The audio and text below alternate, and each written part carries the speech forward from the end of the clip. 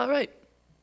Welcome, everyone, to our electronic committee of the whole meeting. Due to the COVID-19 pandemic, Regional Council is practicing physical distancing, and the majority of councillors are participating electronically while others are present in the council chambers. In an attempt to speed things up, we've assigned a mover and a seconder. I'll read those out. I will then state the result of the vote. We're going to take the roll call now. When I call your name, please say here. Karen Redmond. Les Armstrong. Here. Elizabeth Clark. Here. Jim Erb. Here. Sue Foxton. Here. Tom Galloway. Here. Michael Harris. Dave Jaworski. Here. Helen Jowett. Here. Carl Kiefer. Here. Jeff Lawrence. Here. Catherine McGarry. Here. Joe Nowak. Here. Sandy Shantz. Sean Strickland. Here. Barry Verbanovic. Thank you. I'm now calling for any declarations of pecuniary interest under the Municipal Conflict of Interest Act. Any declarations?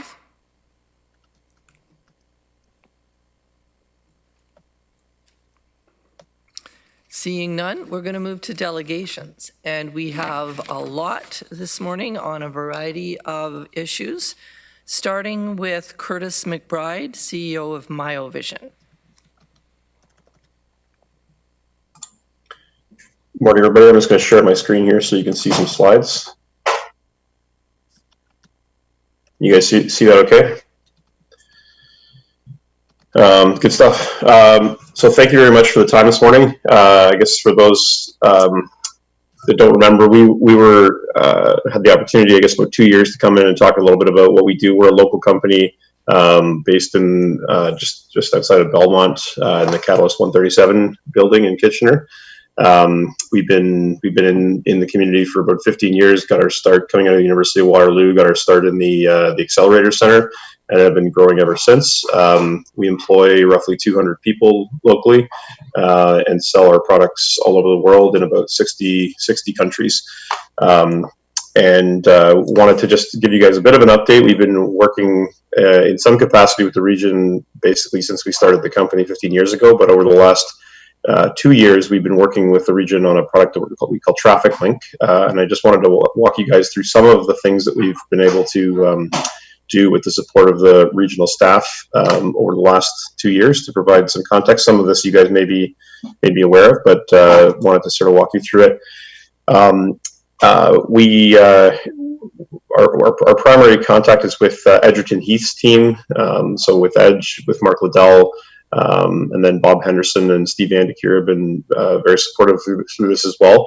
And I guess for context, Miovision provides tools that go at an intersection, so we permanently be set up at an intersection.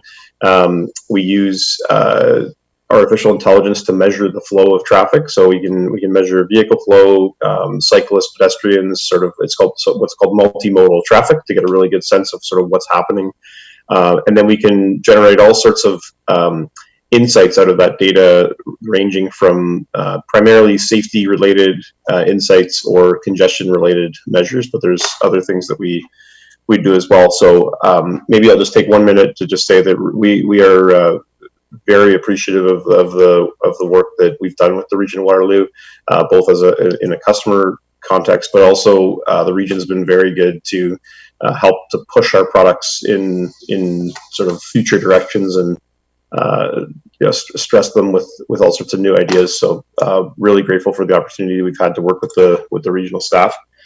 In the 10 minutes I have today, I'm not going to be able to go through everything that we've done with the region, but I wanted to focus on a few different things, and I'm going to theme this around primarily around some of the work that we've done along the LRT deployment. So when the LRT went in, there was a number of different questions that the staff had about how LRT was impacting the operation of the regional road network. So we put 4 intersections along the LRT to sort of add to the intersections that we had deployed through the city already.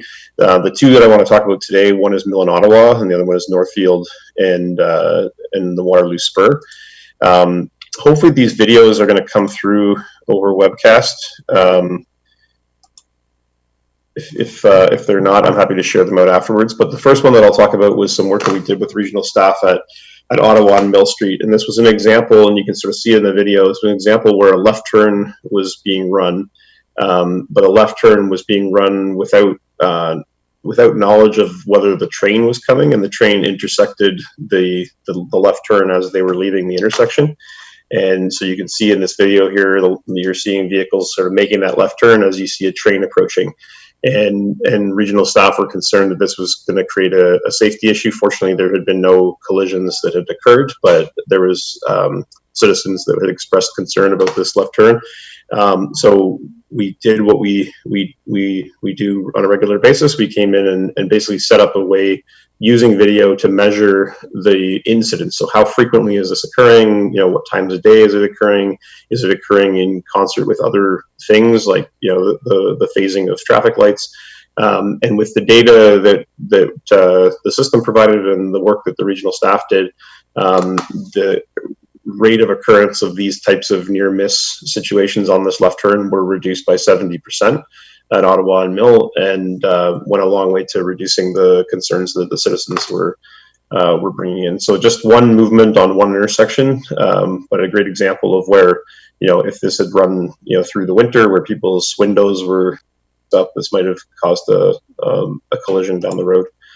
The other one that I'll share, and again, hopefully you can see this because pedestrians are really small, but this was one where on Northfield Drive, where the question was concerning pedestrian compliance. So there had been concerns that pedestrians, and you just saw one down in the bottom left, that crossed on a green, and you'll see one up here as someone cuts across the train tracks as the train is going. But there was concern that this intersection had a high rate of pedestrian non-compliance, so people that were crossing when it is unsafe to cross. And so similarly, we set up some zones to measure how frequently is that occurring. And the problem is sort of a technical thing, but it was basically occurring far more frequently. 50% of all the non-compliance was happening on the traffic phases that had the preempt. So basically, when the train was present, people were more inclined to violate this, and it turned out it was because the preempt signal was making was allowing only a very short amount of time for people to cross. So again, using data, we were able to sort of help find the problem, characterize it, and then a mitigation could be implemented. So these are 2 examples along the LRT that I wanted to share. Again, in 10 minutes, I'm not going to be able to go into everything that we were able to help with, but we're really excited to have the system deployed at what will be about half of the intersections in the region, assuming that the plan procurement goes forward. And that, we're really excited to be able to take these kinds of mitigation measures and apply them at scale in the region. Some examples of some other things that we've done sort of beyond just the safety, LRT safety example. We worked with the regional staff on an intersection in Baden, where there was some interplay between train schedules and congestion that was building up an intersection, to provide some data to have a policy conversation with CN.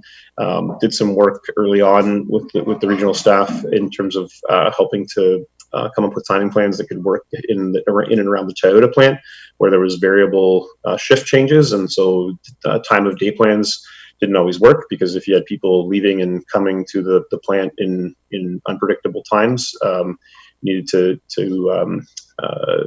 plan mitigations around that. Recently, some work where we were able to take some of the data that we generate, like I said, it's multimodal, so it has pedestrian and bicycle data in the data, and able to use that in support of a conversation around expanding use of bike lanes. And then the last one I'll highlight, just because it's very topical right now, is the data that you see on the screen here is sort of an aggregate view of the city across all of the different intersections that we're deployed at, to show how social distancing measures and stay-at-home orders impacted volumes. So you can see that volumes were down in the region roughly 50%, and they've been sort of climbing back through time as people have normalized to these orders, and some of the restrictions have been lifted. Last slide here is really just to talk about what we're planning to do. You may or may not have seen in January, just before COVID hit, we were fortunate to partner with TELUS Ventures. We raised $120 million to increase the amount of employment that we have in the region, to hire lots more software developers and sort of push the vision of where we're trying to go forward. We've hired about 40 people since we closed that round in January, many of whom started under a work from home situation. So we've only ever known them virtually, but it's been exciting to see the team respond well to that. And we're constantly looking for new ideas from our customers, and the region is a big part of that in terms of what more you want to do with the tools and the data, and to push it forward. And if there's things that as we get into this and get this deployed, if there's things that you guys are hearing from citizens that you think would be good tools to extend into the product, either for staff or even for citizens, we would love to hear them. So maybe with that, I'll stop and give any time I have back for questions. But again, very, very appreciative for everything the region's done for us over the last 15 years, and we're really excited to be expanding the relationship with staff right now. Thanks very much, Kurtis. That was really interesting, and I did enjoy the clips. Thanks for sharing those. This presentation, this delegation, is in regards to report approval to purchase the Miovision Technologies TrafficLink Advanced Traffic Management System. We will have a discussion and vote on that momentarily, but there are several questions of the delegation from Council. So we'll start with Councillor Galloway. Thank you, Chair Clark. Thanks, Kurtis, for coming on the Zoom meeting today, and thanks for for the work that you've done in the region. And I'm very glad to see that it's now being kind of consummated with a serious engagement. And I also wanted to for the Catalyst project, and which has gone so very well, and bringing so many employees down into the downtown area, and associated, of course, with the light rail transit project. And I should mention too that I wanted to thank you also for the COVID testing site on the parking lot of Catalyst, the drive-through testing site, which you've agreed to. So thanks for that as well. My question is, during the discussion that we had recently on pedestrian controls at intersections, you reached out to me and maybe others in regards to some of the technology that you're working on that is specific to pedestrians and cyclists. And I'm just wondering if you could expand a little bit on whether or not this acquisition that we're doing, what features it has in regards to pedestrians and cyclists, but possibly future innovations in terms of trying to give pedestrians more opportunity, cyclists more opportunity at intersections, particularly in trying to determine which direction they want to go, which is problematic. You don't always know which direction they want to go. Cars, we kind of know which way they're going, but pedestrians and cyclists sometimes are a little less reliable in that regard. So I'm just wondering if you could expand on those. Yeah, for sure. So one of the reasons that we picked video when we did many years ago is that, in theory, video can do a lot of the things that a person can do. If you can train it to recognize what it's seeing in the scene, then you can start to plan actuations, like plan actions around what it's seeing. So today our system can measure, volumes and directions, like tracks, basically, of where vehicles, pedestrians, cyclists are all going, and then the product has some capability to actuate. So, for example, one of the things that we demonstrated with the City of Detroit a while back was, let's say you had a cyclist entering into an intersection while a light was about to turn red. you could implement essentially like an extension on the phase. So you could basically hold the light green until that cyclist cleared the intersection. And then recently what we've been, and to be in this sort of innovation category, but recently what we've been starting to think about is, could you not only identify that there's a pedestrian there, but could you start to identify, like you say, things that might indicate direction of travel? So whether that's looking at the trace to see where they're coming from, where they might be going to, or even doing things like gesture recognition, where if someone points in the direction they want to go, sort of it might replace the need to press the pedestrian button, as an example. So those are some of the examples of the types of things that we're thinking about. But the best way to think about our technology is we can essentially model a scene that we see. So all the things that are going on in the scene with all the different modes of traffic that you're seeing, and then we can start to ask questions of that scene and turn that into the ability to control, either report out in an analytic sense or control the traffic lights. And so we love when people bring us ideas about how that kind of technology could be used, and we have about 75 software developers right now that are working hard on turning that into products. All right, thanks. Well, we look forward to those innovations. Thanks. Councillor Jaworski. Thank you, through the chair. Good to see you, Kurtis, although remotely. What I was wondering about is the temporary bike lanes. You know, we're installing those for COVID-19 purposes. I see a lot more use. I've been hearing even 10-year-olds out on them on Herb Street, which is unheard of, which is great. However, there are about 3 possible congestion points. I'll call them possible, one definitive. How might Miovision technology, as something like a temporary solution is put out there, be used at the intersections? The one I'm really thinking about is Bridgeport and Weber, which I'm sure you're familiar with, which is quite constrained right now. But how might the Miovision technology be used to adapt the temporary cycling lanes more quickly, so that we can get more throughput of traffic and of cyclists? For sure. I mean, so we're really excited. We'll have roughly half of the intersections in the region on the other side of this procurement once it's been implemented. So we'll be able to generate data from, the more data we have, the more we can do, I guess is really the point. And then in terms of the temporary bike lanes, maybe I'll give you an example in it's a slightly different example, but it's sort of in the same vein. In the city of Toronto, they did a pilot where they basically made it so you couldn't go through on King Street. You could only turn left and right, and this was to basically push vehicle traffic off King to make it more pedestrian and cyclist friendly. And as you can imagine, downtown Toronto in the entertainment district, you're going to make all the traffic go away. This was a political. There was 2 sides to this argument, right? And so the city decided to run it as a pilot and do essentially before and after measurements with our system. So what was not only the congestion on King Street before, but also in the surrounding areas. And then once you implemented the change, what did that do? Did it move traffic from King Street, but create massive congestion problems in the adjacent arterials, or did it create minimal impact while improving safety?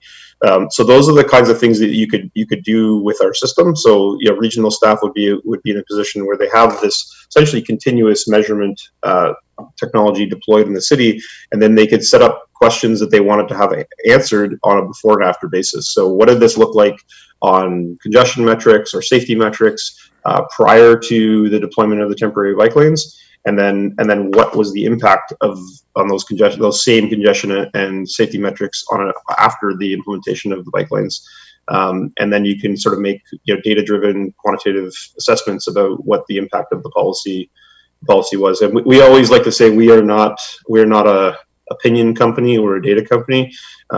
So we'll leave the opinions to people that are in that business, but we provide the data that hopefully makes those opinions informed opinions, and that's a great example of how your example is a great example of how our technology could be used for that.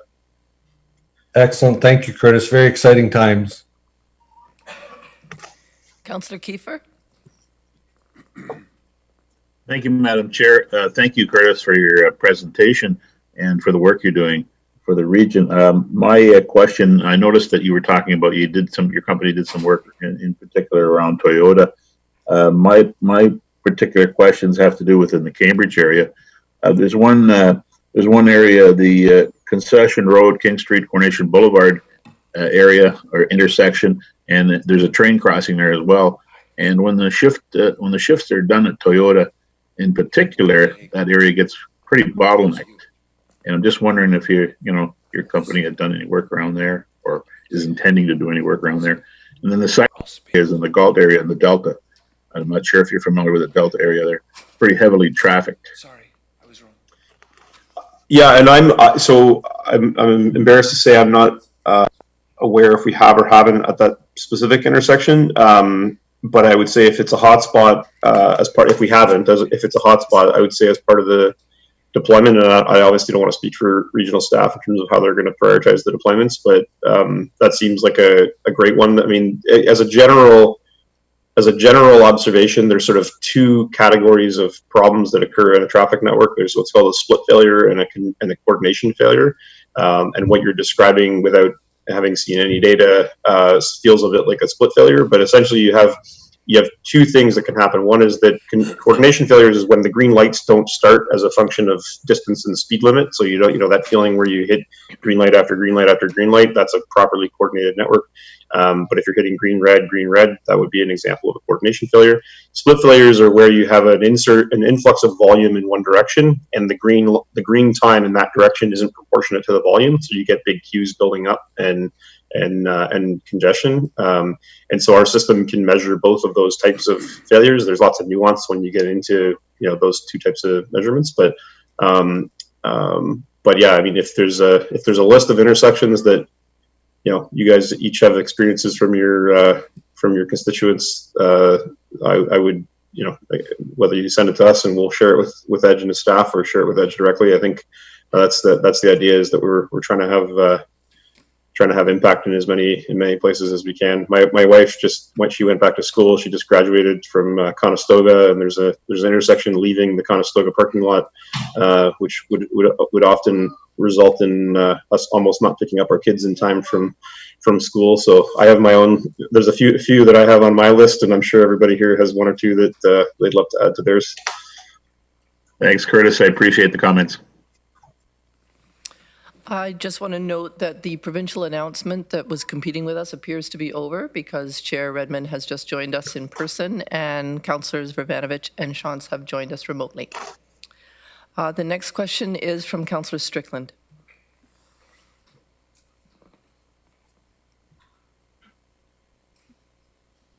You're on mute, Councillor. There we go. Thanks very much, Kurtis, and thanks, Madam Chair. I just want to make a couple comments and then a question. Just like to gently remind Council that during last year's budget, this wasn't necessarily recommended by staff. A portion of this project was, but we certainly made a commitment to modernize our traffic control systems and signalize intersections, particularly as it relates to ION and other very important intersections across our region. So I'm really pleased to see this come to this stage in the evolution of our relationship with Miovision, and the enhancements this is going to create for our community in terms of traffic management and managing pedestrian and ION and traffic clashes and intersections and so on. So Kurtis, I'm wondering, can you just provide me with an example of where this system is currently operating, and what kind of benefits can we expect to deliver to our residents for an investment that's asking today of approximately $2.7 million?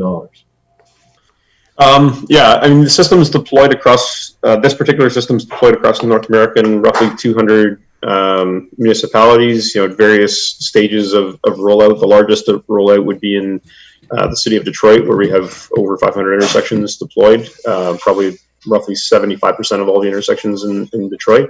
And in terms of the benefits, I mean, I always describe what we do as almost like the smartphone of the intersection, and that's to say, like, some people use smartphones to make phone calls, some people use them as flashlights or calculators or to watch Netflix. So the point is, the device can do lots of different things, And the impacts you realize are really a function of sort of what is the policy you're trying to optimize for. So broadly speaking, there's three categories. Congestion mitigation being one of them, safety improvement being another, and then operational improvement being another one. There's been examples of all three of those things that we've worked with regional staff to deploy. But congestion would be things like there's a half a kilometer queue building up at this intersection because of a left turn that doesn't have enough time. Let's mitigate it, and that improves throughput in the network, improves greenhouse gas emissions from people idling in their cars. Safety, those would be some of the examples that we shared. So how do you create a safer operation for vehicle to pedestrian conflicts or vehicle to vehicle conflicts by improving, could be signal timing, it could be providing insight into geometric changes that might happen at the intersection. And then operations would be things like alerts when the signals are in flash or the power is out and a technician needs to go out and do something to it, or when a loop or a sensor has failed at the intersection and it needs maintenance, being able to, there's thousands of loops across the city. How do we provide sort of text message alerts when they fail so that they can be dealt with right away? So broadly, yeah, safety, congestion, and state of good repair. We provide analytics and real-time insights for a whole range of things in those buckets. So thanks for that, through you, Madam Chair. So would it be fair to say that it'll optimize traffic flow and reduce driver frustration? Yeah, I think broadly speaking, that is a good way to think about it. In our business, optimized traffic flow has different meanings for different parts of the city, for different constituents of the city, right? Like some of it might be about creating safer safer use of the roads for cyclists, whereas for some people it might be about optimizing a commuter route home and getting everyone through the network faster. So what we try to do is provide tools that can allow people to optimize for different policy outcomes. And then, we'll work, we don't set the policy outcome, obviously, but we'll work closely with staff to figure out, given that you have this policy outcome in the downtown, which is different than this policy outcome along a commuter corridor, here's the types of metrics you could deploy in each of these different areas. But yeah, fundamentally, it's about basically making safer, more efficient streets and using data to do it. And finally, just for the benefit of my colleagues and those on the web, related to that question in terms of optimization has different definitions depending on the kind of policy objective you're looking for. Can you share with the group the example of how your technology has helped to manage truck traffic in the city of Detroit?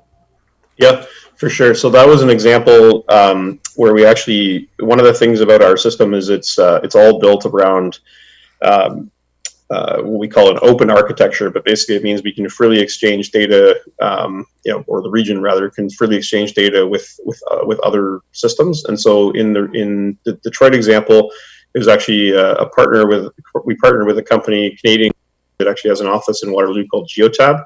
They're the largest fleet telematics operator in North America, so they have the most 2.5 million vehicles that are set up on their system, and they help operators manage their fleets.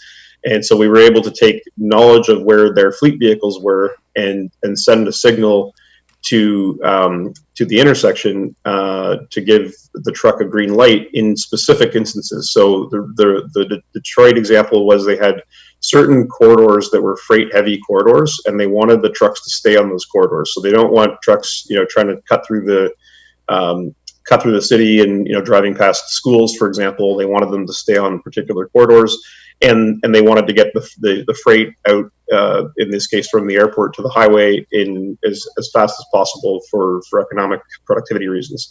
The trucking business is every time they hit a red light, it costs them on a fully loaded trailer. It costs them about $1 of diesel fuel every time they have to stop and reaccelerate the truck.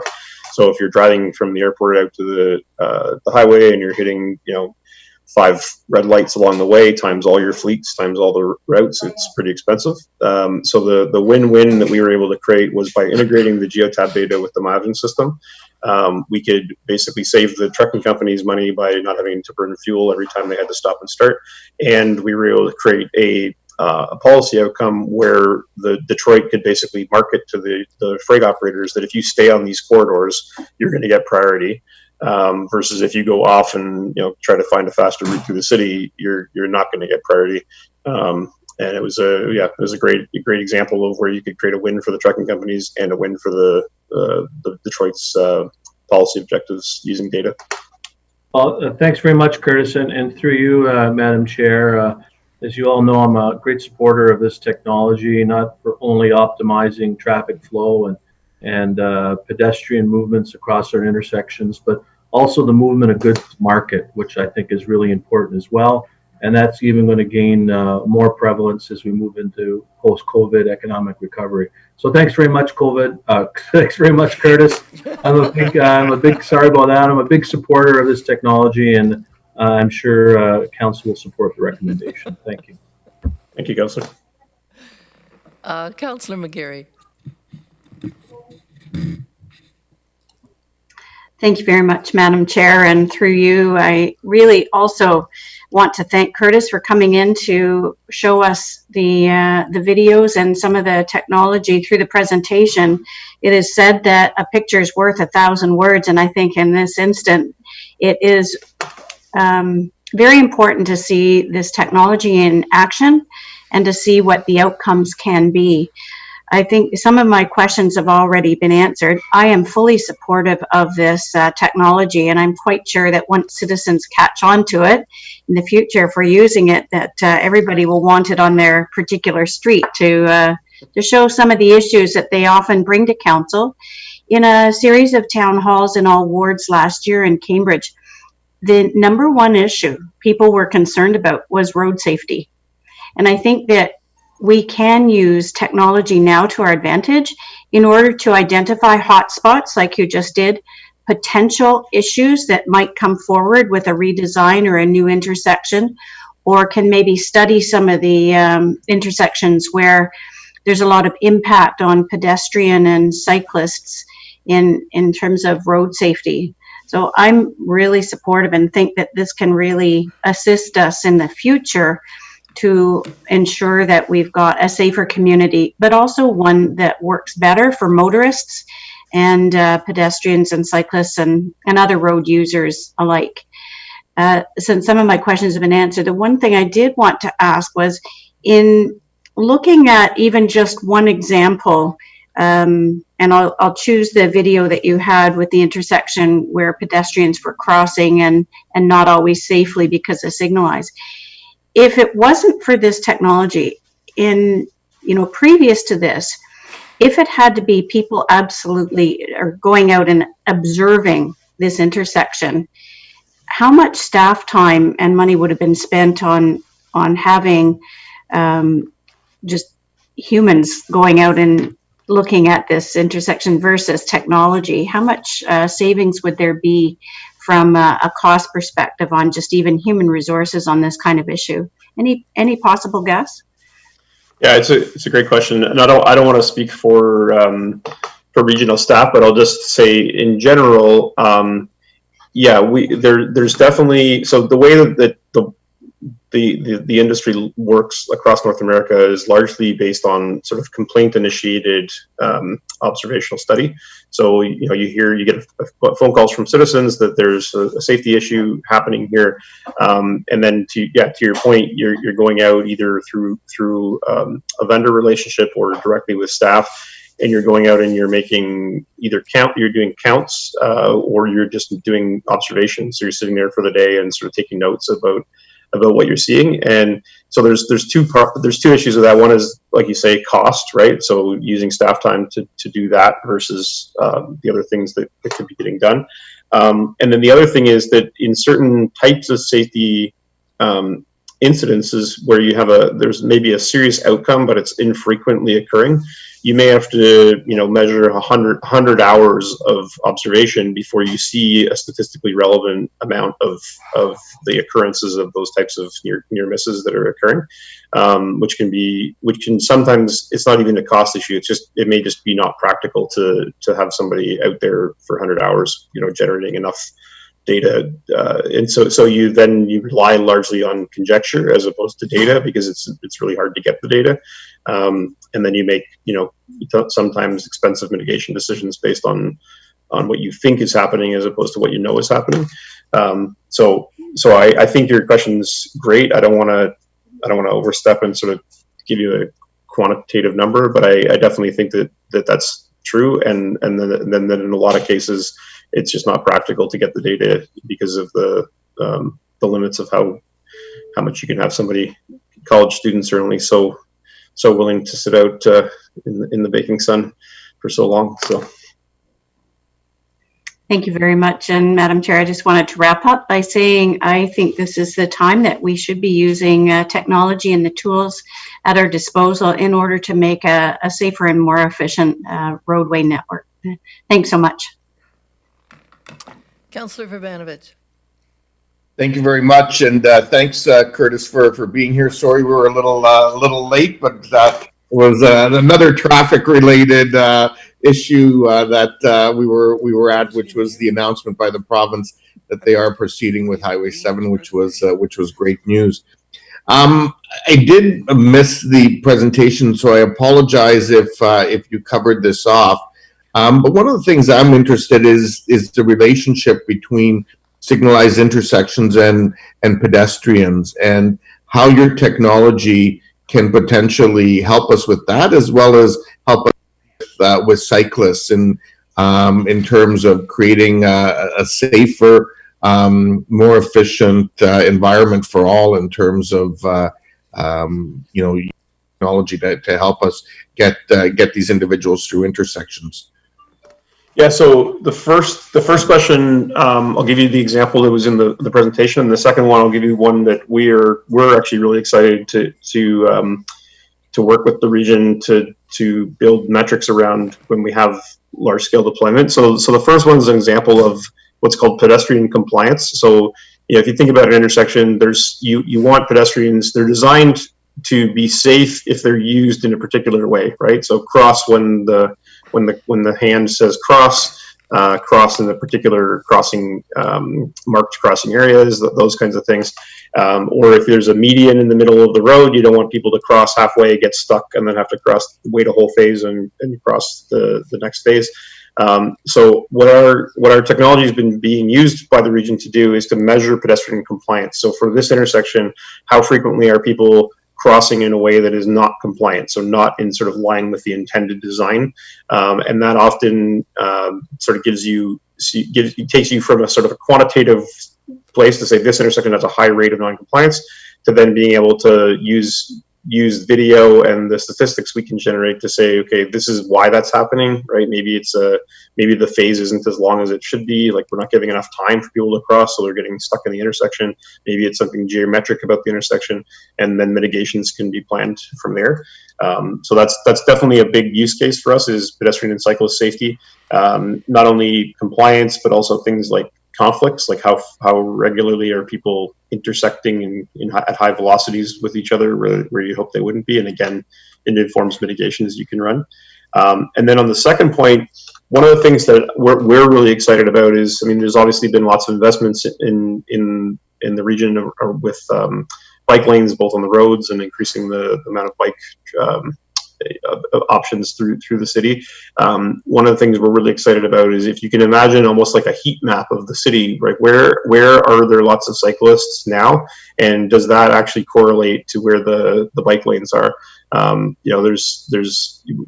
We have some data, and there's lots of conjecture about whether that's correlated, but being able to sort of say, here's a year worth of data about how people use the cycling, how people cycle through the city at different times of day, times of year, and then being able to look at that relative to the bike lanes that are deployed, and hopefully identify gaps with the bike lane network, improve safety, while also mitigating any disruption, to increase the congestion. That's one of the things that I think we're really excited about having this network deployed in. So I could go on with lots of other examples, but like those are two things that come to mind.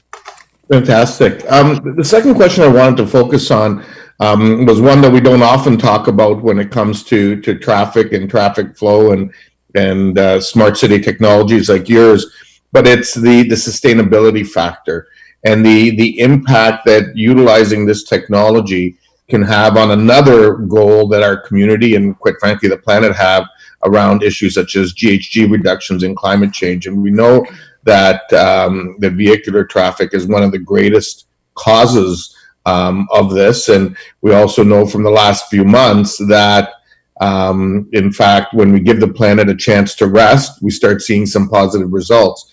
And so I'm wondering if you can talk a little bit about, from the work that you've done, how this actually helps us in that regard as well. Yeah, it's a great question. This is probably the area I'm personally the most passionate about. Is so roughly, depends on the region, but roughly 40% of all of the greenhouse gases that are emitted from Canadian cities are from urban transportation, right? So from vehicular and trucking traffic. And we find, obviously depends a lot on the intersection, depends on how frequently it was retimed, how recently it was retimed. But we find on average that when we put a system in and start to measure what's happening there, we can improve, reduce delay and idling by anywhere from 10 to 30% at the intersection. And there's a direct correlation between how much idling is happening and how much delay is happening at the intersection, and how much fuel you're burning effectively.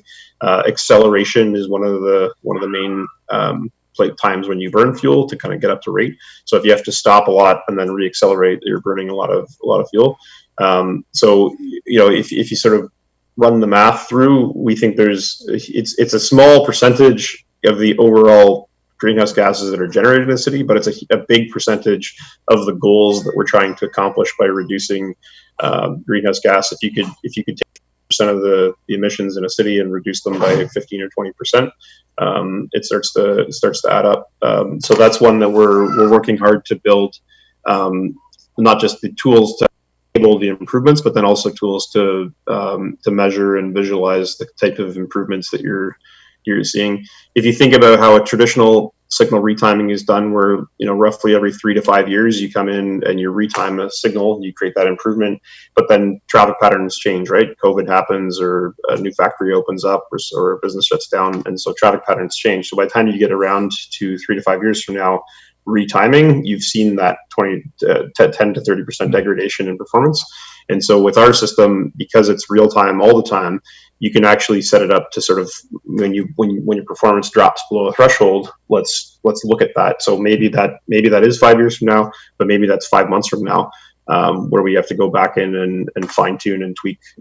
So yeah, that's an area where we are very very excited to be able to deliver, and it's all of our drive to work, right? So that's the other one that it's our community, it's our livability and both in a sustainability sense and how fast we can get home to see our family sense. So we're passionate about every customer, but in particular the region is where we live. So thanks, and I'm really excited to hear about this part, because it's one that I know I've talked to you about in the past, and while it obviously isn't a prime seller in terms of why somebody would look at this technology, for communities like ours that have adopted the commitment in the Paris Accord, if we're going to achieve those goals, it's going to mean these kinds of steps, and it becomes a secondary benefit,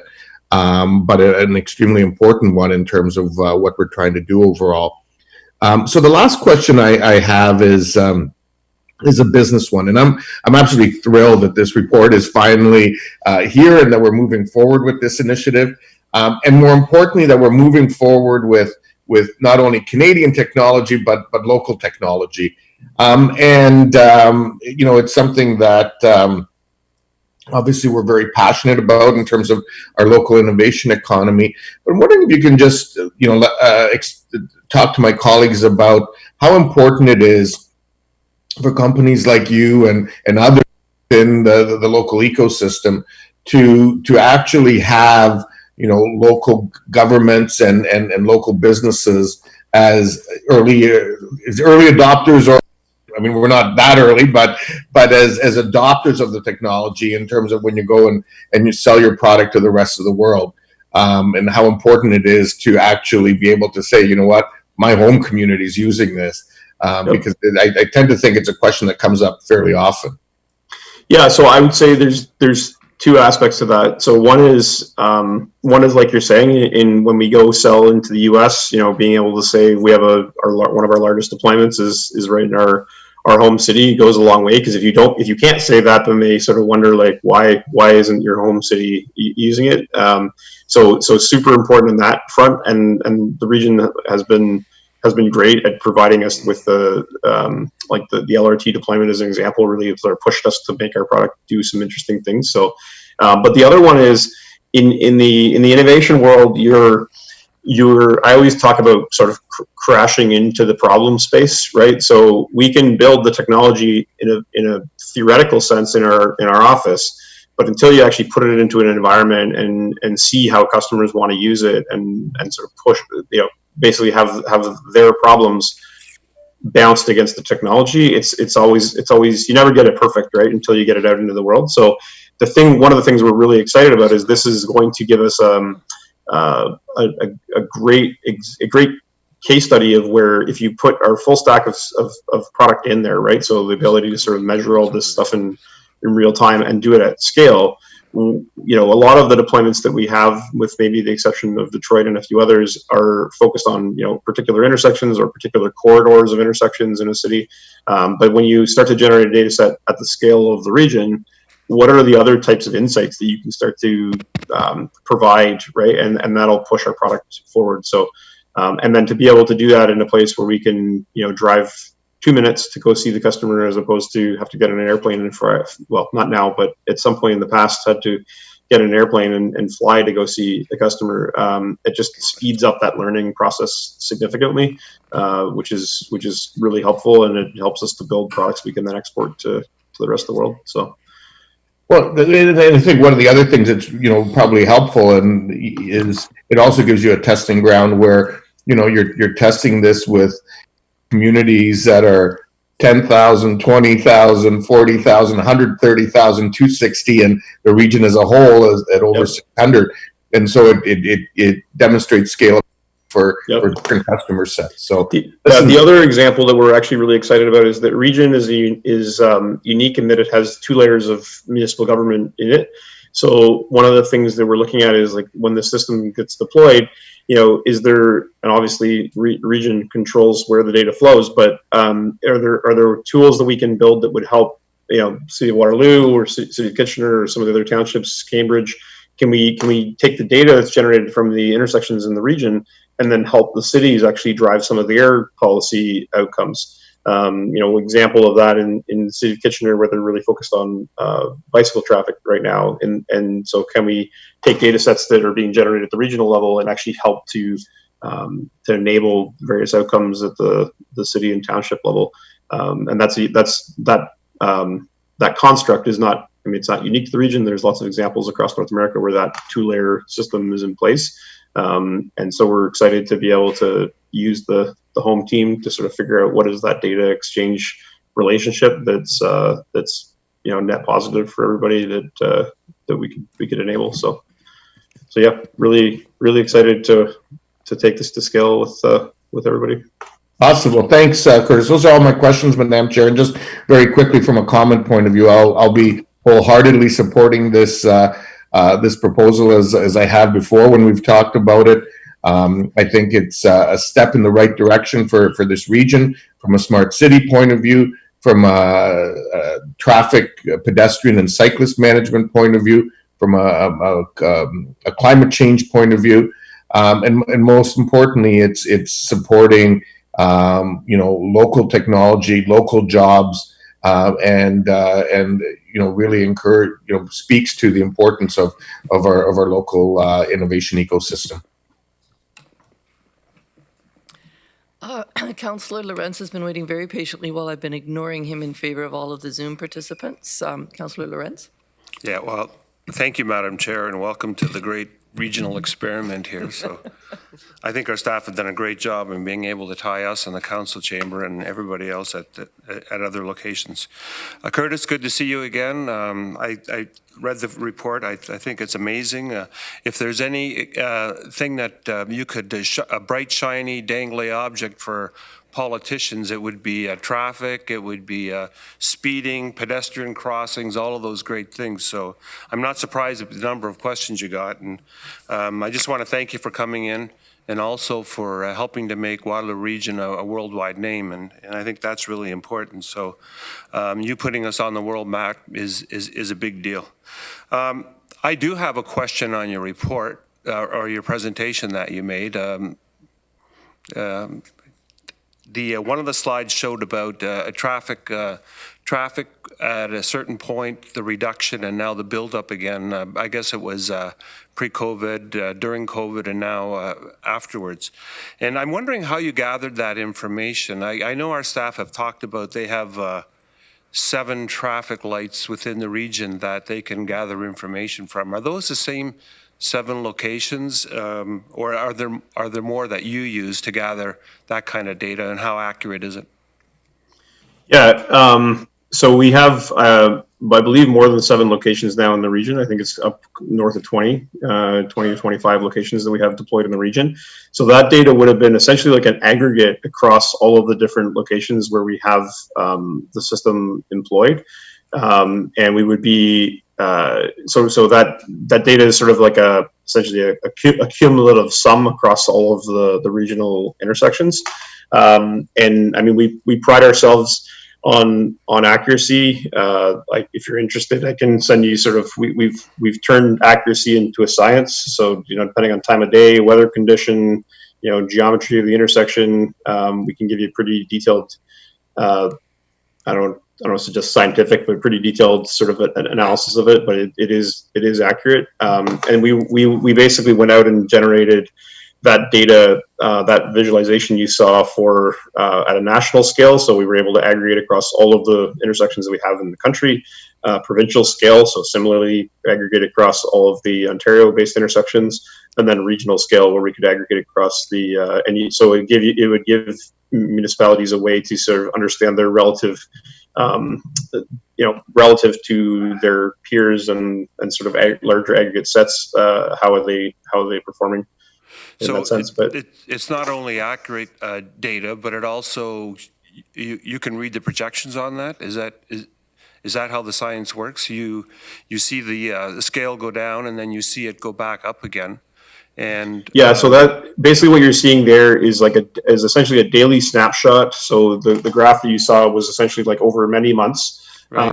Being sort of a daily snapshot. So those little ups and downs you saw, that was essentially weekdays and weekends. Okay. Where weekdays are busier than weekends, kind of thing. And then you saw the big drop in March when everything went shut down. Yes. And then we've seen it in a relatively across the country, like relatively similar fashion, that it's sort of come back. It's not come back to 100% yet. We're probably sitting at like 85% of historical volumes, but it's been coming back. So I guess that's what I'm kind of driving at, Kurtis, is now that the province has issued the order stage 3, so more businesses will be able to open up.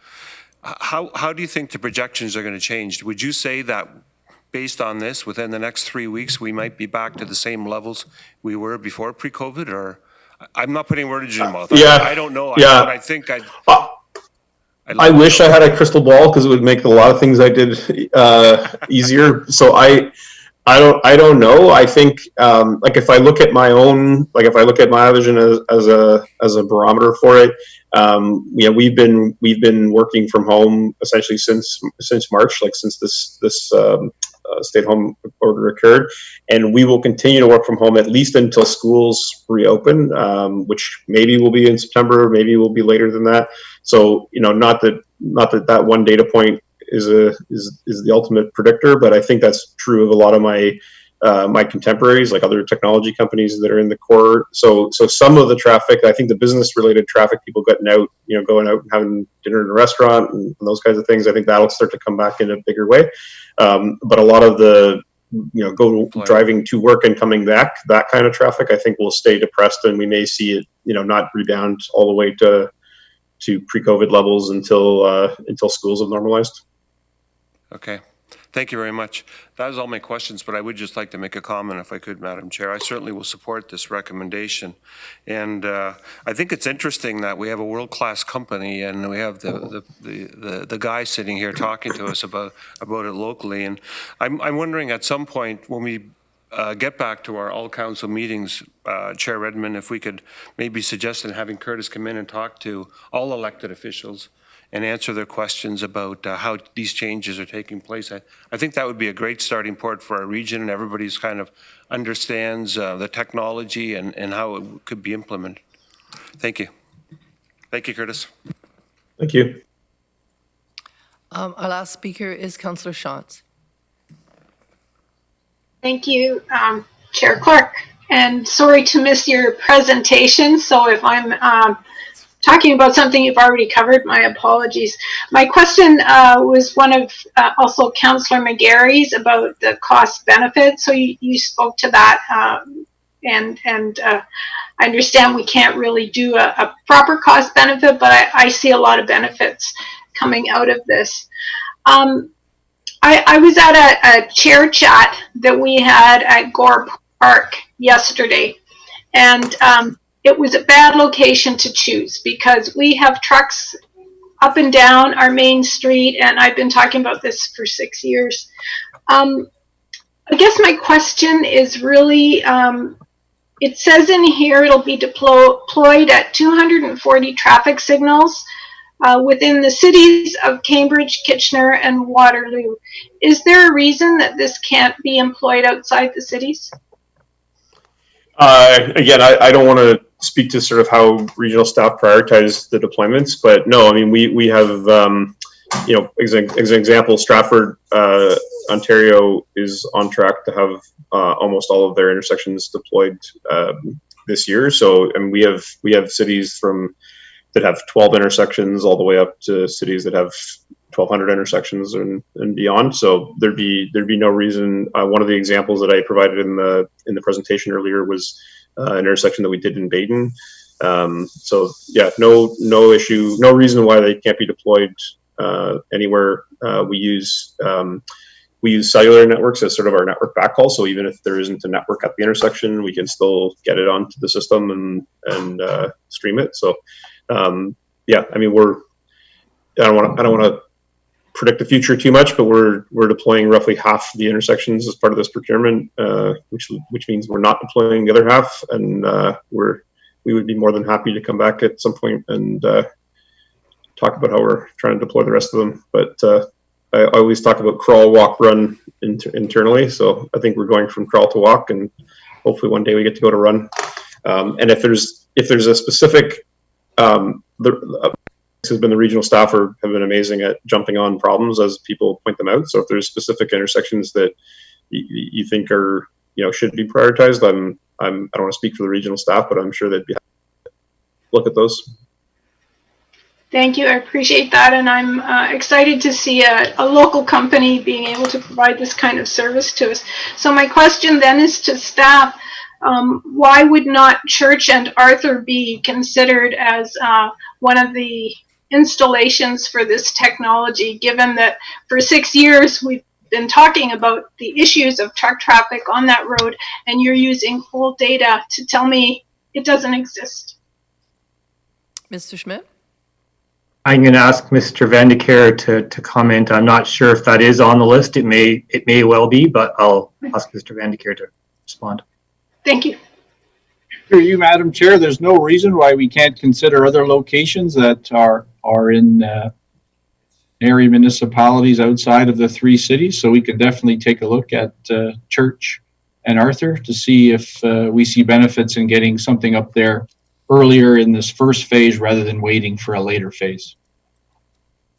I would really appreciate that. And excuse me, all you need to do is come and stand on the main street or come to one of the patios that are now opening up as a result of COVID and spend 15 minutes or half an hour trying to talk to someone, and you'll see what I mean. So thank you. I'm excited about the project. I think it's good for the region, as I said, and I think we'll see lots of benefits that are hard to measure coming out of it. So I will support it. Thank you, Councillor. Just one point quickly on the cost benefit point. There's different, we see across North America different approaches to how cost benefits calculated, but I'll use Florida as an example. They use something called total cost accounting.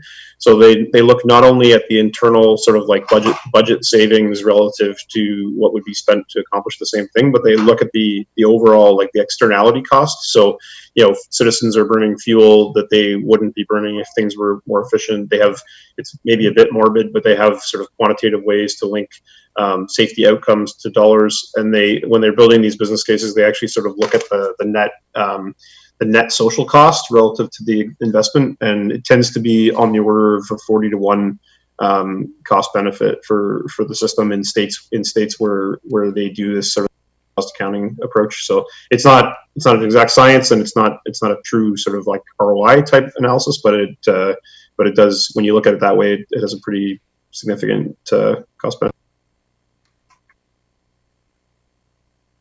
Thank you. All right, I see no other questions of the delegation.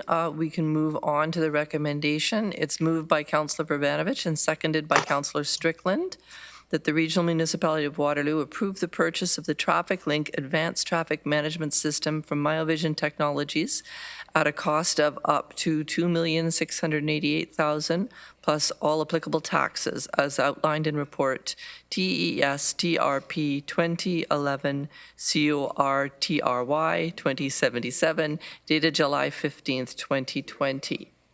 I see no hands up for discussion.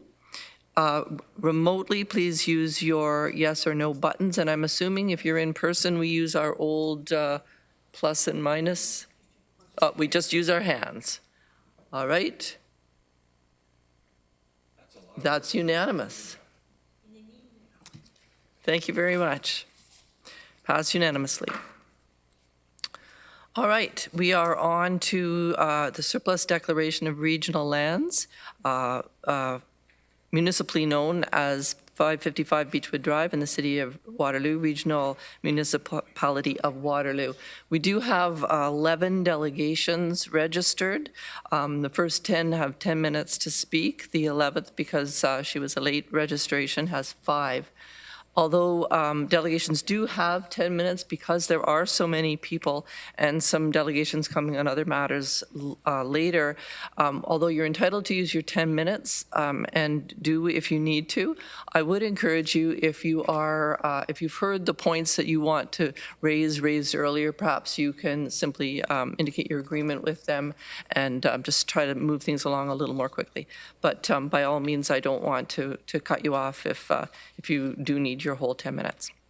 So our first delegation registered is Neal Moogk-Soulis of Waterloo, and I apologize because I've probably pronounced that incorrectly. All right, actually, the correct pronunciation is Moogk, like smoke, Soulis, but trust me, I've heard every variation under the sun. So, Madam Chair and Councillor, thank you for allowing me the opportunity to speak today in favor of the region's proposed plan for 555 Beechwood Drive, Waterloo. Thank you as well to staff for their work thus far and for giving the community the opportunity to attend full town halls to hear more about this project. My family's roots run deep in this particular neighborhood and community. Coincidentally, they moved into the neighborhood in 1978, the same year that the Beechwood West Residential District Implementation Plan was adopted. I attended Mary Johnson Public School in its inaugural year, and I remember watching the houses being built in the neighborhood around the school as the farmers harvested their final crops. When I attended Mary Johnson Public School, the school population was somewhere between 600 and 700 students. I note that for the 2017 to 2018 school year, the most recent year for which I could find public data, the student population, as reported by the Ontario Ministry of Education, was 445 students. Statistics Canada, in their 2016 census data, reports that the average household size in the Kitchener-Waterloo-Cambridge area is somewhere between 2.6 and 3 people. Assuming that those who move into this new development fit this household profile, That might mean an additional 100 to 150 people under the age of 18, half of whom might attend either Mary Johnson Public School or Holy Rosary Catholic School for any period of time. So realistically, this could mean an extra 25 to 50 students at Mary Johnson Public School, ranging from junior kindergarten up to grade 6. I know that the impact on the local school has been one of the points of contention for this particular land. As I grew up in this neighborhood, I watched as the various informal green spaces were eventually put to their intended uses or were sold off for use by a new owner. My wife and I are now raising my own daughter in this neighborhood. We watch the ebb and flow of residents as the neighborhood changes. I applaud the region in its bold vision to encourage a diversification of the housing stock within this neighborhood. If realized, this development will fit with the other developments that are nearby, including townhouses, condominiums, apartments, and single-family housing. This affordable housing opportunity will allow a wider proportion of our community to live in this neighborhood. This could include a young family starting out their life together, or an older couple on a fixed income who wishes to live closer to their grandchildren. It could include new Canadians who are waiting to take their next steps in our community. Involved in the planning and development of housing projects for the support that met our goals and that also within the neighborhood that our project would eventually call home.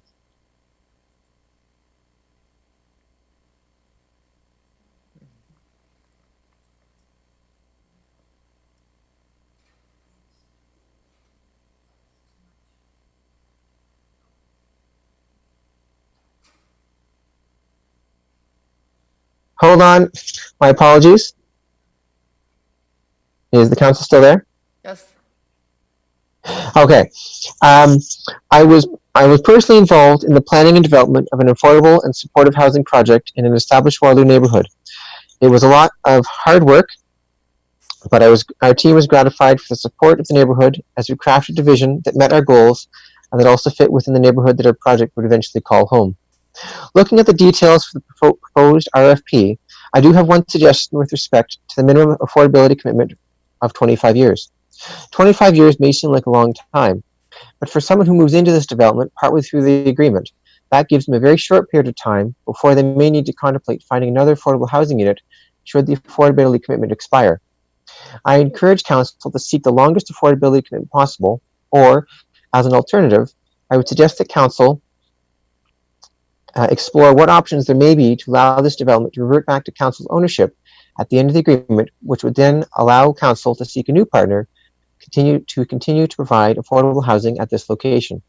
After all, the region has a similar expiry transition procedure with Grand Link to ensure that the IN continues to operate effectively after the end of the current operating agreement. Once it is constructed, this housing pilot project has the opportunity to demonstrate that affordable housing can be integrated into our community and that our region has the ability to imagine and plan beyond a 25-year horizon. I encourage council to declare this land surplus and to continue to seek proposals from the private and non-profit housing sectors to create a welcoming and innovative mixed residential development. I look forward as a member of the Beechwood community to continue to engage the region and the builder in the design process. I look forward to welcoming the new neighbors to my neighborhood. Thank you. And I'm open to any questions as may be interested. I see no questions for the delegation. Thank you very much, Neal. Our next delegation is Melissa Bowman and Martin Asling, co-founders of Waterloo Region Yes in My Backyard. Good morning, Council. My name is Melissa Bowman, and I'm a co-founder of Waterloo Region Yes in My Backyard, along with Martin Asling.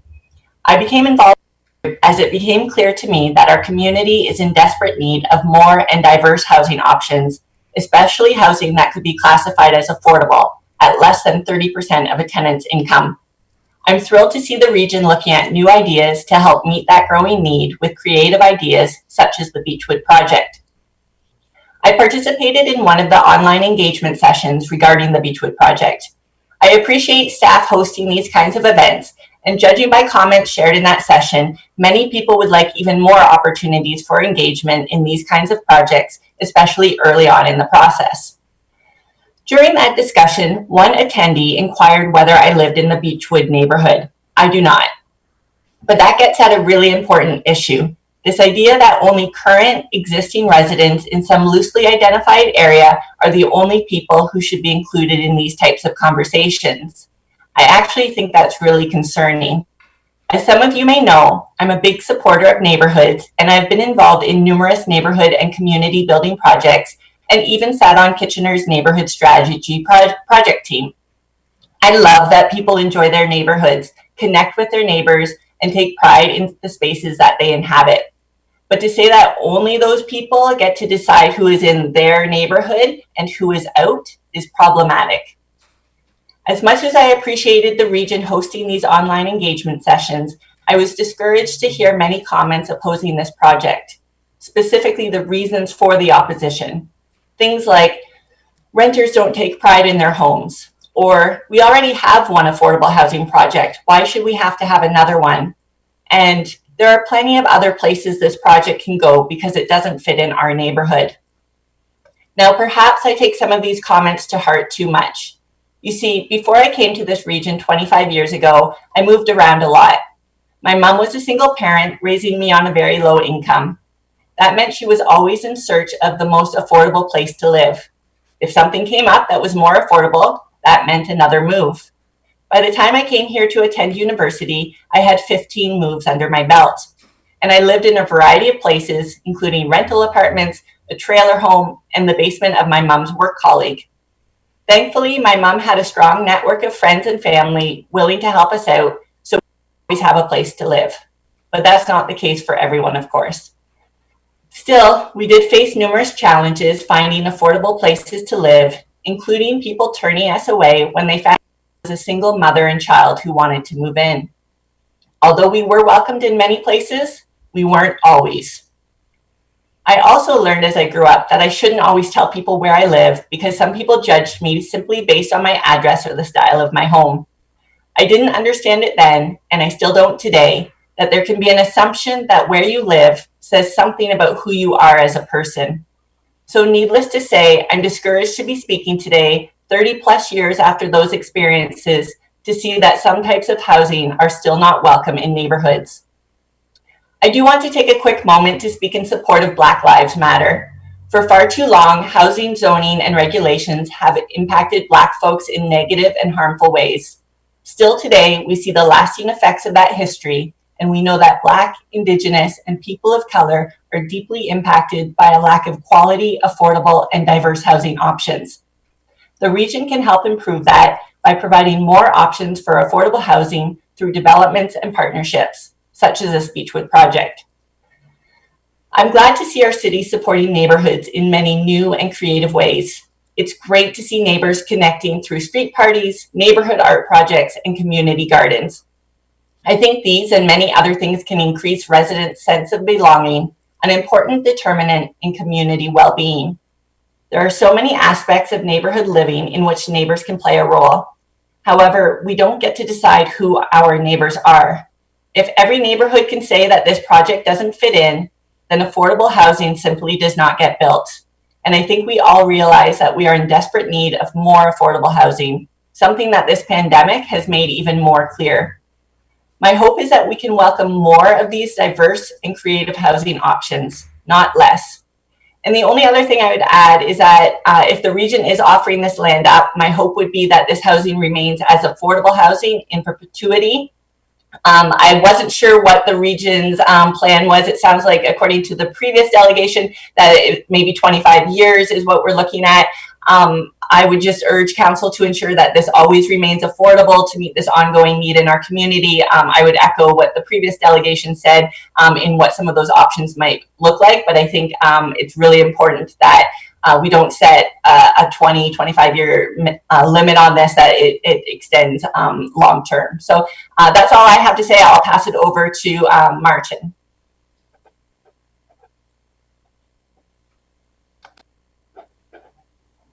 Hello. Hi, can you hear me?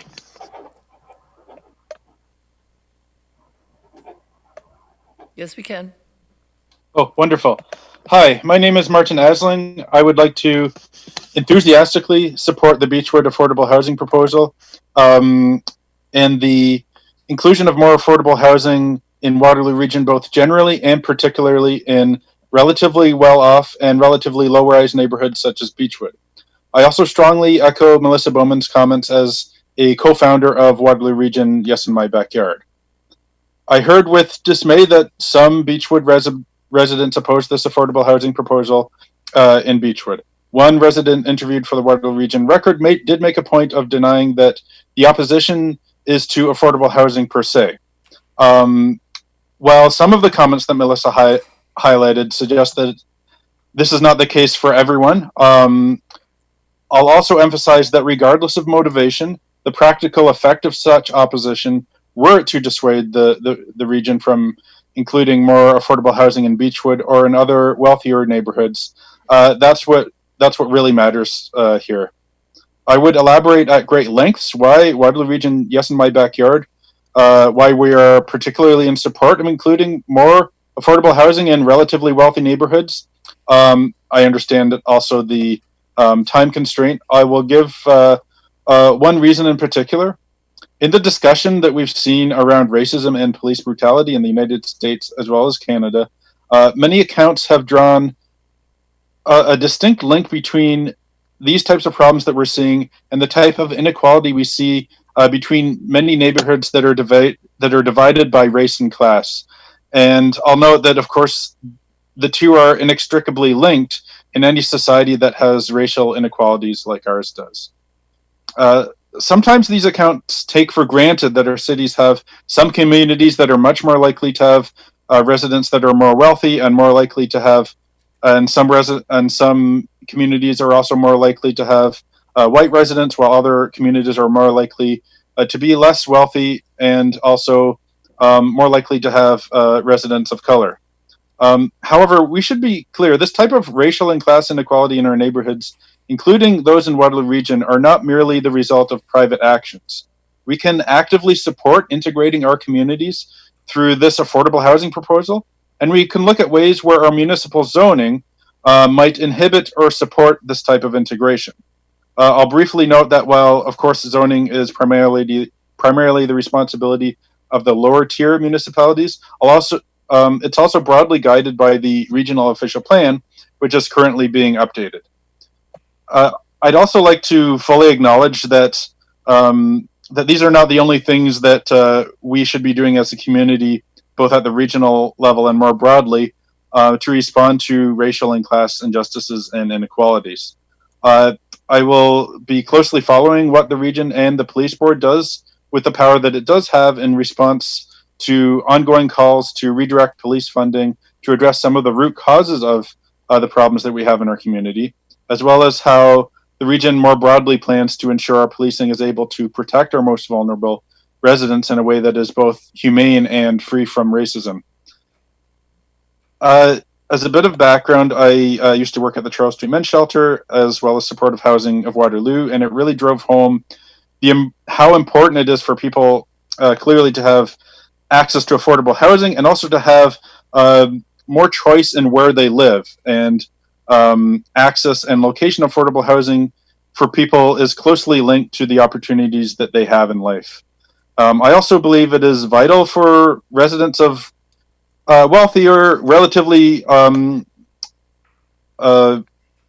privileged people in relatively wealthy neighborhoods that they have the opportunities to really interact with people that have different life experiences, both for mutual learning and for building compassion and understanding. I'll close by reiterating that if we want to have the kind of communities that welcome everybody, we need to push back against the notion that some neighborhoods are somehow less suited for affordable housing and less suited for the types of housing that are more likely to be affordable in other neighborhoods. So I yield my time. I welcome any questions you may have, and I look forward to hearing from more comments. Thank you. Thanks, Martin. I did let you go a few seconds over because there were two of you speaking. Oh, I apologize. There is a question from Councillor Galloway. Well, thank you, Madam Chair. Not so much a question. I just wanted to thank Melissa and Martin for coming in and reminding us about some of the other reasons for affordable housing, and that sometimes aren't always front of mind, particularly the regionalization issue. And I also want to thank Melissa specifically for relating her lived experience. That's not always something easy for people to, lived experience is not always easy to talk about publicly. So thank you very much, Melissa, for that. Thank you. I see no other questions. I do have a question for staff, but I'll wait till the end of the delegations for that. Thanks. Our next delegation is Raymond Pearce. Oh, hi. Hi, thanks for letting me speak. So my name is Ray Pearce. I live with my wife and 2 children at 584 Beechwood Drive, immediately across from the field where the apartment will be built. So my family, my nearby neighbors, and the townhouses just up the street from me that will abut on this property are the people most affected by this development. I've lived in Beechwood for about 33 years. I lived in one of the first homes built on Beechwood Drive previously, before the home I'm in now. My first 2 children attended Mary Johnston School the year it was opened. So I've been here a long time. I've watched the neighborhood change. I've watched the density grow. We've adapted to the changes, but now we're into something different. In our earlier discussions with the city and the region, we heard about the rezoning in 2005 to the current zoning, which would permit a 6-story apartment building to be built. I looked at the Planning Act, the regulations to the Planning Act, and it appears that there are 3 ways that notice of a zoning change should be given. There should be a publication in a newspaper that will come to the attention of a lot of people. There should be signs posted on the frontages, which would be Herb Street and Beechwood Drive. And there should be a personal notice provided to people within 120 meters of the property. We have been told that notice was posted in the Waterloo Chronicle. I can't say whether it was or not. The delivery of the Chronicle has been sporadic in this neighborhood for many years. We get it sometimes, we don't get it sometimes. In terms of signs being posted, I would have noticed. My neighbors would have noticed. In terms of personal notice, again, I would have noticed. I'm a lawyer by training. I would have taken it seriously. I don't believe I ever got notice, and I'm fairly sure there were never any signs posted. So I've got concerns as to whether or not the requirements for the zoning change were actually ever followed. I know here we are 15 years later, but that's where we are. We in our earlier meeting with the region on this, when we had 2 earlier meetings, Councillor Erb talked about an incredible amount of, or a large amount of consultation being done, and especially with the Beechwood neighborhood groups. The residents of Beechwood Drive have never been members of any Beechwood neighborhood association. The Upper Beechwood 1 and 2, Beechwood West 1 and 2 neighborhood associations would have had very little concern about what happens on Beechwood Drive. There's been a lot of discussion about the Beechwood neighborhood. This is really one street, one short residential street that's being affected here. The people in Beechwood West and Upper Beechwood are not being affected by this. We're looking at incredible densification with 3 new developments going in on one short residential street. It was largely single family, and now suddenly perhaps 1,000 residents are being added to the street.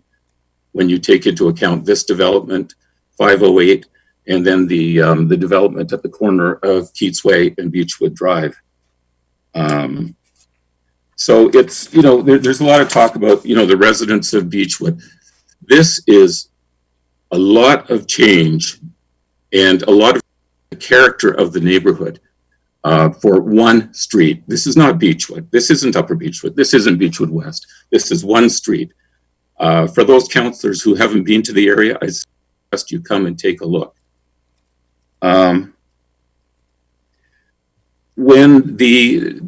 There's a proposed 12-story apartment building tower down the street at 508 Beechwood Drive, down closer to Herb Street, which I believe will have 160 units. I went to the first council meeting where the residents were opposing that, and I was actually quite impressed with Mayor Yaworski and a number of the councillors. They looked at the plans and they said, this does not fit into the neighborhood.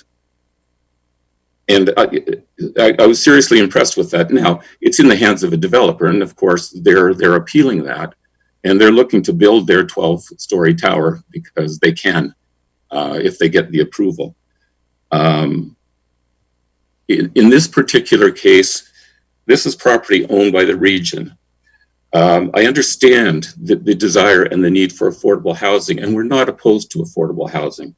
What we're opposed to is a 6-story, very, very large apartment building sitting in our front yard. This is not something we ever contemplated.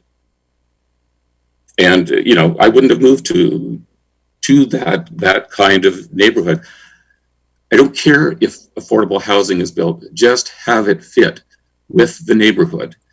In the earlier presentations, we were shown pictures of 364 Herb Street West, which is a senior affordable housing development on Herb Street.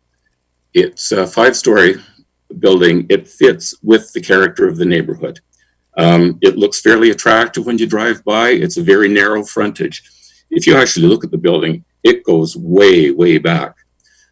Now, that building is 49 units, 54 bedrooms, and it's a large building. What's being proposed here is over 250 bedrooms. I can't imagine the size of the apartment building that they're looking to build here. It will not fit in. It will stick out like a sore thumb. If they want to build townhouses, so be it. They would fit with the neighborhood. I mean, they may be more than the 2 stories that we currently have in our homes and in the nearby townhouses. But at least they would be consistent with the character of the neighborhood. I have not talked to any of my neighbors who are opposed to affordable housing. That is a red herring. Some people may choose to use it to push something through. That's not what's going on here. I've made notes. They all kind of blew up because the 2 presentations in front of me. Let me see if there's anything else that I wanted to focus on. Well, I just asked, I'm a little bit concerned about statements I've seen in the press. I am the cranky face that has been shown in the press. Statements that there is a lot of support in the area for it. My wife and I handed out the pamphlets that basically got things moving here. We've talked to a lot of people. We've been contacted by a lot of people. We went to the first 2 meetings. There is very, very little support for a 6-story apartment building in this neighborhood. Virtually none. Mr. Moogk-Soulis, I've never met him. I don't know where he lives. I'm not sure what street he lives on. I've never seen him in this neighborhood. There is virtually no support in this neighborhood for this project depending on what it is. If it's a reasonable development of townhouses that fits in, we understand that something is likely going to be built. We understand the need for affordable housing. We just don't want you to shoehorn something that does not fit into this neighborhood because it meets some provincial or regional goals. We don't want it foisted upon us. Do something reasonable. You will get our support. Thank you. Thank you, Ray. I don't see any questions. Nope. Thank you very much. Daniel Czarny?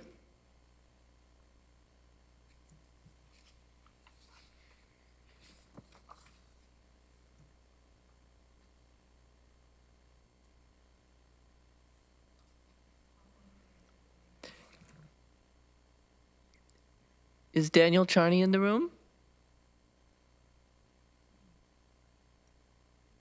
Seen him? Okay. We'll move on, and if he reappears, then we'll bring him up. Judy-Ann D'Aguilar? Hello? Hello. Is that Judy-Ann? Hello? We can hear you. Oh, okay. Sorry. Yeah, I think that Daniel Czarny was muted, so I'll go ahead of him and maybe we can pick him up after. Sounds good. I'm going to share some slides, if I could, just a few slides.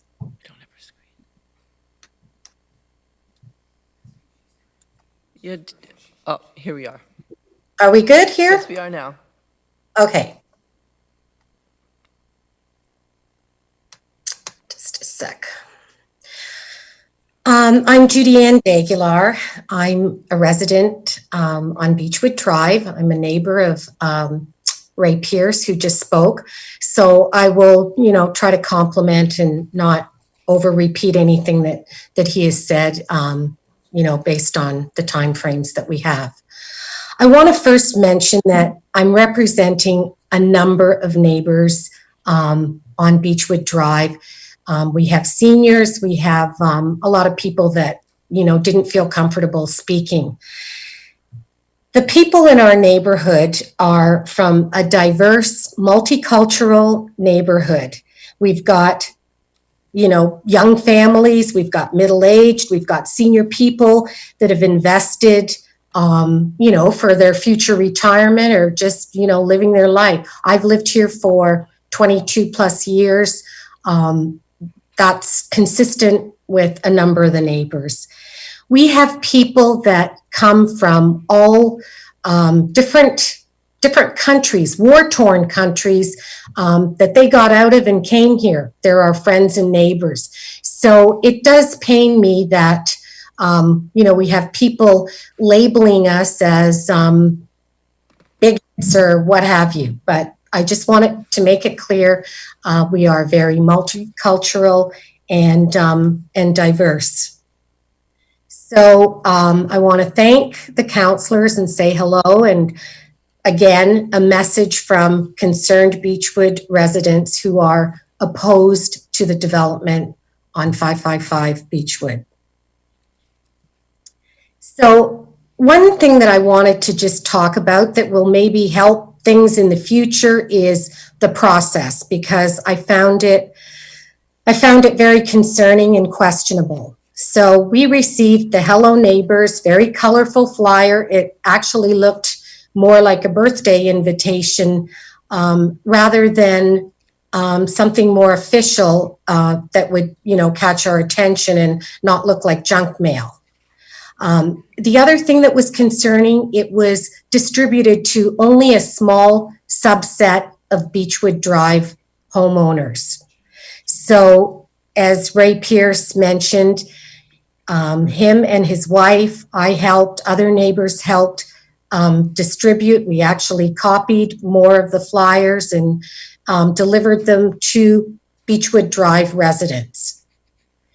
I won't get into the Beechwood Association, Ray's covered that, but keep in mind, we are not part of any association. A number of residents talked to various councillors that said their response was, well, you got notification. We sent it to all the Beechwood associations. We are not members. We've never been invited to be members. The zoning change, again, along the same lines, not part of the Beechwood Association if they were notified. Honestly, the Chronicle is a hit and miss situation on this street. And if that is our forum for hearing about this information, not a good one. Some of us are less than 20 meters away, so we would have expected to get something a little bit more formal when all this zoning was going on. And I think Ray talked about nothing public made, no signs. So total surprise when this colorful flyer lands on our front porch.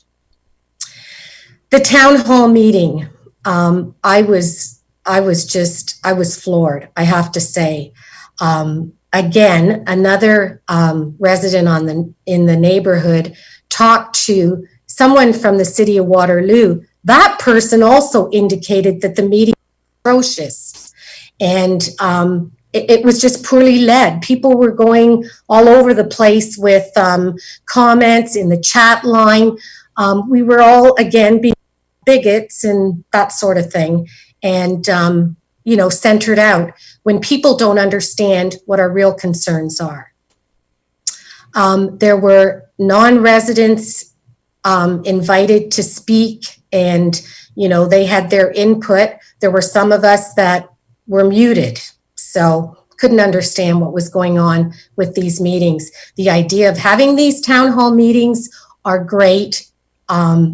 These just didn't work well. Then, today is July 15th, and councillors are going to vote and make a decision. Concerning that, we've also heard that the chair of council has been trying to fast track this. We're in the middle of COVID-19. This has blindsided us. We're just, we're concerned. We also brought up at the town hall meeting that you're making a decision without doing any traffic impact analysis, green space analysis, or does this fit? Does this affordable housing, inclusive housing, does it fit with our environment? Has anybody actually looked? Next, the consideration to affordable housing developments that are already happening.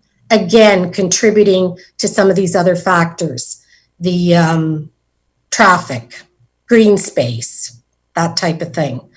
On that town hall, Jennifer Murdoch, who was chairing the call, said she had no idea, was not aware of these developments also going on Beechwood Drive. And that was concerning.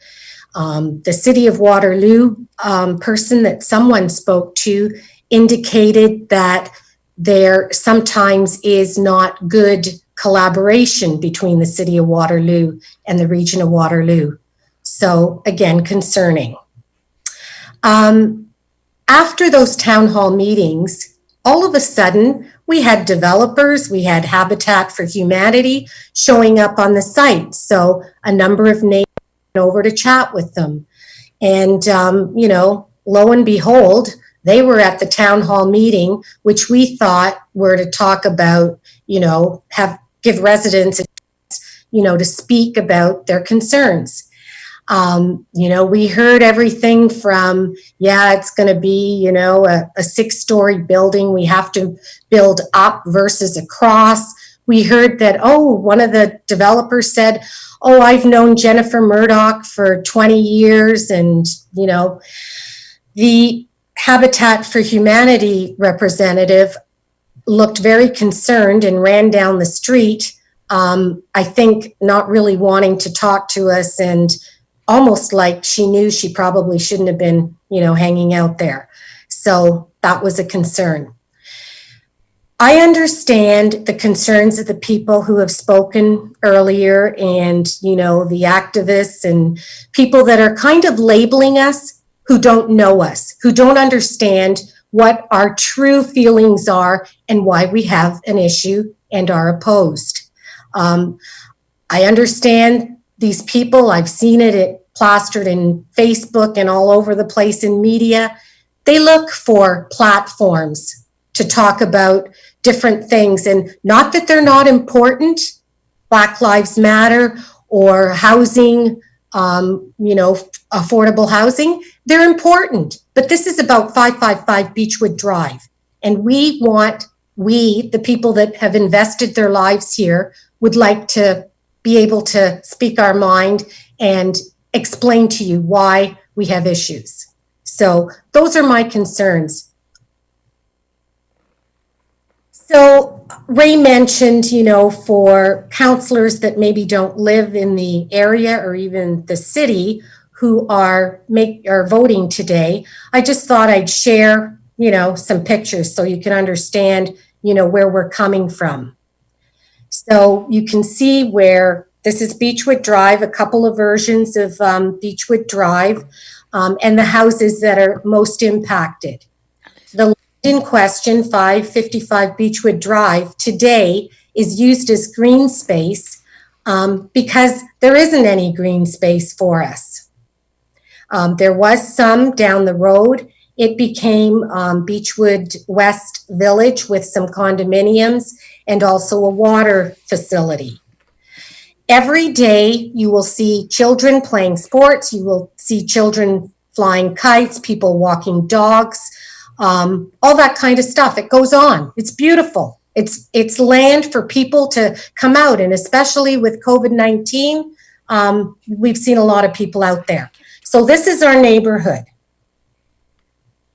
Next slide gives you a view of the building on Erb Street that Ray Pearce was talking about, which also was the example that Jennifer Murdoch was using as an affordable housing example.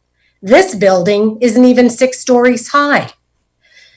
And as Ray mentioned, 50 bedrooms, and the number of bedrooms they're proposing on 555 Beechwood Drive is 253. So you can see our concern.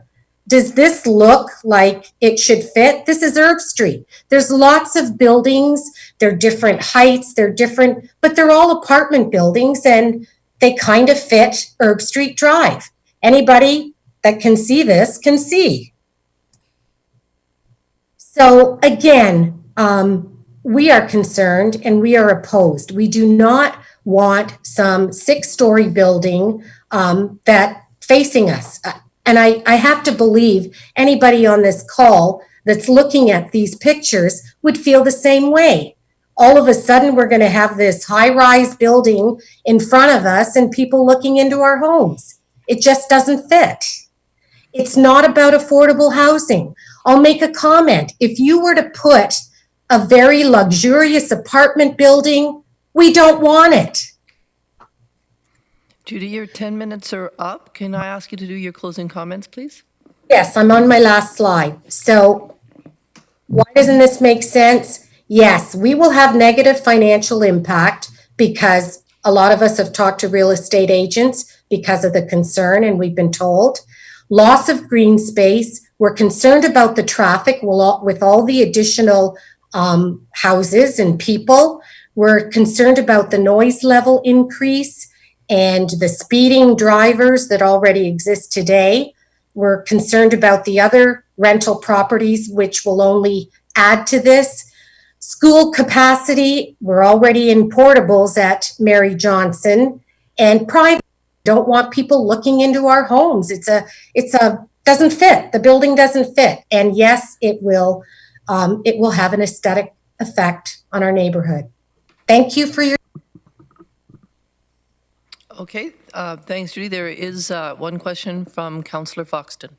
Well, just a comment. What a beautiful slide you had with the green spaces there and the child flying a kite. I want every citizen in Ontario to have that, regardless of income. And I can't believe the expansive land that this building will go on that may just provide it. I always am concerned about an apartment building that faces onto a street and has an asphalt parking lot in the backyard. I think we need more green spaces by apartment buildings. And because of that green space, I think it'll probably look lovely here. We are concerned about how it looks, and I'm sure we'll find the right builder to do the right thing at the right time.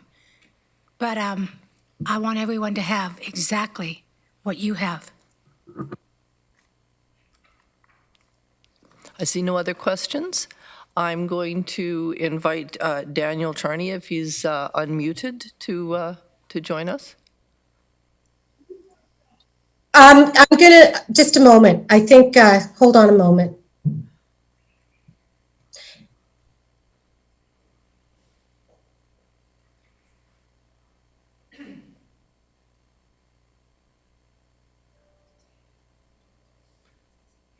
Can we see if he's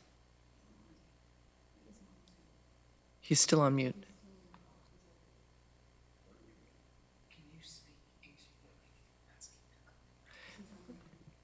Yeah. I'm told that Daniel is unmuted, but we're still not receiving him. Okay, we'll go on to the next speaker, Lyn Meisenheimer.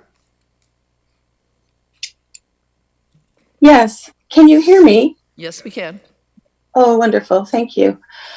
First, good morning, and I really want to thank you for letting me voice my concerns to you today.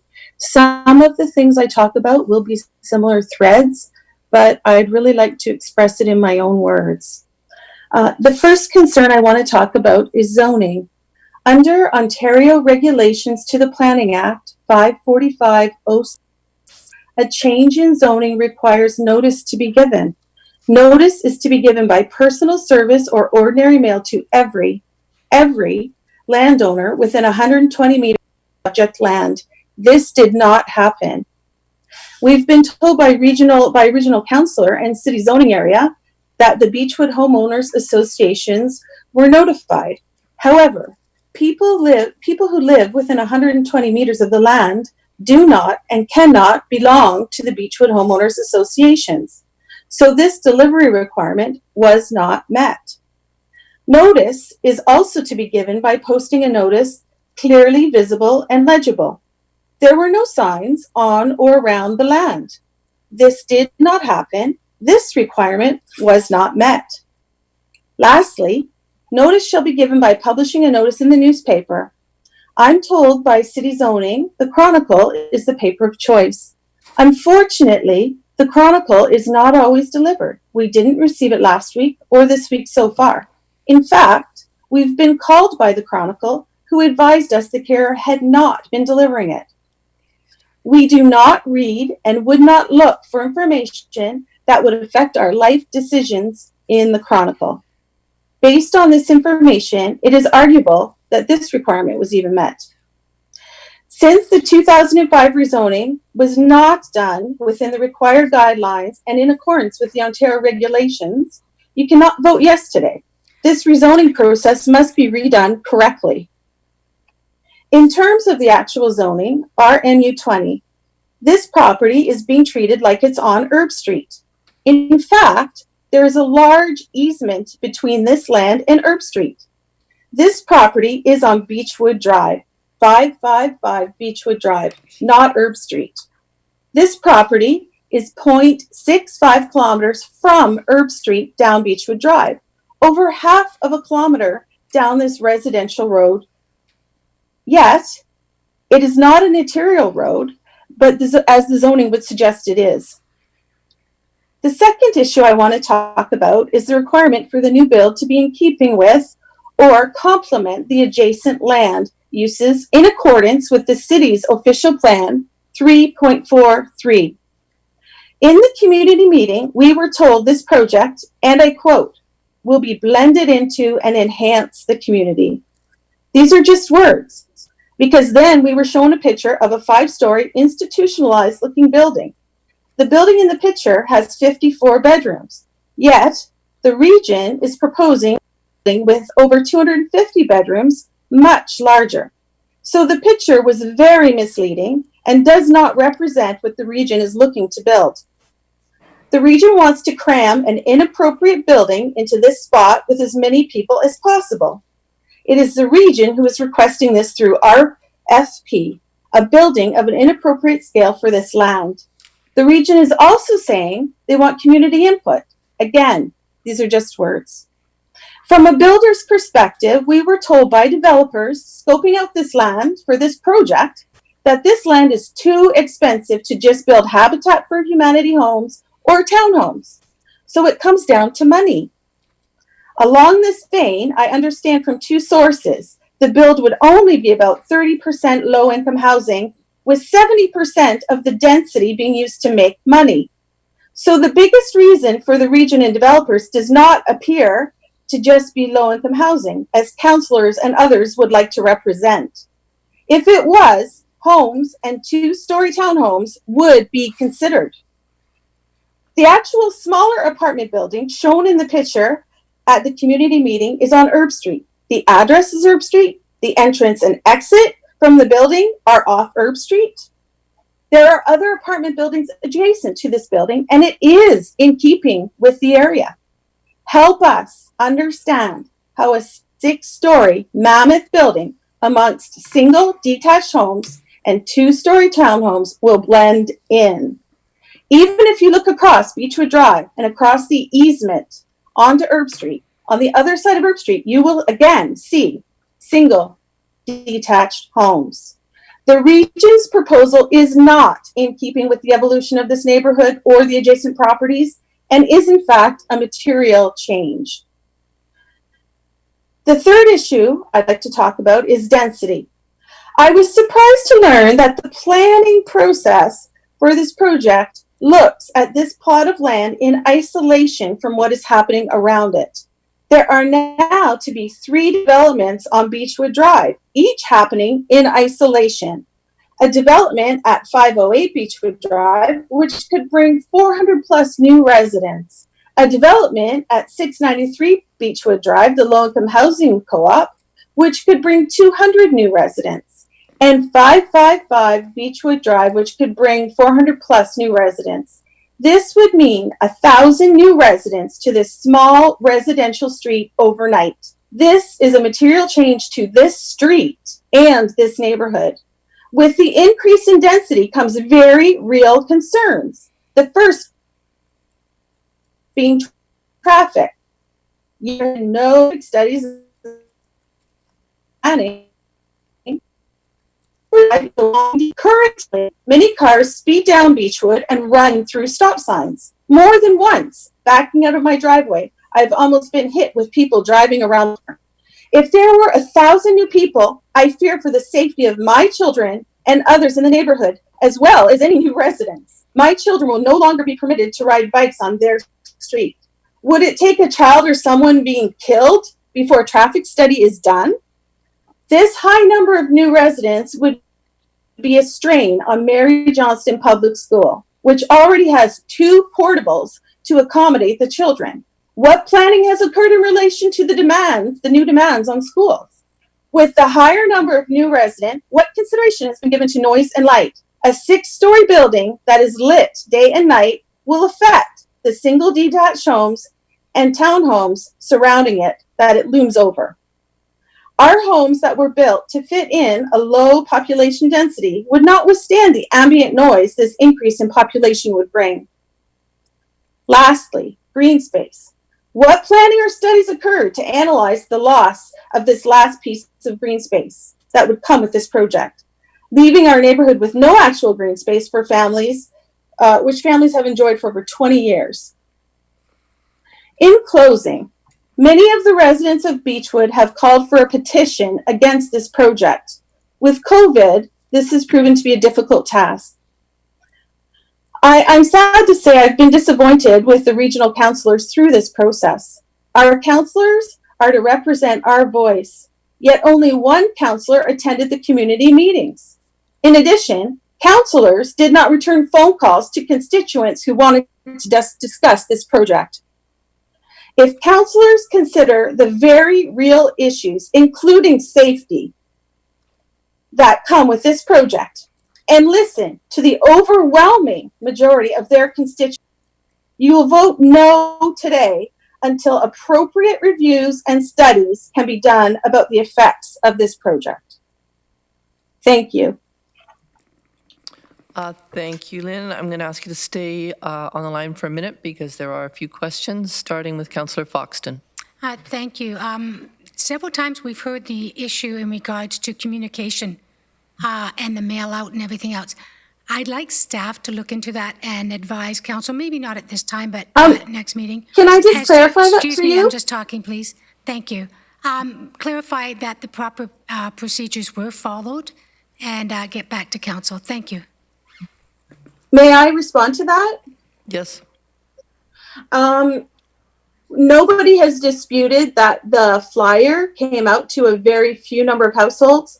The dispute surrounds the zoning, the 2005 zoning that wasn't followed. I would be overjoyed if you would actually look into that and confirm it was done wrong. I believe that zoning is a City of Waterloo responsibility. It is, So regional staff couldn't comment on that. The next question is Councillor Strickland. Thank you, Madam Chair. More for staff and the delegation. Just further to Councillor Foxton's comment, the delegation did make a fairly serious claim that our communication was not in compliance with the Planning Act. And I would like to hear from staff that, a comment with respect to that, because I would certainly hope that we were in compliance with the Planning Act. Also, are staff going to give us a presentation on this project, Madam Chair? And finally, once the resolution comes forward, I would like to propose an amendment. Is there I'm not sure which staff is present who'd like to respond to the question of communications.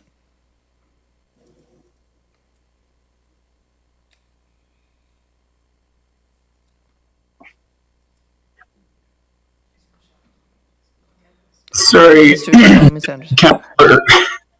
Councillor Chair Clark. Yes. It's Douglas Bartholomew-Saunders. I think I would like to, I don't see Jennifer on the call, but I would like to speak, I would like to move the question to Ryan Pettipier. Thank you, Mr. Pettipier. Thank you, and through you, Madam Chair, if pertaining to the communication and the process that was followed related to the 2005 zoning change and the process for that, I'm not able to speak to that, unfortunately. As indicated, it would be something that staff can look into in coordination with the City of Waterloo staff from what happened and what was followed back at that time. In terms of the notification for what's been happening in the neighborhood, the flyer delivery, the town halls, and setting up the process through our Waterloo, Engage Waterloo website, all of that, there's no prescriptive process for that. This was staff informing the neighborhood about what's happening and wanting to seek their input. There's no formal legislation that was required to be followed for that. It was news and information sharing and requests for input process that we had attempted to engage the neighborhood in. Madam Chair, if I may, thanks for that, Ryan. So I understand the communication process with respect to declaring the land surplus is not prescriptive under the Planning Act, but the zone change in 2005 is. And this is an issue that pops up periodically in Waterloo in various neighborhoods where this master, I don't know the exact technical term for it, but there was a major zone changes put into place in Waterloo in 2005 that allowed for multi-residential development along various corridors, including a project that was referred to earlier. There's also a project at Columbia and Fisher Haapanen, which has caused much unrest within the neighborhood because the city is relying on these changes they made in 2005, which I can assure the delegation were done in compliance with the Planning Act and the appropriate amount of notification was sent forward. I think the issue is, and I would share the concern of the delegation and others in the City of Waterloo, that 2005 to 2020 is a long time to remember changes that were put into place that's going to affect what's happening in your neighborhood. So I'll leave it with that, Madam Chair. And once the resolution comes forward, I'd like to propose an amendment. Thanks. I see that Mr. Reza has joined us. I wonder, do you have a comment to make? Well, I do, and perhaps to echo Councillor Strickland's comment that 2005 zoning was considerable time ago, and I'm not familiar personally with that process. However, the zoning has stood the test of time and would have been potentially appealed at the time. There was an opportunity at the time to appeal it, and would have been potentially contested. I'm speculating here, but certainly it's intact now, and it is the as of right zoning. Thank you. Councillor Shantz. Thank you. I have a question for the delegation. A number of the delegations have talked about the zoning. Obviously, that's what we're talking about now. My question to you is, what do you believe the zoning to be? What it actually is, or what I would like it to be? No, what do you understand it to be? What have you? RMU 20. They have the capability to put a 6-story building in that area. They also could put a fast food restaurant, a variety store, a grocery store, which half of a kilometer down a residential road is absolutely absurd. So my question is really, you disagree with the zoning that's on that property, but you understand at some point you believed it to be zoned differently, and what was that? Yes, when we moved in, it was a water pumping station, and we were told that no build could happen on the property. And that's why in 2005, when the proper notice requirements did not happen, we know, because if we would have learned that the land across the street from our house could have a takeout restaurant on it, we would have made life choices in 2005 that we are not able to make now because those processes weren't followed. Thank you. Thank you. Okay, I have no other questions, and Sorry, Chair. thank you, Lyn. I just had to run over. It's Daniel. I just had to run over and use my neighbor Judy's. I'm just about to introduce you. Thank you very much. I appreciate it. Okay, thanks. We're coming back to Daniel. Appreciate it. Before I get into my speech, I'd like to first push back on YIMBY Representative Martin's claim that this street isn't diverse. There are people who have fled recent wars around the world living on this street. There are Canadian Middle Easterners, Canadian Africans, Canadian Asians. So, please, next time, do a little research before you make such an outlandish statement, because it honestly is disrespectful towards our community. So, excuse me.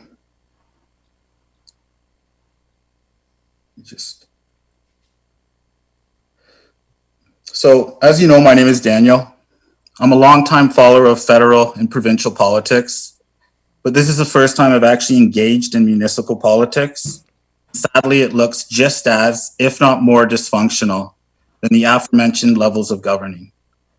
As a concerned citizen adamantly against the proposed development, I've never been more disappointed in what seems to be at times intentional and at other times just plain incompetence in the process of local governing.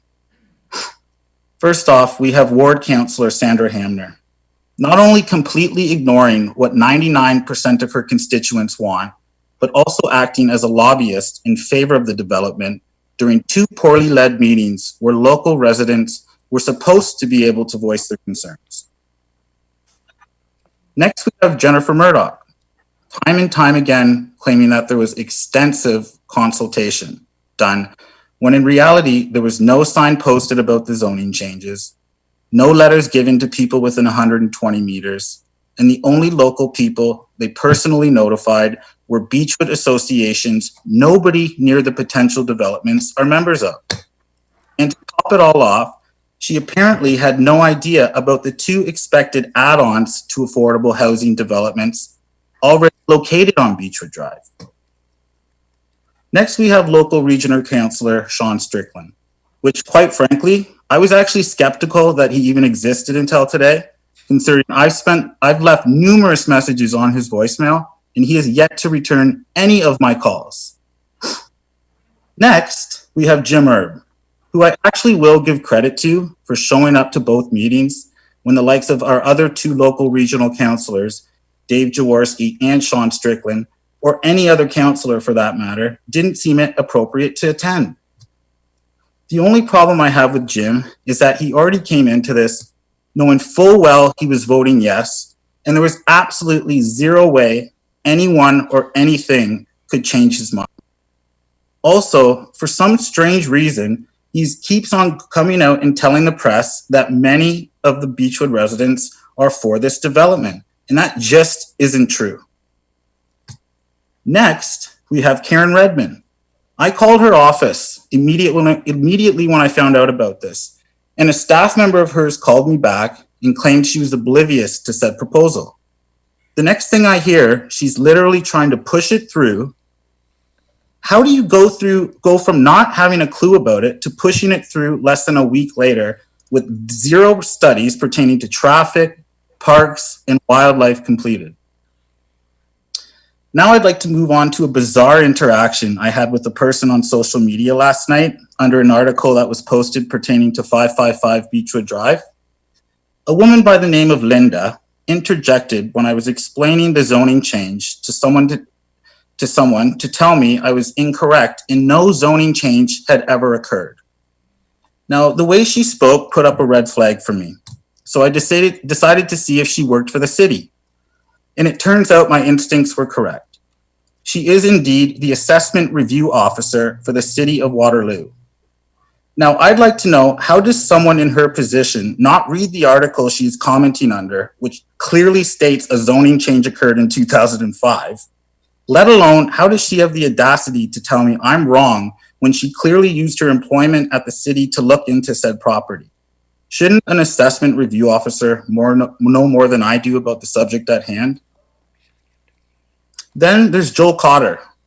For him, I'm going to read some excerpts from a Waterloo Chronicle article from December 6, 2019, pertaining to yet another neighborhood blindsided by an up-and-coming development. Then I quote, "Some think it was secretive, while others believe it was underhanded." Another quote, "You made a profound change, which is profoundly impacting us," said Andrew, another longtime resident on Gatestone, who said he spoke on behalf of most of the 50 bodies in attendance who feel horribly screwed over by the City of Waterloo. And here's my personal favorite quote. Councillor Baudelli stepped in at Thursday's meeting after planning director Joel Cotter faced several heated comments criticizing the planning process or a perceived lack thereof. End of quote. And now here we are, 9 months later, and an even more egregious lack of consultation has occurred with neighbors when it comes to the proposed development at 555 Beechwood Drive. Now, I also want to acknowledge that there are representatives who have been upfront with me and even admitted that a good amount of mistakes have been made on the city and region's behalf, as did one of the representatives who Mr. Cotter had called me back on his behalf. And this brings me to my conclusion. How could any regional councillor with a moral or ethical compass vote in favor of this proposal, knowing full well they have not followed the rules, knowing full well the proper traffic, park, and wildlife studies have not been completed, and knowing full well they have not done their due diligence when it comes to proper consultation and notification of the neighbors closest to the property on 555 Beechwood Drive? Thank you. Thank you, Daniel. I don't see any questions. No? Okay, thank you very much. We're moving on to Reza Ramezan.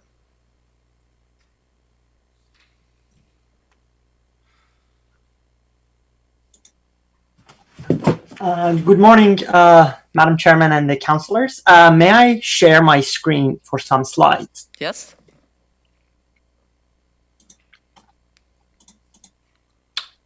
Can you see the slides? Is that?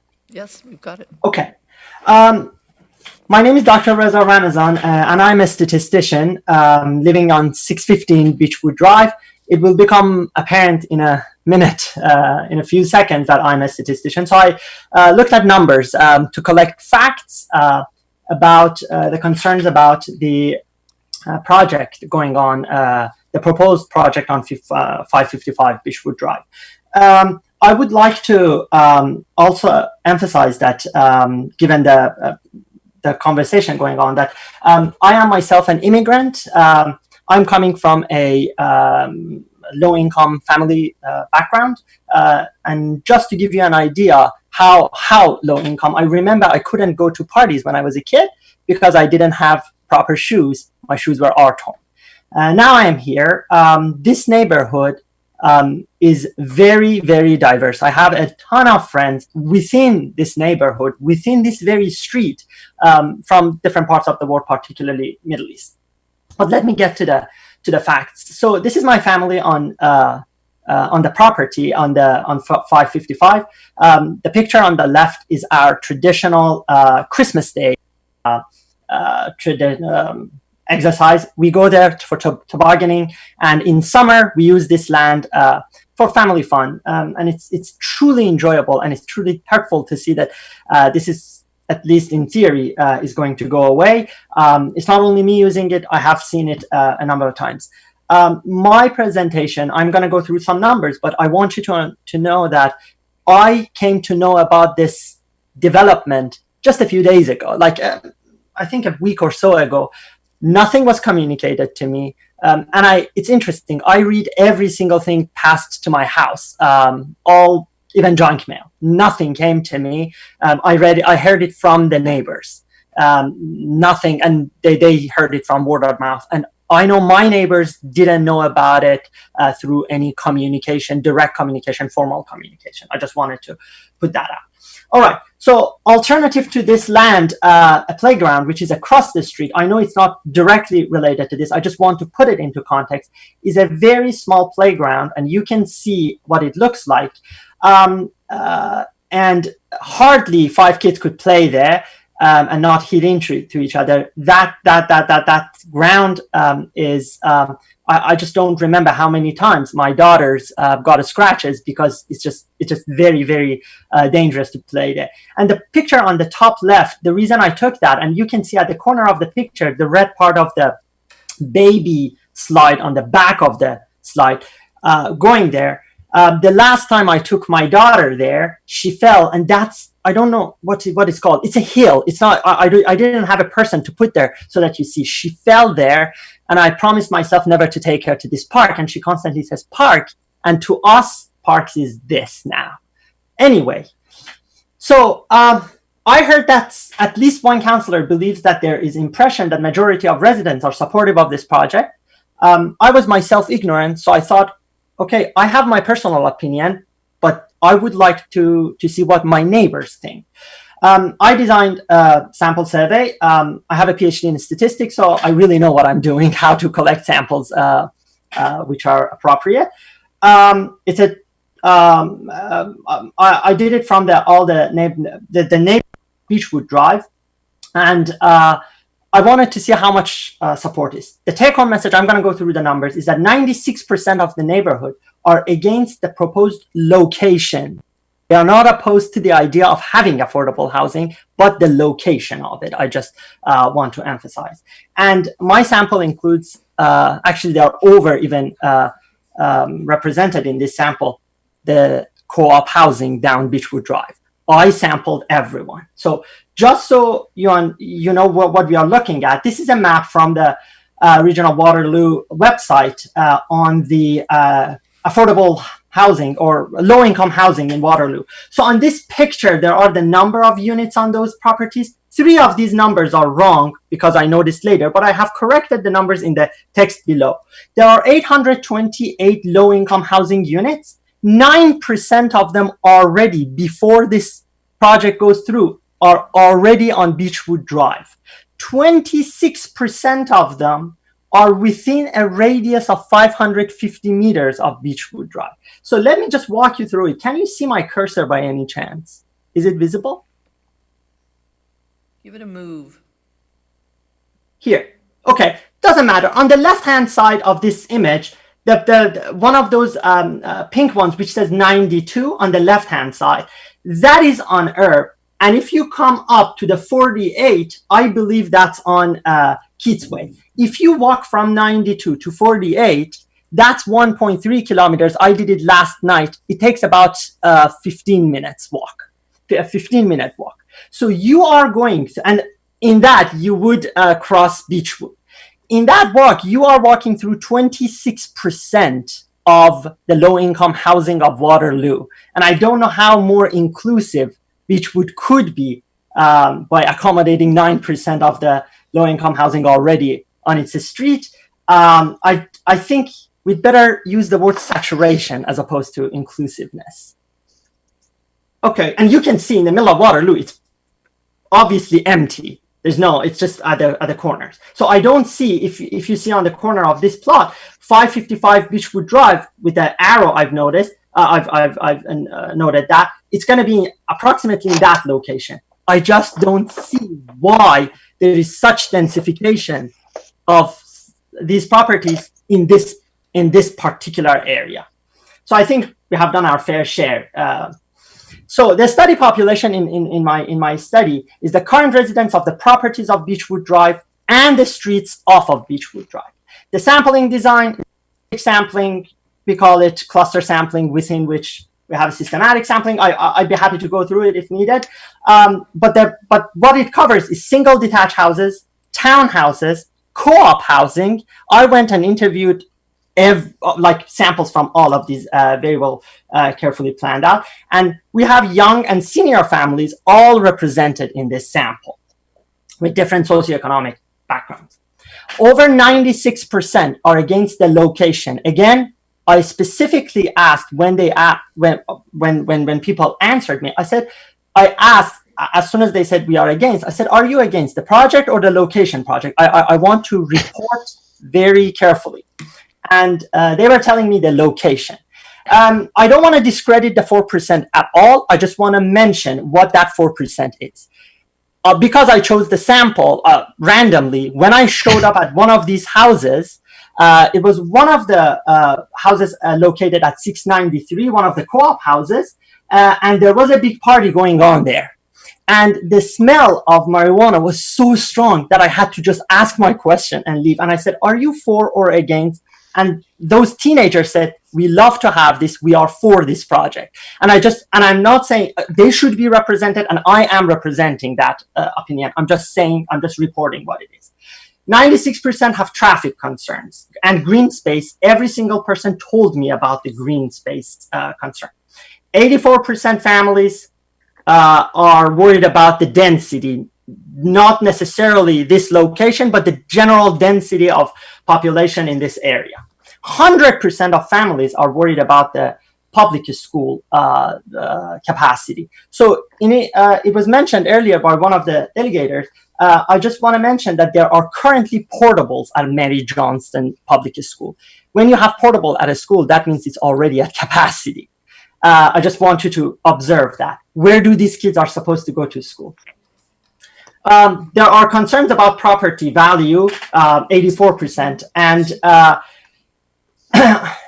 the next point about we are not part of Beechwood Association, I just wanted to, again, emphasize that. Nobody talked to me because I'm not part of that association. Nobody actually talked to me about it. So if you were to check these numbers, if the council were to replicate this study, would they get the same numbers? I'm a statistician. I do that. So I strongly encourage you now, seeing these results, to please do that. But I can tell you with 95% confidence, and that 95% is a mathematical thing. That means if you do it many times, on average, 95% is going to happen, is that at least 88% families are against the project. I'm not going to go through all these numbers, but you can see how much support you have. These numbers are all against the project, but not about having affordable housing, about having it on this particular location. We are very worried about safety and traffic. That's something I wanted to mention. Again, please consider that the local public school is already at capacity, and 26% of the current low-income housing is already at this particular location. I'm going to mention one more point and I leave. Actually, two people, particularly one from, in my sample, from the neighborhood and one from the low-income housing. They mentioned increased density, increased crime. So I looked into your website about mentioning the CPTED. I'm an academic, so I look at the literature. Actually, Dr. that Ramezan, CPTED is you are more, over time. which is crime prevention through environmental design. In a paper on 2015 and in a thesis from UBC 1987, there is no proof that this is actually working because we can't measure that. There's a scientific problem with it, but it's very popular. I don't discredit that. Thank you very much. I just wanted to ask you, please consider these numbers and don't take this beautiful area away from us. Thank you very much for listening to my comments. Thank you. We do have a few questions and comments from councillors, starting with Councillor Foxton. Thank you. You know what hit your presentation most for me was when you said you came from a low income. Yes. You're a prime example of what a low income person can achieve. And I want that for all low income people. So you just reinforced for me the necessity of low income housing. Thank you. Thank you, sir. Chair Redmond. Thank you, Chair Clark. It was a very passionate presentation, but I have to say I found it really unfortunate that in your discourse you actually identified an address and an event, and that's really unfortunate because this is a public presentation. And if someone's having a big party and you're smelling marijuana, it's probably better to be more circumspect and not actually provide the address. Councillor Jaworski. Thank you. Through the chair, we've seen a lot of presentations here today, Reza, talk about green space, and you ended on certainly a great picture of the family enjoying green space. But as you know, down by Steinbeck and Beechwood Drive, which sounds about where you live, that's 350 meters away from 555 Beechwood Drive, but also 350 meters away from the largest park in the entire area, McBride Park, which nobody has yet mentioned. And I'm just wondering, McBride Park is one of our, like I said, our largest park on the west side, and it's an equal number of steps away from this site. So I'm just wondering why that wasn't mentioned. Excuse me, are you speaking about the park right across the tennis court and the pool? I just want to ask that. Yeah, so McBride Park is, if you take the if you were to go Hemingway, you can do the cut through in by the trees behind your house. Yes. I have to be honest. Yes, we do use that. We do use that area. There's a pond there. Is that correct? That's correct. The stormwater. Yes, there is a pond there. 2 weeks ago, my daughter, it was probably my responsibility and my wife's, but 2 weeks ago, my daughter actually fell into that pond.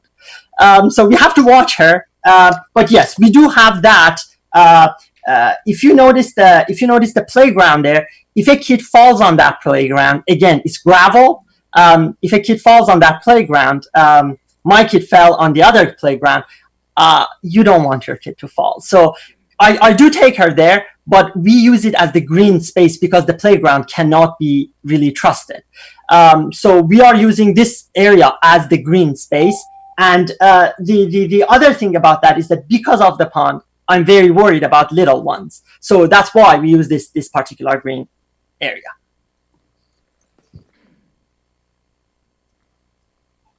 Councillor Galloway.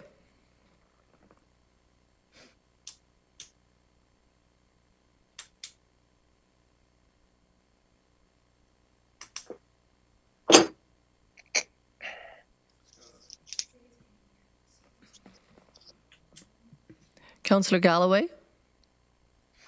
You're muted. I'm muted, sorry.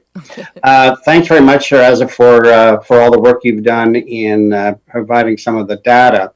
But I did want to point out to you that there are many aspects to the affordable housing program, not just projects such as being considered there on Beechwood or others that you identified throughout the city of Waterloo. There are many people who are receiving assistance who just live in ordinary apartment buildings, not necessarily in purpose-built facilities. And those people who are receiving subsidies would be living, let's say, randomly throughout the community. And I don't believe you were able to capture where those people are living. That information, in fact, would not be available publicly where people are living in those kinds of situations. So I just wanted to point that out. Can I respond to that, please? Yes. Yes, you're absolutely right, Councillor. I just want to mention that 25% of my sample were from low-income housing, and the region called this affordable housing. And there's no problem with the affordability of it. It's the problem with the size and location of it. Even if it's a luxurious building, sure. The same problem appears. It's not, and the part that about affordability I can connect to is that a number of people that were in the affordable housing project, and I talked to them down at 693, they were mentioning, particularly if this new building opens in any shape in Beechwood, they cannot take the groceries because they cannot go to theirs, and this is their, I'm quoting, they have to go to Walmart, which means they have to take Route 202 off of Herb Street. If you want to walk with your groceries from Beechwood to Herb, it's going to be 550 meters. I don't know if you would like to do that, or anybody would like to do that. I just wanted to raise that to your attention. Thank you. I see no other questions. Thank you very much. Our next speaker is Alan Chan. Thank you, Madam Chair. Can I ask for permission to share my screen? Yes, please. I believe Reza may have to stop sharing his screen so I can share my screen. Thank you very much. Can I ask if everyone's able to see my presentation? We can see it here. Okay, thank you very much. So good morning, Madam Chair and Regional Councillors. My name is Alan Chan. We are an immigrant family of 4 with 2 young kids in tow, and we have called the neighborhood of Beechwood West home for the past 5 years. As a professional engineer by trade, I believe that it is important to be rational and consider the multifaceted impacts that any decisions can have, such as looking at pros and cons before moving forward with it. The reason why I'm here today is not to express whether I'm for or against the 555 Beechwood Drive development. I'm here today because I want to present some of my findings to Council with the hope that Council can take this information into consideration when you decide on the vote today. On a personal level, I see affordable housing as a good thing. It enables people to have a quality of life they're entitled to without worrying about how to pay next month's rent. The region's effort on this end is to be commended. However, before this development was even known to us, our neighborhood already had concerns about several issues that currently impact us. What are these issues, you may ask me? I'm going to focus on the 2 key ones today. First one is traffic and noise. Second one is the availability of neighborhood amenities. Let's talk about the first one, traffic and noise. The images you see on the slide here are interpretations of traffic patterns on Beechwood Drive by Google Maps, based on historical traffic data it collects in the background. Typically, the more red a road appears, the more traffic congestion. The stretch of Beechwood Drive shown in the images represent the area where 555 Beechwood Drive will be developed. The top image shows the traffic pattern on Beechwood Drive during Mondays around midday, and the bottom image shows the traffic pattern during Wednesdays around the evening. While relying on Google Maps is not the most robust way to assess traffic data, it still allows us to get a better picture of the traffic situation in the neighborhood. And what that picture shows is that Beechwood Drive along that stretch is a very busy road today. I believe there are 3 reasons why this is happening. The first reason is that this is simply a car-dominated neighborhood, with 87% of the population here commuting by car as per census data. There's not a lot of transit options in the neighborhood, and people have to walk far in order to access them. The area is also close to big box stores like Costco and Walmart, where a vehicle use makes much more sense when they're carrying large items in bulk. The second reason is that the southern part of Beechwood Drive is currently zoned for higher density by the city, with many areas designated as residential mixed use that allows for 6 stories and above. There's also the presence of an existing 7 stories apartment that has recently applied to expand more units. The third reason is more recent in context. With the Boardwalk Shopping Center and in existence, and also the new Costco opening up in 2016 just west of the neighborhood, traffic is now starting to back up significantly from the Herb Street and Arenito Boulevard roundabout, especially during the weekends. Cars looking to avoid traffic congestion use Beechwood Drive as a bypass to get to Herbsville Road, and vice versa. Beechwood Drive is currently designated as a minor collector road by the city, which serves the purpose of picking up traffic from local roads and dispersing to arterial roads.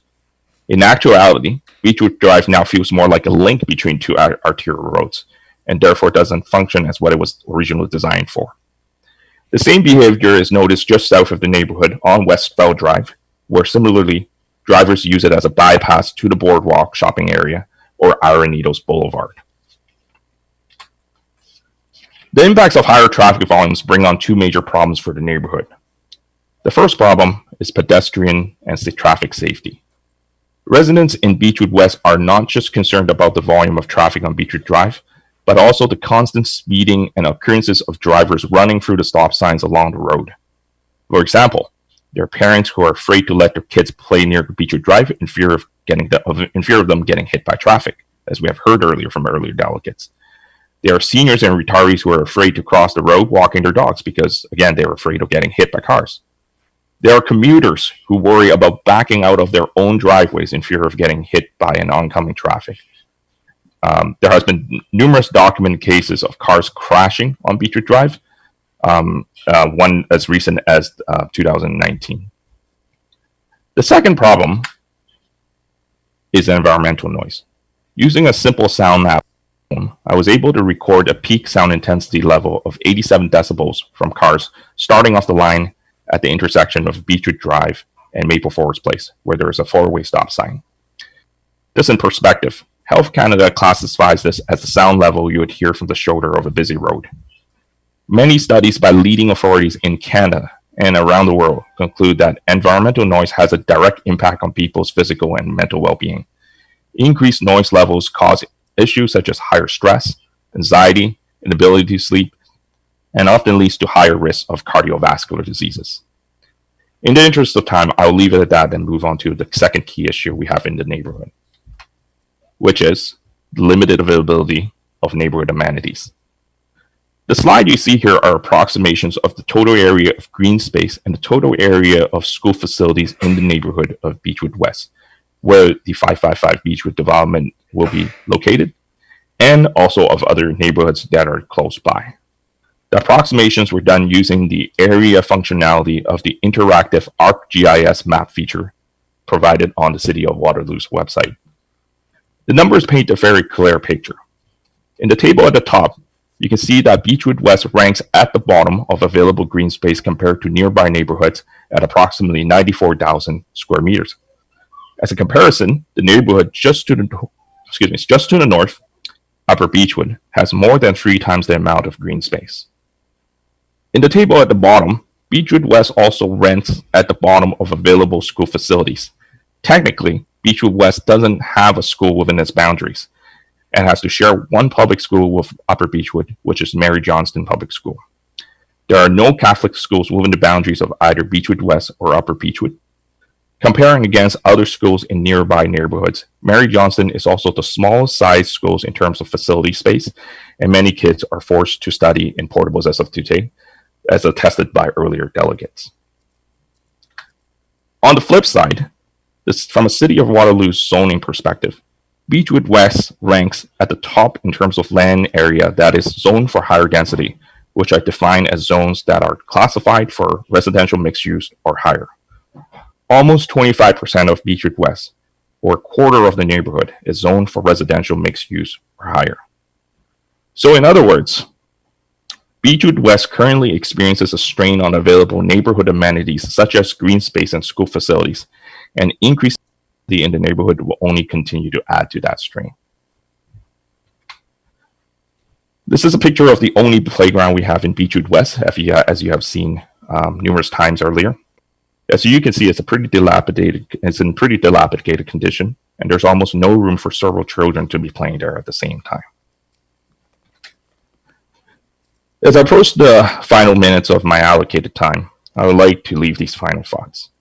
To the audience in this meeting, I know there will be some of you who feel strongly about this development one way or another. So I ask that you take a step back and pretend that these issues I presented to you today impacted you and your loved ones as well. How would you feel? I'm sure many of you have children and or elderly family members, so I will leave you to answer that question yourself. To our councillors, I know these issues will resonate with you because one of the key themes of the region's strategic plan is to promote healthy, safe, and inclusive communities that also emphasizes the well-being of the community. In ending, to quote the 11th President of India and a fellow engineer, APJ Abdul Kalam, in a democracy, the well-being, individuality, and happiness of every citizen is important for the overall prosperity, peace, and happiness of the nation. Thank you. Thank you, Ellen. I do have one question, Councillor Shantz. Thank you, Chair Clark. I'm just wondering, this is primarily a zoning issue. Have any of the delegates presented to Waterloo Council as the zoning is really a Waterloo City issue as opposed to a regional issue?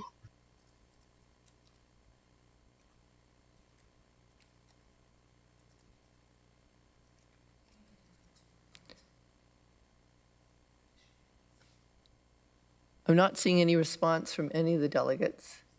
Can we take that as a comment rather than a question? Sorry, can I answer to Councillor Chance's comment there? Go ahead. I agree with you, Councillor Chance. It is partly a zoning issue, but I think from a regional perspective, there is mandates on your part to ensure the well-being and the safety of our community. I understand why you're presenting here, but in actual fact, if we were to declare the land surplus, the zoning would stand and anyone could develop it. So that's why I asked the question if you had presented to the City of Waterloo. That's a fair point. Again, my purpose today here is not to express I'm for or against this development.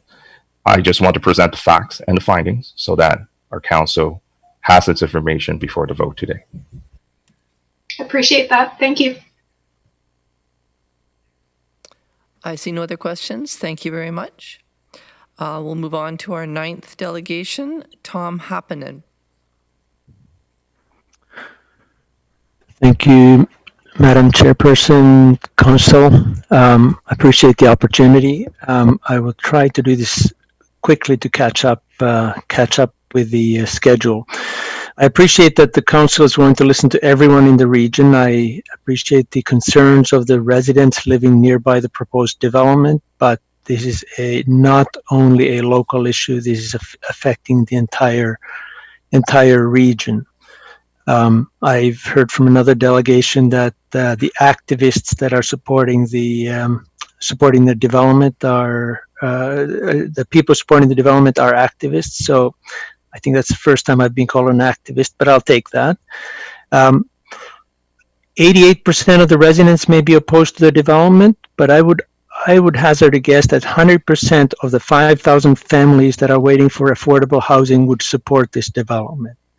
And as the previous delegation noted, the goal is for everyone in the region to have a better life. So I think we cannot ignore the 5,000 families on that waiting list, even if they are not personally represented at this council meeting.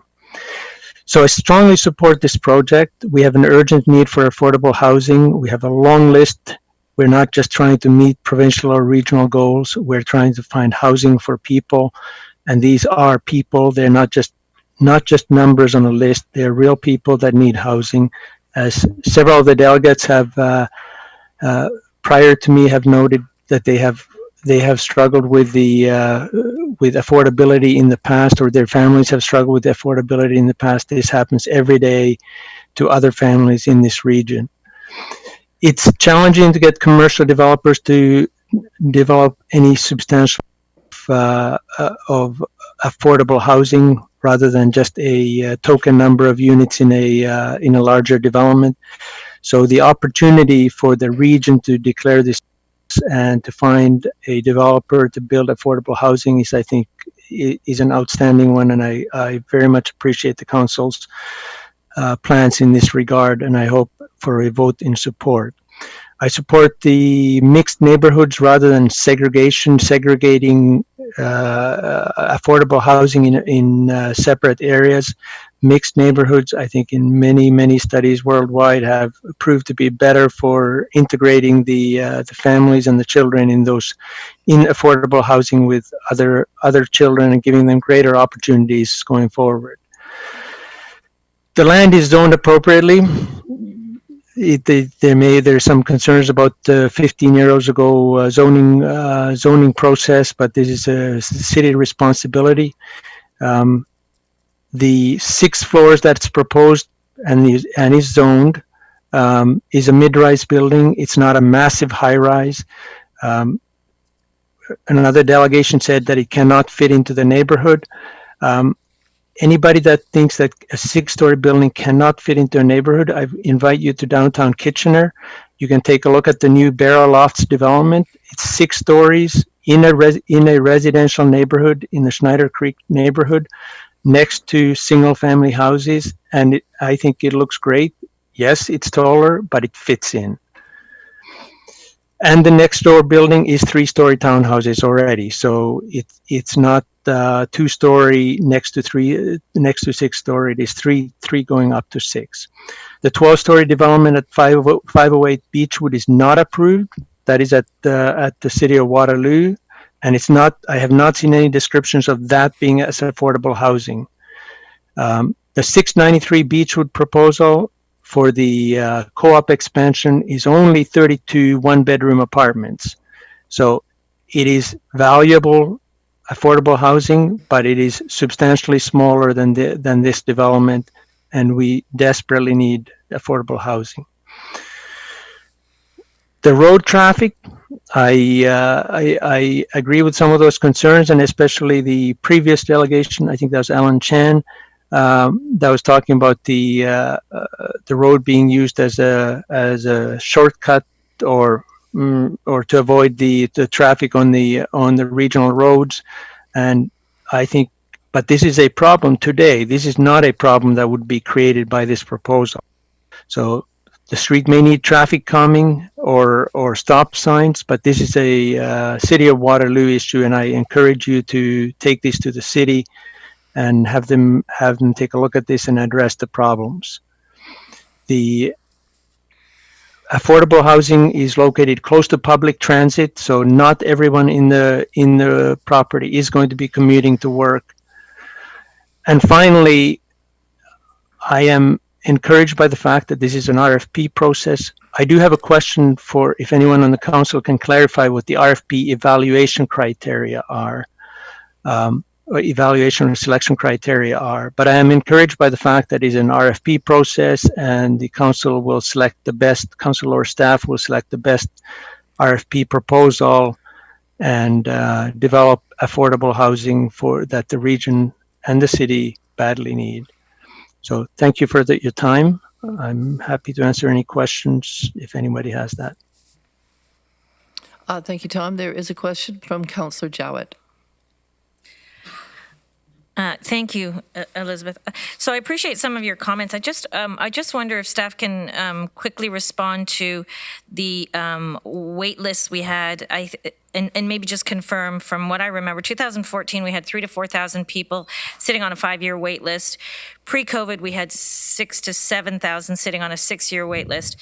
And is there an estimate for post-COVID wait list predictions? Do we have that? Mr. Bartholomew-Saunders or Petitpierre? Is Ryan there? Yeah. Thank you. I'll pass the question to Mr. Petitpierre. Thank you for the question, and through you, Madam Chair. The current wait list numbers sit around approximately 6,000 applications, and the wait time, depending on number of units selected or your family makeup, can be anywhere from a 3 to getting close to an 8-year waiting period. Do we have any predictions, Ryan, with regard to post-COVID at all? Have we done any kind of statistical work on that? I know it's a hard question. I'm sorry, but. Thank you, and again, through you, Madam Chair. It's a tough prediction to make. I would, again, hazard that we've seen our wait list continue to trend upwards as a consistent trend over the last few years. I see nothing throughout the COVID pandemic that's going to see a change for the positive anytime soon. That's about the best that I can do. Okay, and then just one further confirmation, Ryan, while I've got you there. So we do have, as a region decided to prioritize homelessness and certainly housing options and inventory. So we have not only one going on in Waterloo, but we are trying to execute and activate one in Cambridge and again, one in Kitchener kind of simultaneously, are we not? Through you, Madam Chair. Yes, there's another report on this morning's agenda that recommends proceeding with an expression of interest process for an alternative housing project in the city of Cambridge. So those are the two on today's agenda. We have several other previously approved affordable housing builds that are currently in the development process in the cities of Kitchener as well.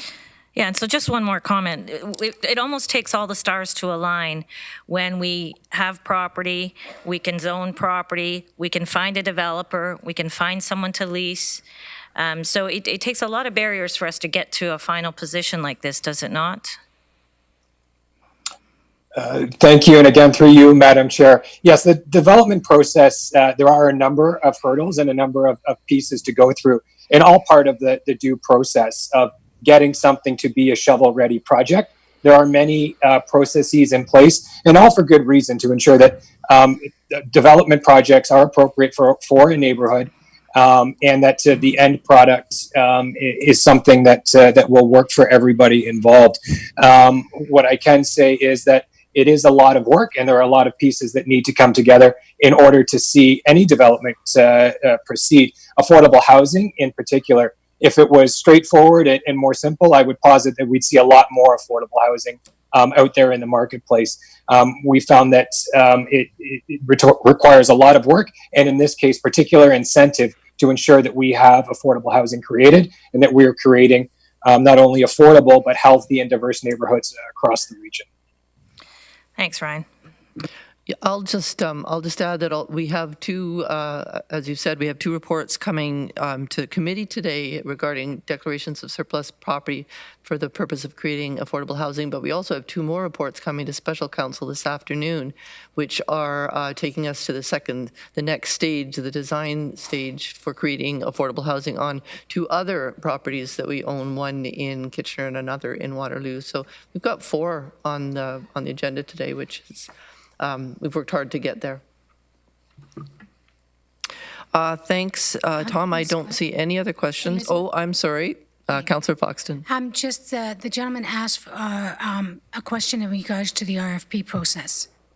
And I didn't know if staff was on ready to answer that. Well, I actually had intended to ask a question about the RFP process at the end. I wonder if we can perhaps get staff to address the whole thing at the time.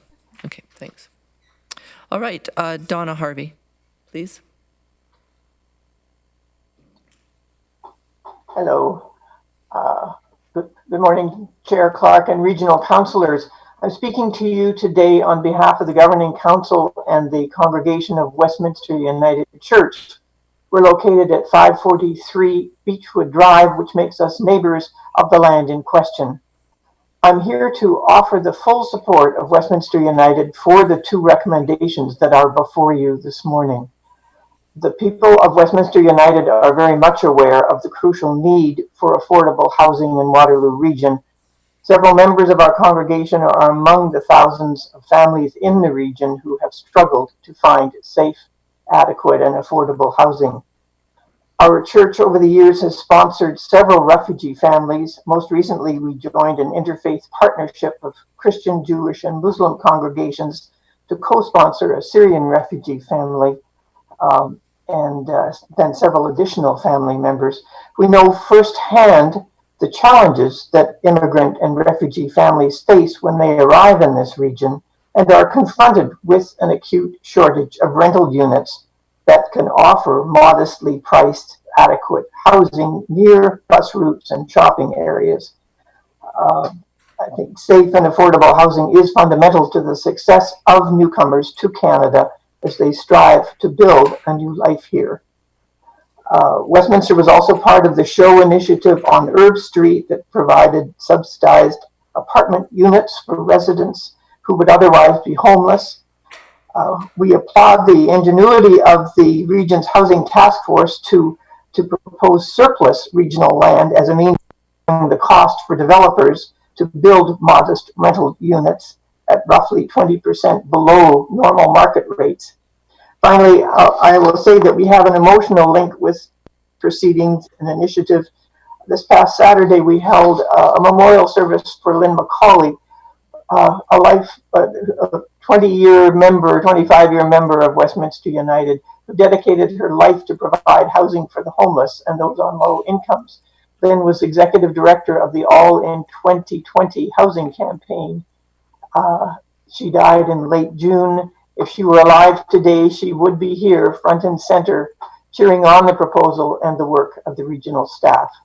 So with Lyn's life work still fresh in our minds, I offer the support on behalf of Westminster United Church for the recommendations before you this morning. We are not speaking specifically to the issue of the design of whatever might be built, and we wish the region well as it wrestles with both this crucial need for affordable housing and concerns of area residents. We promise to welcome our new neighbors with open arms. Thank you. Thank you, Donna. That was lovely. And thank you for mentioning Lyn. I think everyone on council knew and respected Lyn and definitely feel her loss. Thank you. I don't see any questions. Thank you, Donna. We'll move on then to our final delegation. Donna also mentioned SHOW, and Gael Gilbert is the executive director of SHOW. Gael, if you're with us, you have 5 minutes.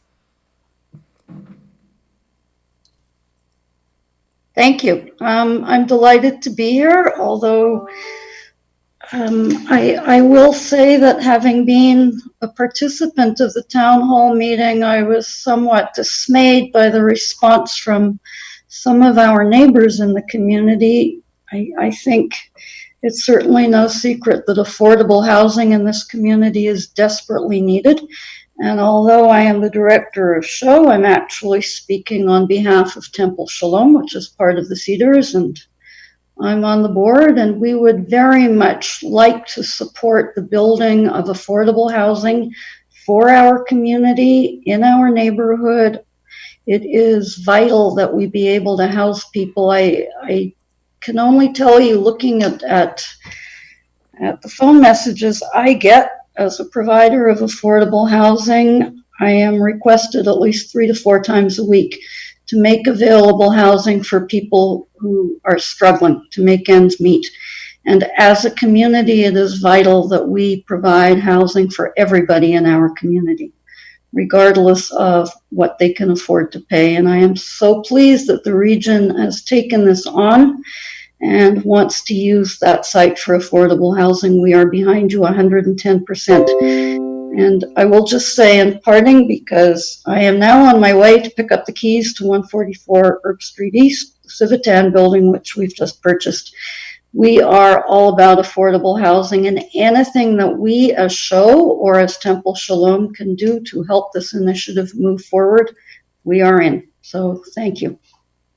Keep up the great work. And Jennifer did a great job running the meeting, the town hall meeting. We were really impressed. Thanks, Gail, and congratulations on the Civitan Thank you. project. That's very good news for our whole community, and I know we It's were very all exciting. very excited by it. I don't see any questions for Gael. Oh, sorry, I do. Councillor Erb. Sorry, I put my hand up too fast. It wasn't a question for Gael. It was going to be a question and some comments related to the conversation. All right, then I'm gonna, oh, I see Councillor Galloway. Is this a question for Gael, or are you jumping in on the discussion? Discussions. All right. Thanks, Gail. And that's all our delegations. I think I'm going to suggest that we put the recommendation on the table to open up the discussion, if that meets with everybody's approval. And I know that Councillor Strickland has an amendment to propose. Moved by Councillor Shantz, seconded by Councillor Redmond, that the Regional Municipality of Waterloo declare lands described as part of Lot 32, German Company Tract, being parts 1, 2, 3, and 4 on Reference Plan 58R 2710, subject to 1151516. Save it except a permanent easement for water services infrastructure over parts 2 and 3 on Reference Plan 58R 20710 in favor of the Regional Municipality of Waterloo, being all of PIN 22685-0437 LT in the City of Waterloo, forming lands municipally known as 555 Beechwood Drive, surplus to the needs of the region, as detailed in report number PDL-LEG 2035 CSD-HOU-20-14, dated July 15th, 2020, pursuant to the region's property disposition bylaw and the satisfaction of the regional solicitor, and issue an RFP to private and nonprofit developers for the acquisition of the subject lands to develop affordable housing rental units. That was moved by Councillor Shantz and seconded by Councillor Redmond. Councillor Strickland, did you want to propose your amendment?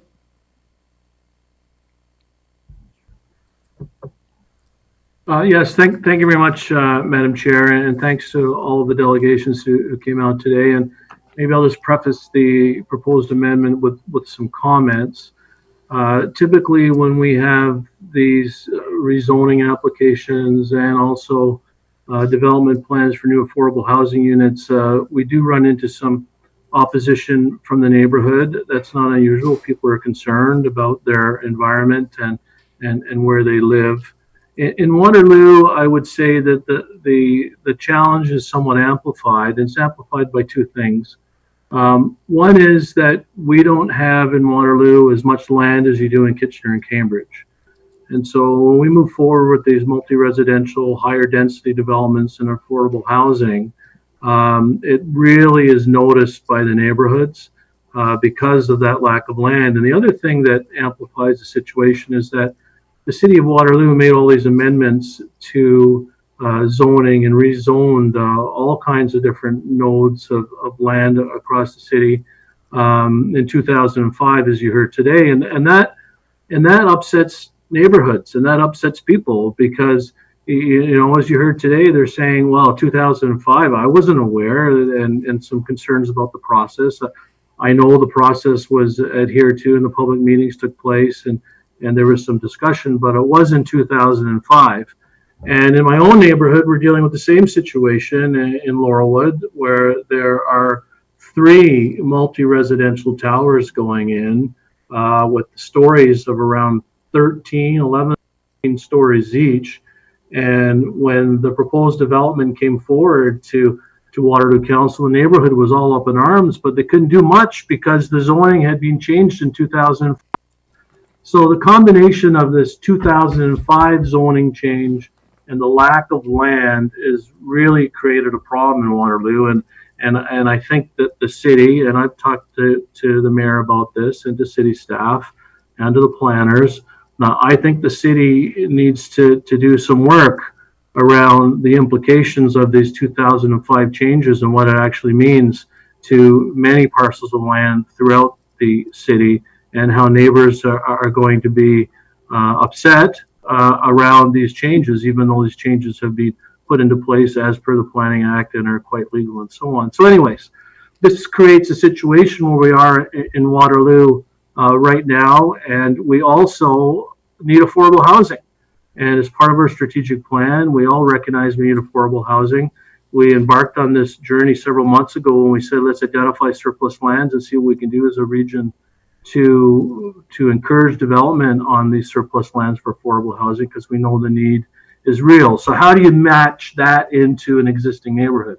So I think we heard today some very good points from the delegations talking about they're not necessarily against affordable housing, but they do have concerns about height and density and blending into the neighborhood. And so my proposed amendment tries to address some of those concerns. And I recognize that not all of those concerns will be addressed, but at least it's an attempt. And what I'm suggesting is that when you look at the resolution, right now you have A and B. I would call B C, and I would add B.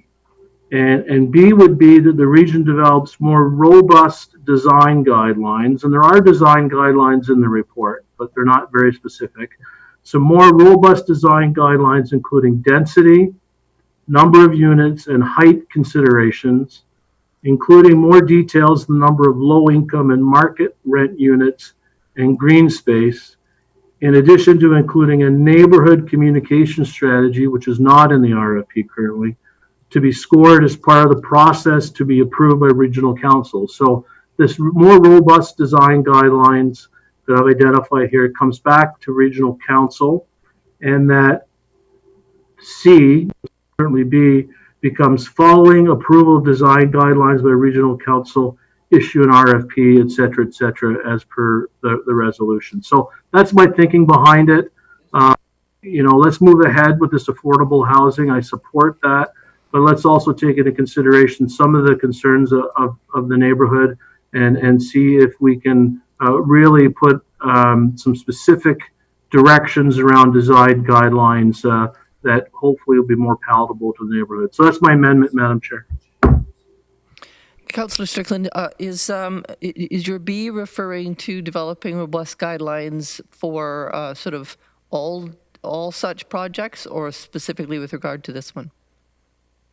Well, Madam Chair, specifically with regards to this one, because the other ones that are on agenda later are slightly different projects where we're hiring architects to develop regionally owned land already. This is a different one. We want to declare it surplus and have developers respond to an RFP.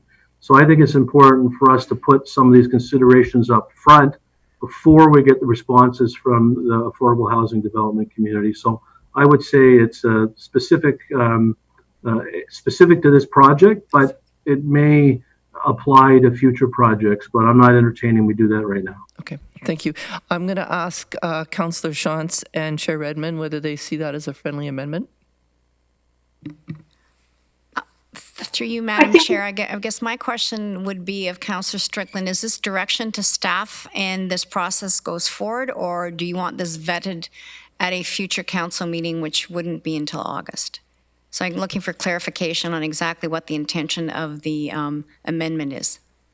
Sure. I would say, Madam Chair, that we would approve A, which is declaring the land surplus, and then my proposed B, design guidelines, would come back to us before we issue an RFP.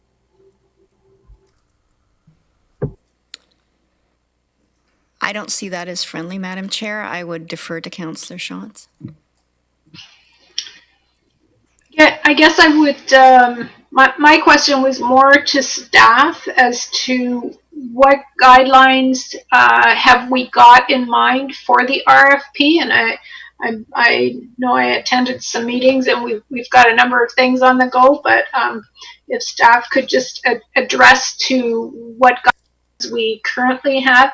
And a second question to Councillor Strickland is, are you anticipating that these guidelines would come out of the delegation today and the consultation that has already occurred? The guidelines would be subject to our approval, and I wouldn't suggest that we delay the process any more than necessary. The communications plan that I referred to in the resolution is with respect to the RFP. Right now, the proponents aren't going to be scored on a communications plan with the neighborhood as per the report. So that part needs to be added because I think it's critically important that whoever develops the project has a communications plan for the neighborhood and be scored accordingly. Thank you. And the question to staff? Maxwell will be developing it. We're all quite aware, I'd say. We all know this has been pushed through already. Let's be honest, right? No one seems to care about the studies. How do you vote before you make studies? Point of order, Madam Chair. Point of order. Czarny, this is in council's hands right now. You had your opportunity to speak. We understand you're concerned about it. But Madam Chair, can you please make it so that delegations aren't able to intervene? It's finally good to hear from you, Mr. Strickland. It's finally good to hear from you. Great to hear from you. Point of order. Yeah. Yeah, I don't even know who it was to. Okay. Yeah. Madam Chair, if I could, I know Ryan Petitpierre is going to answer Councillor Chance's questions. And I guess I totally understand the intention of Councillor Strickland, and I guess I'm wondering, the RFP process still comes back, still gets vetted by council. So if, Ryan, if you don't mind answering Councillor Chance's question, and then just talk about how the rest of the process rolls out. We're not exactly just writing a blank check here. It's still coming back. My understanding is to council. Council would then be able to make comments. Yeah, and there were a couple of questions, including my own, and I think Councillor Foxton's around what's involved in the RFP evaluation. So if we can, I think that might answer several of our questions. Sure, and if I can through you, Madam Chair, I'll try to answer the questions, and then I will cover the RFP timeline and process. Now, if I've missed anything, please do prompt me. In terms of the design guidelines, we've been working very closely with the City of Waterloo, both in the rollout of communication in this project and designing the RFP and overall process. So in coordination with City of Waterloo staff, they do have quite robust urban design guidelines that any responses to this RFP would be measured and evaluated against. So it was fully our intent to evaluate them based on those urban design guidelines, and it will also, those guidelines are also part of the site plan approval process. So in two ways, those guidelines would be used in order to measure proposals that come our way. I will also say that City of Waterloo staff have agreed to play an advisory role in terms of the projects that would be approved to make sure that that is the case all the way through. So I'm not sure if that gets at one of the proposed amendments or not, but just some additional information. Also included in the RFP would be a requirement for the successful proponent to do a robust community engagement plan. So that would also necessarily be a requirement for any successful proponent that would be selected.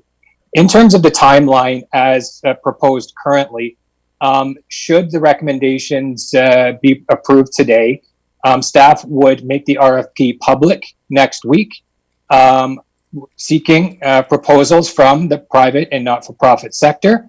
That process would close by the end of August, and staff would endeavor to bring a report summarizing the process with a recommendation for a successful proponent in the fall. Most likely at this point, in best case scenario, we're anticipating that to be October's meeting in terms of rough timeline and overall overview of the process. Thank you, Ryan. There's a number of speakers lined up, and I am going to ask if you're speaking to the resolution, or sorry, the amendment that Councillor Strickland was proposing, or if we're going to vote on that at this point.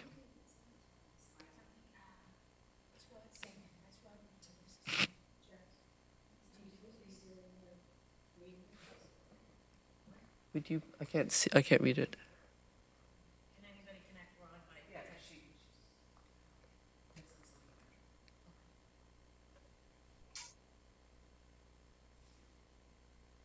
I couldn't read it, it's too blurry.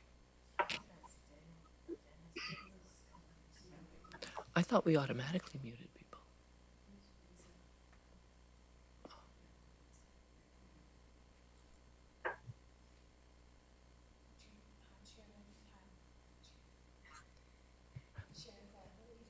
Well, I thought that I was told that Mr. Reza was trying to speak, but don't see him.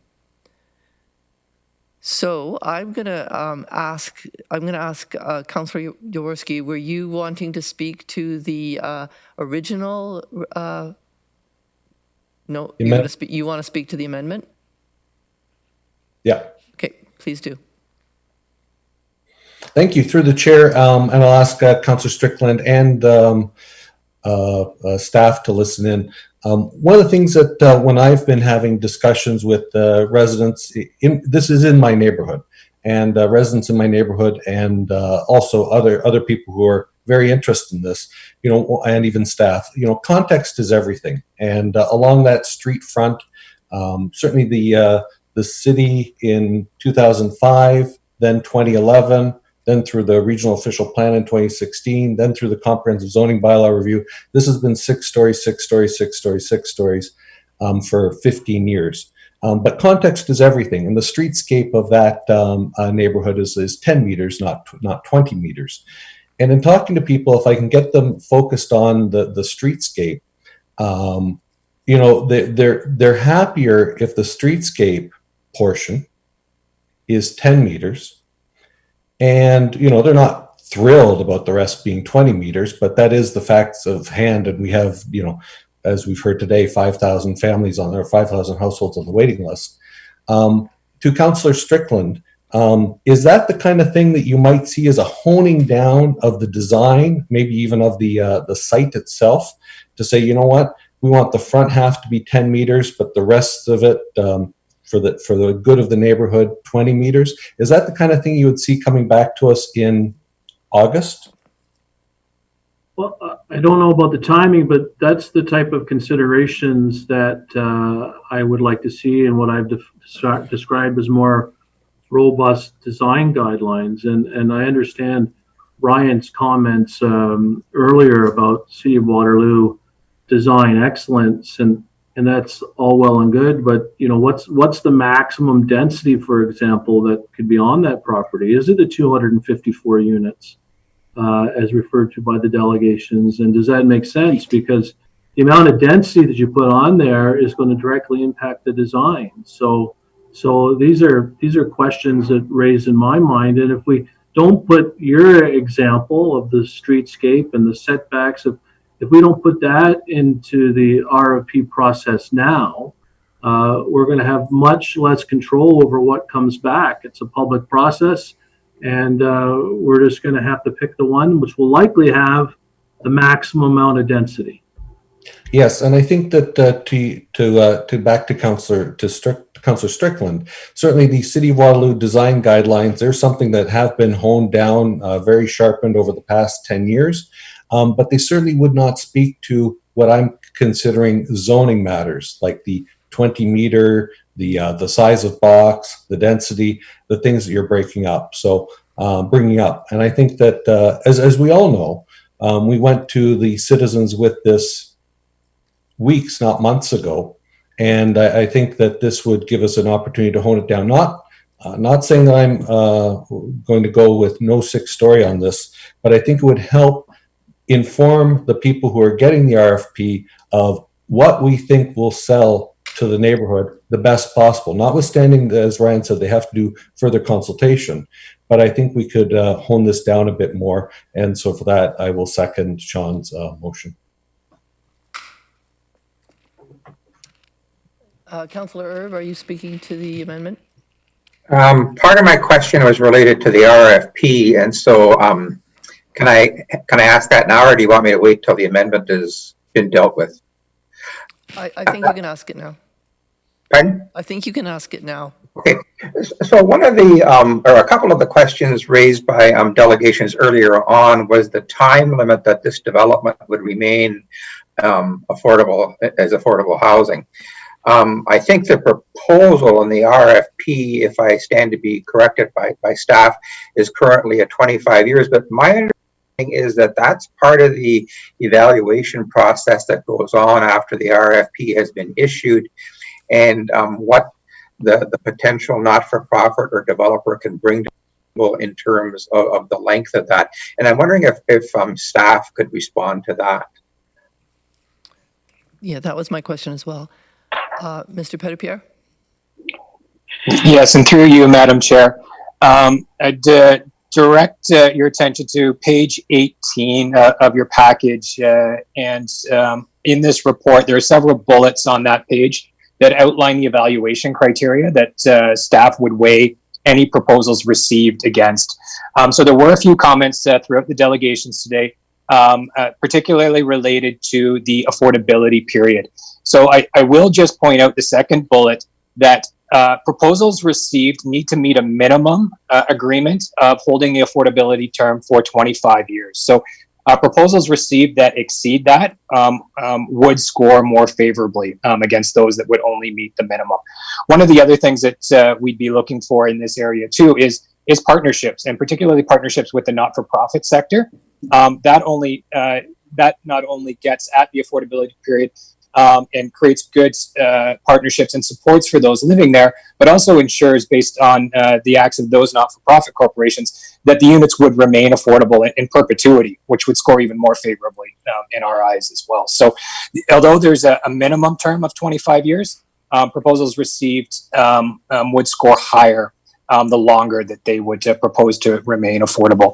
Other factors that we'd be looking at scoring the proposals against are the number of units that would be affordable, how well the project integrates into the community, and we've talked about that a fair bit today already, the number and types of units proposed, energy efficiencies and accessibility features that are beyond minimum code requirements, provision of on-site amenities, commitment to providing a smoke-free building, and using skilled apprentices in the construction of the project. So I hope that gets at some of the questions around how we would be looking at evaluating proposals received, and then would inform what we bring back potentially in the fall as a recommended project for council's consideration at that time. Thank you. While I'm with Councillor Strickland's amendment, it's another delay to doing this project, and I was hoping that we could move this along as soon as possible to create more units. But I also recognize that this is the first of a pilot project that the Housing and Homeless Steering Committee is bringing forth, and what we want to do is inform ourselves by this process so that going forward, when we do others, we gather all the information we can from the community to make this successful. So at this point, I'd be inclined to support the amendment, considering that this is a pilot project, and trying to get as much information as possible to satisfy those that might be affected in the neighborhood. Thank you, Councillor Erb. Councillor Kiefer. Thank you, Madam Chair. As we all know around the horseshoe, we're not going to make everybody happy. Having said that, this is such an important topic. You know, everybody knows we need more housing, and I am in favor of the amendment. Councillor Strickland has brought forth something that I think is is going to be very valuable in terms of this council making a decision. And I think we need to hear what's out there, what's available, and hopefully we can come up with some sort of a, I don't like to use the word mitigation, but remedy I'll use in terms of being able to move forward with this project. So I'll be in favor of the amendment. Thank you.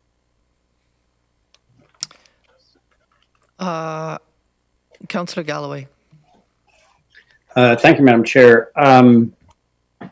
The first thing I want to address is the a lot of the delegations, a number of the delegations, not all, but a number of the delegations relied a lot on process and indicated that the process in the Planning Act had not been followed by the City of Waterloo in 2005, and they were unaware that a sign was put on the property or there was a circulation in the neighborhood. And I just wanted to ask staff, our planning staff who might be familiar with the Planning Act, my understanding is that a comprehensive bylaw review, which was done by the City of Waterloo in 2005, does not require signage, require circulation in neighborhoods where the rezoning is taking place, and only the newspaper advertisement required. Now, I'm not saying that's adequate, and people can still take exception to it, but I know from a recent matter that I was dealing with on Morrison Road in Kitchener, where the neighborhood was equally unaware of a multi-residential rezoning that had taken place through a comprehensive zoning bylaw review that the City of Kitchener had undertaken, that the only requirement in the Planning Act is to put in a newspaper advertisement. And so I'm wondering if Michelle Sergi can confirm that. Thank you for the question through the chair. Under the regulations of the Planning Act, municipalities have an option as to how they go about providing notice for statutory public meetings and any proceeding under the Planning Act. And so one option is to put a sign on the property as well as to circulate residents within a particular distance of the application. The other alternative is to post notice in a newspaper. It is not a requirement for them to do both of those things. In general, when municipalities go through more of a comprehensive exercise, it's not necessarily practical to email all residents associated with a potential change and to put notifications on all properties. And so as a result, we tend to go with the broader newspaper notifications for those types of matters. And so given what I've been hearing, I would suggest that that's exactly what the City of Waterloo did. They used the newspaper notifications, held their statutory public meetings appropriately, and met the requirements of the Planning Act. And Michelle, if it was a site-specific or a single site rezoning, would the requirements be different? So in that case, most municipalities would use the first alternative for providing notice, where they would use the sign and the direct mail out to residents in the area, as opposed to the newspaper ad. Okay, thanks. Madam Chair, are we in debate or are we just asking questions of staff? I believe at this. Oh, apparently we are in debate. Okay. Well, I have a few comments. I can support the amendment that's been put forward. I'll certainly accede to the members of Regional Council from the City of Waterloo who are supporting it, and would hope that this will not create a long delay process. And I'm glad to hear that the evaluation process is going to use some of those factors in reviewing the RFPs once they come forward. But more generally, I do support the project. Affordable housing, as many people have indicated, is one of the two key focus areas of our new strategic plan, and we have a dire need for it. We don't always have a lot of opportunities corporately. As the region of Waterloo, we don't own a lot of land that can be used for this kind of thing. We have this property. We have some of our region of Waterloo housing properties. We have the Charles Street Terminal in downtown Kitchener, which may well become a project. So we really need to take advantage of those opportunities where we actually are the landowner. The provincial government is working on some more tools where we might be able to leverage private developers through zoning, largely through the cities, zoning and bonusing opportunities to incent affordable housing as part of regular projects.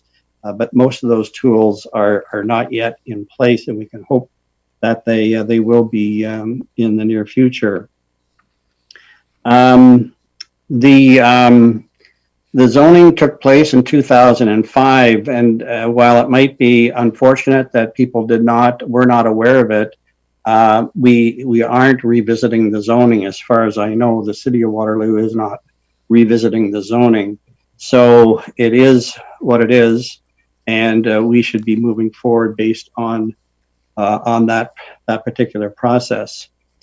The region and the lower tier municipalities have separate responsibilities in some respects. The region does not provide parkland per se, but we can certainly see what opportunity there is in this particular project to provide possibly some amenity to the neighborhood, given that it's a very large site, and there might be some opportunity to do that. I did want to indicate as well that it's always difficult to place these particular facilities, as it is other kinds of facilities, but sometimes commercial facilities, into existing parts of the community. We have to take a pretty high level view of these things and look at the common good across the entire region. If we went only neighborhood by neighborhood, we probably would have even fewer opportunities. So we do have to take a high level view of this, and we are committed to mixed use housing in our official plan, and this is a great opportunity to provide that. I've been in the neighborhood a number of times recently on my bike. I have a location on Sanford Fleming Drive that I go to fairly regularly, and I understand there are other properties, multi-residential properties in the community, but to my way of thinking, it's not over densified at this point in time, and I don't think this particular project will do it either. So I'll be supporting the project, and I do support the amendment as well. Councillor Shaw. Sorry, was that me that you said? Yes. Chair Clark, was it Councillor Shantz you're looking at? Yes, it is. Thank you. A couple of things. I guess I'm a little bit concerned about timing, but you know, for a big project like this, perhaps I shouldn't be. I would suggest that in the report on page 18, where it talks about some of the criteria on requests for proposals, I think today's discussion focused on integration into the community, and that's fairly, it's not very specific, the criteria that's listed there, just through design excellence and use of high quality materials. So I would suggest tweaking that piece and talk maybe about green space or possibility of a maybe a community green space or park that would serve the community and the new development. And I'm not sure if that would be enough to satisfy Councillor Strickland. So given that the 3 Waterloo representatives are in favor of the amendment, I'm willing to go along with their wisdom on that one. But could I ask staff about what that would do to the timing?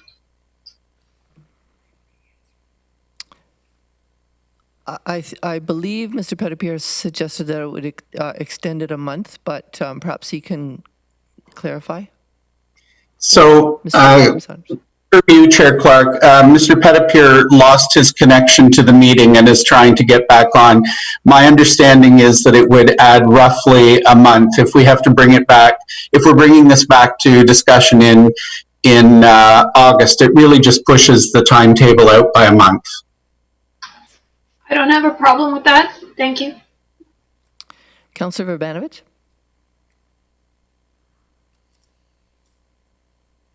Thank you very much, Chair Clark, and thank you to everyone who provided input into the process. I do want to really, compliment staff for bringing, this proposal forward, because we know that this is a strategic priority for council. We know it's a strategic priority for our community to deal with the broader issue of affordable housing.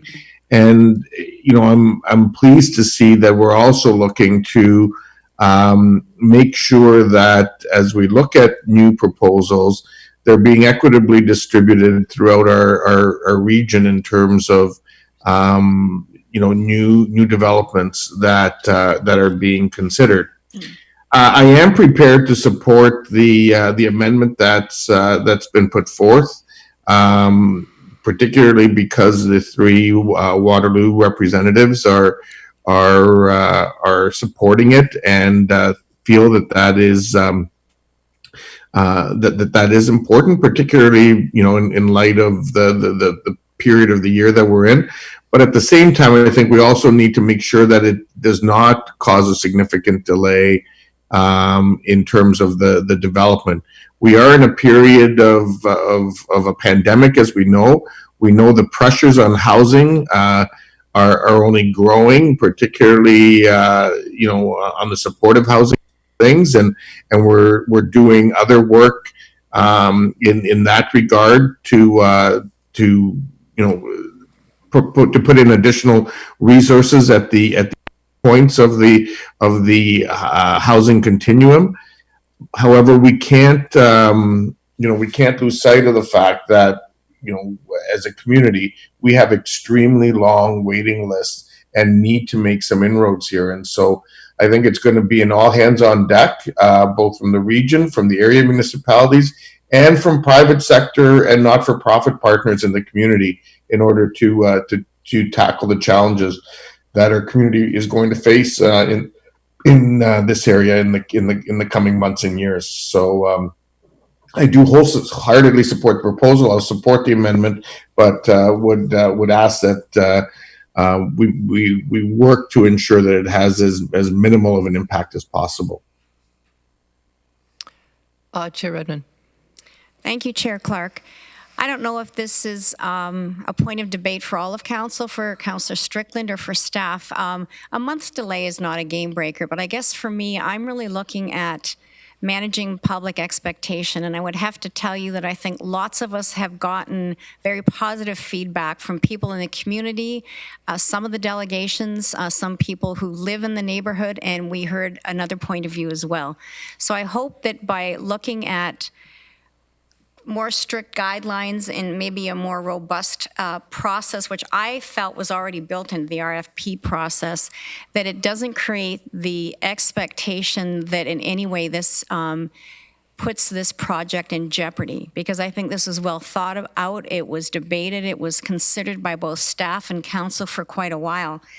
So I guess I'm just wondering, it sounds like this amendment's going to go through, and as I said, I don't think a month's delay is a game changer, but I do think that if it fans the belief in the public that, oh, maybe if we continue to lobby, this won't happen, that will be very damaging. We've heard very passionate, well thought out reasons why people object to this. And we also have a much bigger context that I think Regional Council is dedicated to, and that's creating more affordable housing.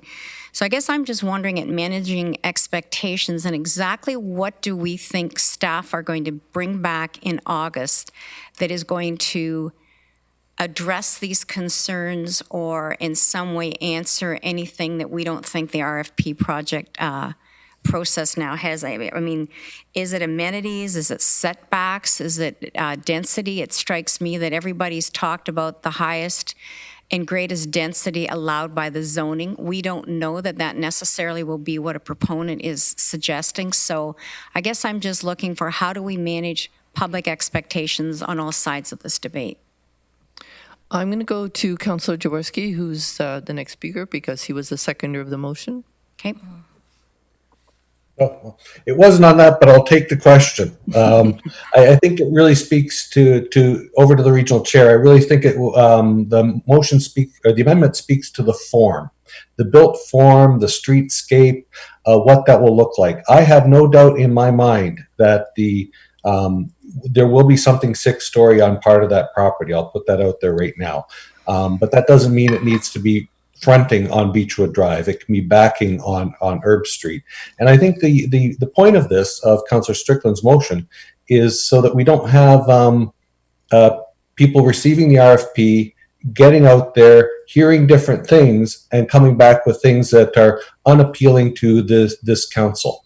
And so if we could hone it down a bit for them, I think that will save them a lot of lost time. They'll still have to do the consultation, but at least they'll have a better idea of what this council is looking for. And it will, there might be delays later in the process if we don't do this up front, is my suggestion. Councillor Jowett. Thank you, through the chair. Much appreciative of the debate today, and certainly I'm in support of Councillor Strickland's amendment, given that I can see that there's been some latitude given to community autonomy, and it's something that I think I've been sort of pushing for a long time. I appreciate my colleagues supporting that amendment in the name of understanding the Waterloo representation and their appeal to look at it and look for the same latitude when we get to the Cambridge RFQ as well. Thank you. Councillor Erb. It's not so much the amendment I want to speak to, it's just some general comments. So if that's not in order right now, I can wait. No, let's have your comments. Thanks, Madam Chair. First, I'd like to give a special shout out to Ryan Petitpierre and his staff, and especially Jennifer, for the whole process that we've gone through in identifying these two sites and the work they've put into it. It's been very, very helpful, and thank you. Later in the agenda, we're going to be considering another report on affordable housing, and I'm proposing a call for an expression of interest to build alternative housing project at 161 Bechtel Street in Cambridge. And this report for Beechwood Drive and Bechtel Street are what we're dealing with today. I hope are the first of what will be many more recommendations coming in the future from the newly formed Housing and Homelessness Steering Committee. And I think it's important to note that this Housing Steering Committee has almost the identical structure that was put in place years ago to build, to implement, and to share the vision for the LRT. And it's drawn on the expertise and experience of appropriate staff from council. And I do hope for all of us that the same vision and sheer grit and determination that it took to get the LRT built will be replicated as we try and address the affordable housing crisis we're facing in this region, and that many other municipalities are facing as well. And that we look at it through a truly aspirational long-term lens, that we're really going to be making a difference in providing more housing in the community. In some circles, when new initiatives are introduced, it's often practice that we try and not raise the expectations so that what we accomplish at the end of the day seems to be successful. And for me personally, as chair of this steering committee, I want us to raise the expectations high in the community, that the community will expect us to produce, that they'll keep our feet to the fire, and that by doing so, we're going to create more housing units. And at the end of the day, it means we move more people out of the shelter system into decent and affordable housing. And it's a way of caring for some of the most vulnerable in our community. A key part of the strategy going forward to create more housing is to utilize existing surplus land owned by the region. And we also have heard from many individuals and groups during this conversation of the concept of alternative housing, or more commonly referred to as tiny homes. And these two recommendations that we're going to be dealing with today, Cambridge and Bechtel, have the capacity to use the surplus land and also develop on properties that we already own. We've heard many times the site in Waterloo at Beechwood has been owned by the region and is originally going to be a pumping station, designated for medium density in 2005. And this site is part of the inventory of surplus land owned by the region that the steering committee prioritized to develop as a pilot project to create more affordable housing. And I think because this is a pilot project, going with Councillor Strickland's amendment is a good idea, because we want to get this right. We want to do many, many more of these projects, and we want to make sure that we're taking all of the information and consideration that we can get from the community to make this successful. And if this pilot project is successful, then I hope we can use it as a template to take forward into the community to build many, many more projects and work in partnership with the other municipalities in the region, where they too will declare an inventory of surplus land, that we can use this land to work in partnership with the other municipalities to create more housing. So I'm happy to support this recommendation and the amendment that's been proposed by Councillor Strickland. Thanks, Councillor. I certainly share your hopes, and I do want to thank you for your leadership on the steering committee. I think there's been some really good work and exciting work done. Councillor McGarry. Thank you, Madam Chair, and through you, I did listen to the debate throughout all of the delegations, and as you know, we've all received a lot of emails and calls about this issue. And I did want to thank everybody for their input. It's very important that we hear from all sides and all different perspectives in order to come up with the best possible solution. And as regional councillors, as has been said by many of us, we are fully committed to doing whatever we can to provide more affordable housing and creative solutions as needed for our residents in Waterloo Region. It's disturbing that we still have 6,000 families or applications for affordable housing in the region. And if you look at just the proposal that may come forward, if this passes at 555 Beechwood, it's a drop in the bucket. And we need to continue to do all that we can throughout our communities in order to provide more housing. It's a top priority. There are so many other things that cannot be addressed adequately without adequate housing for families. And I think that I'm fully committed to do whatever I can in order to ensure that we have more building stock and more affordable housing in the region for our families. So in saying all that, I just really wanted to add my voice in support of providing this project for our families in Waterloo Region, and to ensure that we continue on our commitment to providing more affordable housing in our region. So thank you, Madam Chair. Thank you. I see no other speakers. I'm going to ask staff if we can have the amendment read to us, and then we'll call the vote. My understanding is that A stays as written, and the amendment is really B, and then a preamble to C. The amendment that I have for Clause B is as follows. Develop more robust design guidelines related to this project, including density, number of units, and height considerations, including more details about the number of low-income and market rent units and green space, and including a neighborhood communications strategy to be approved by Regional Council.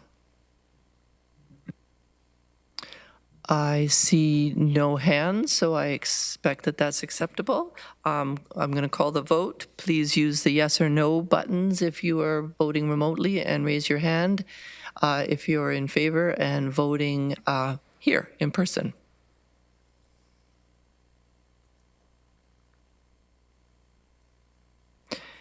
And that passes unanimously. Thank you very much. Thank you to the delegations. Thank you for a really engaged and important discussion on a very important issue. We do have another delegation, if she's still with us, who's been waiting for several hours. So I'm going to suggest that we do finish that item and then take a half an hour lunch break, if that meets everybody's satisfaction. I am going to call, if she's still here, Kelly Dick, who's president of the Waterloo Regional Labour Council. Hi, everybody. Yeah, it has been a robust morning. Thank you, Chair Clark and Regional Councillors, for having me today. I hope everybody can hear me. I am actually going hands-free. I do have a little bit of noise going on in the background. So if you hear somebody hooting and hollering, that's probably my husband singing upstairs. So I'm here today to discuss the Economic Recovery Strategy Plan that the Canadian Labour Congress has put forward that we are actually introducing around the province and actually around the country to municipal and regional councils in hopes of working together strategically with regional council to make sure that the municipalities are in a really good position going forward post COVID-19, whenever that's going to happen. So we are very aware of the fact that we have a large number of people in our community that are out of work due to their specific employers closing down because of COVID-19.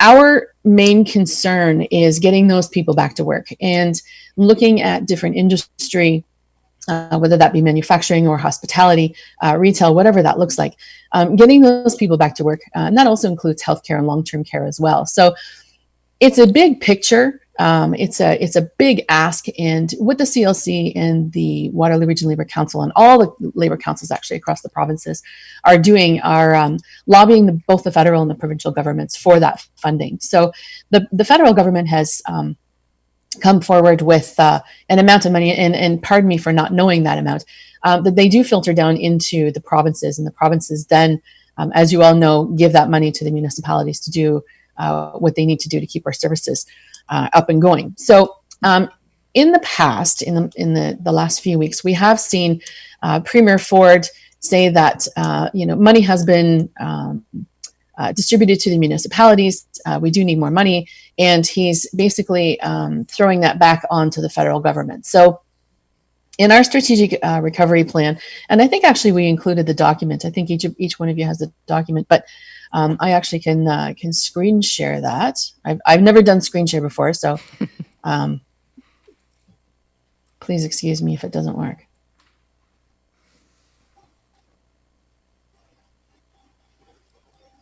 Can everybody see that document? Nope, just you. Okay, then I won't screen share. I'm actually, it's okay. I'll just read a couple excerpts from the document that I have. Canada is in the midst of the worst unemployment crisis that we've seen since the Great Depression, which everybody knows. Lots of workers have lost their jobs and are facing a very uncertain future. Canadian unions are proposing a set of ambitious initiatives, and they are actually ambitious, in order to achieve strong, sustainable, and inclusive economic recovery. It is a recovery that places workers directly in the center of every policy and strategy going forward. And as we know, your economy is only as strong as your weakest link. So if we have people that are not working, our economy can't grow, we can't thrive. COVID-19 has laid bare to the underlying inequities in our society, which we are very aware of. The labor movement has been witness to the growing divide between the haves and the have-nots, and is ready to advise on ways to narrow the gulf to ensure fairness for everyone. And we've seen this more and more as we go forward in our community with, the amount of people that are not going out and shopping because, there's the stores are closed and they don't want to come out now that the stores are opening, which is putting a lot of pressure on local business. we've got some things that we're bringing forward in our economic recovery strategy, and one of them is prioritizing the health and safety of workers. Now, we know that a lot of the workers that are working the front lines right now, we are very thankful that they are, and keeping our economy and keeping our healthcare system up and running. But the problem that we're seeing right now is that these workers don't have paid sick time. We all know that, again, I'm going to go back to the Ford government.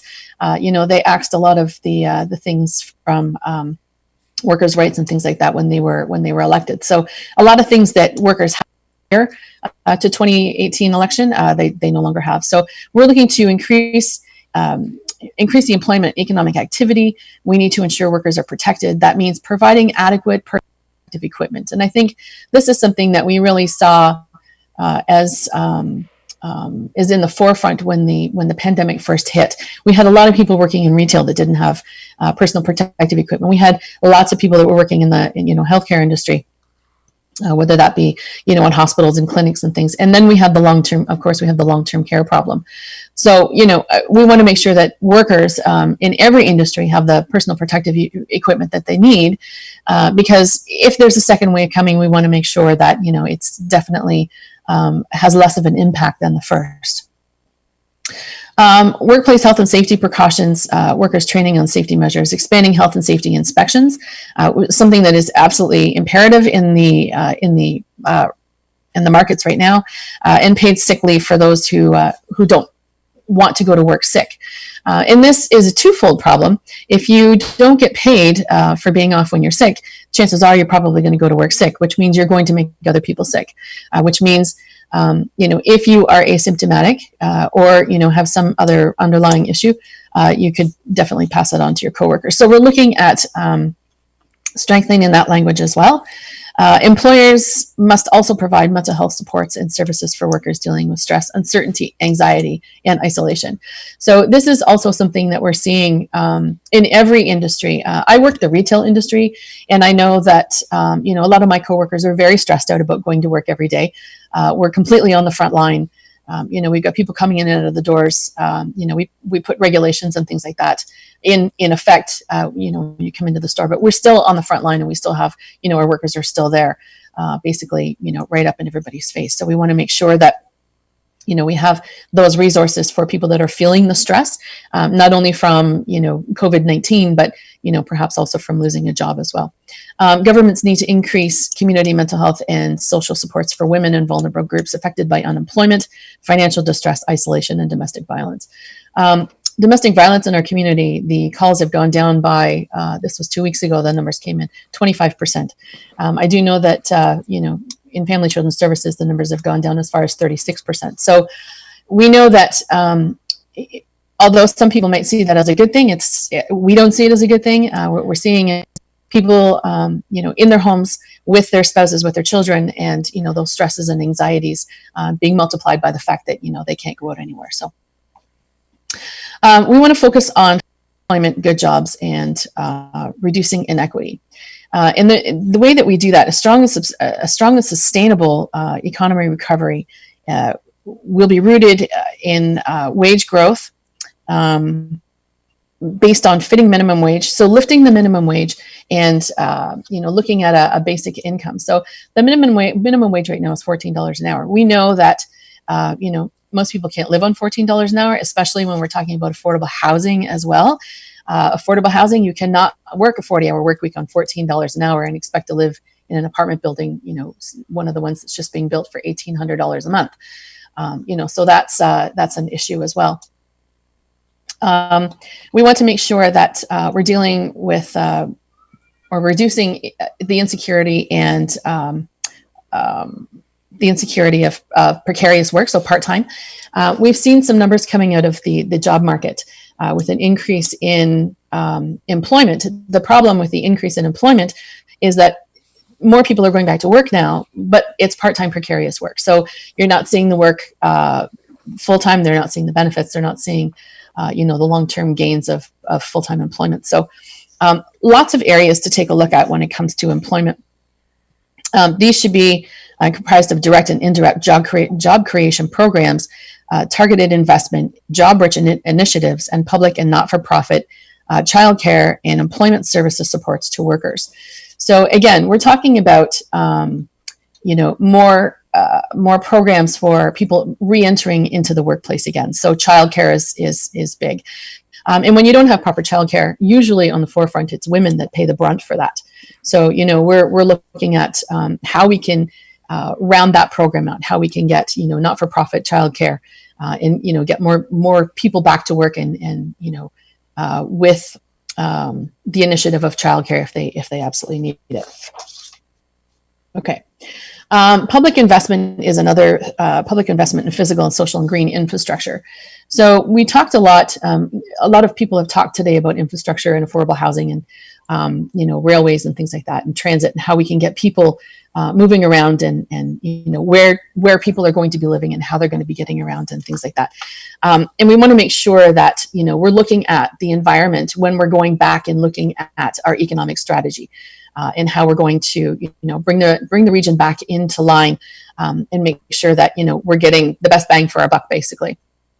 The other thing that we want to do is we want to make sure, oh, sorry, I think I hit something. We want to make sure that when our workers go back to work, that they are,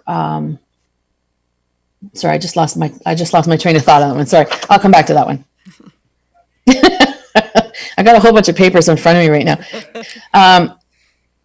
So in the job creation, a lot of jobs in the hospitality and retail sector are just starting to come on board. And we know that as of Friday, a lot of the industries, a lot more businesses are going to be allowed to open. So we already know also that a lot of those businesses are not going to be recalling people back to work because people are scared. They don't want to go back out into restaurants. They don't want to go back out into the stores, even though, I have teenage nieces that are desperately waiting to get back out into the mall.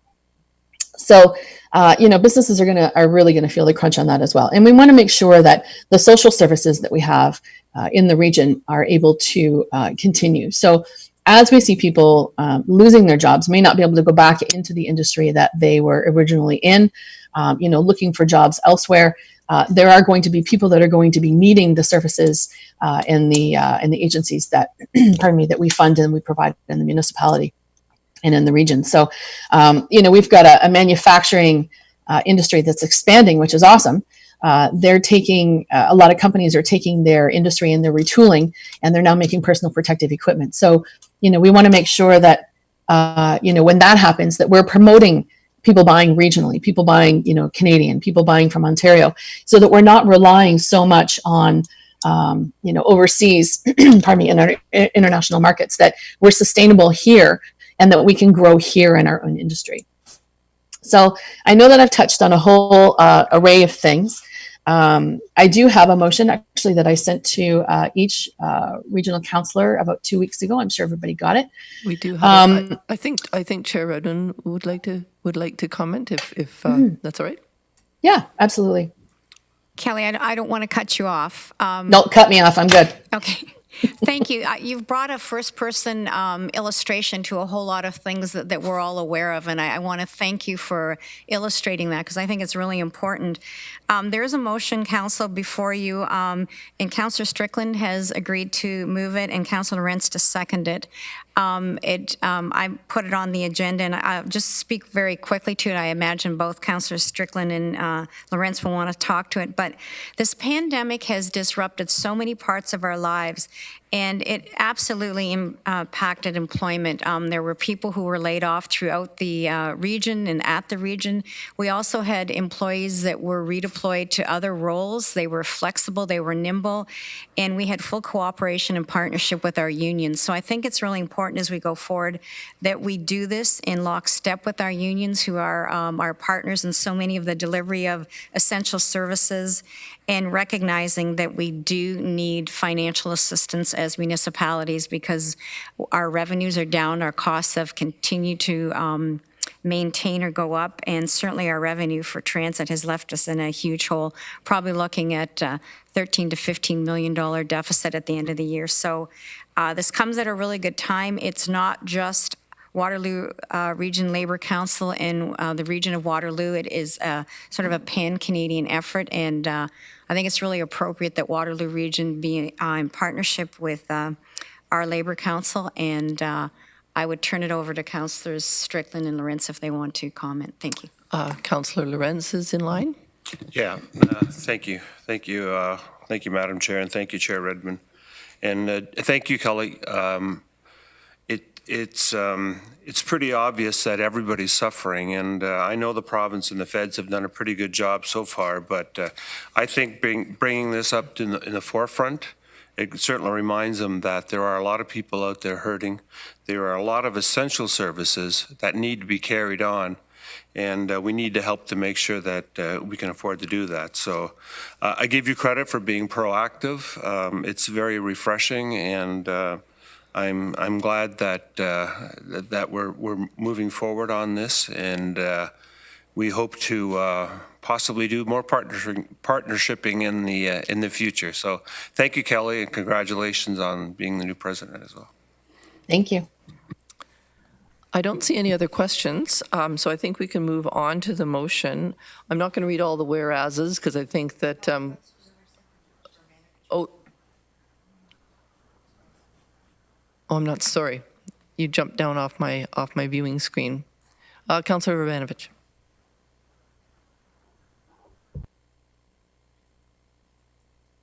You're muted, Barry. Great, apologies. It wasn't really a question as much as an opportunity to comment on this, if this would be okay. Yeah. I really just want to thank Kelly as well for coming in and speaking today. We all know that this has been a particularly challenging time for our communities, for us as municipalities, for business, for everyone, quite frankly. And it's going to take an all-out effort to come out on the other side in terms of a post-COVID recovery. When one thinks back to the economic stimulus program that was initiated in 2010 with the federal government of the day, it really was all the sectors coming together. I remember, as FCM was advocating for it, we partnered with CUPE as an example at the time. We partnered with the Construction Association. We partnered with the Public Utilities Association and many others in order to deliver a unified, consistent message.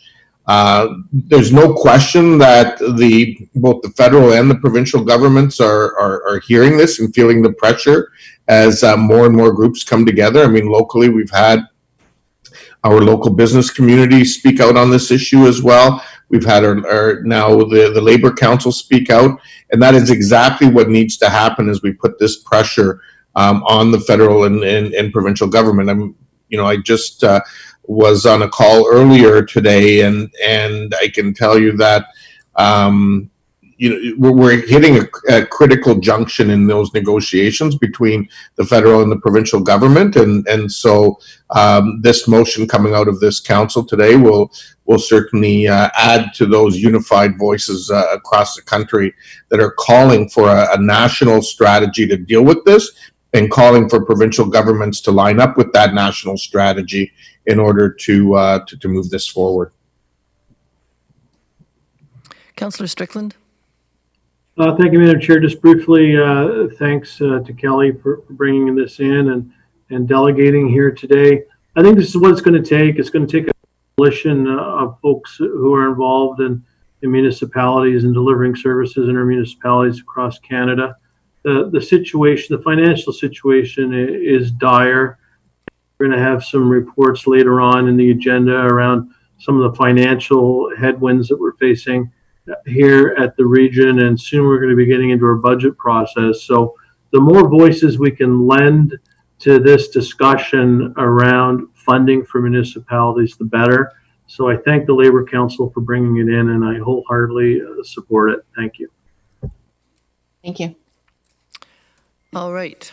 I am, again, not seeing any other speakers, but I'm looking to see if anybody's waving. No waving. Okay.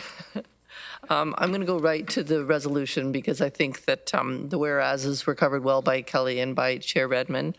The resolution is, therefore, be it resolved that the Region of Waterloo and Waterloo Regional Labour Council send a joint letter to the provincial and federal governments, co-signed with the appropriate unions where possible, to request emergency operating funds to ensure vital local services continue, including public transportation, social services, and emergency services. That was moved by Councillor Strickland and seconded by Councillor Lorentz. Please use your yes or no buttons or raise your hands.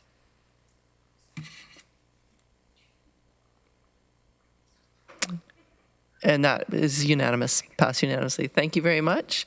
Thank you, everybody. Kelly. Thanks for your patience waiting with us.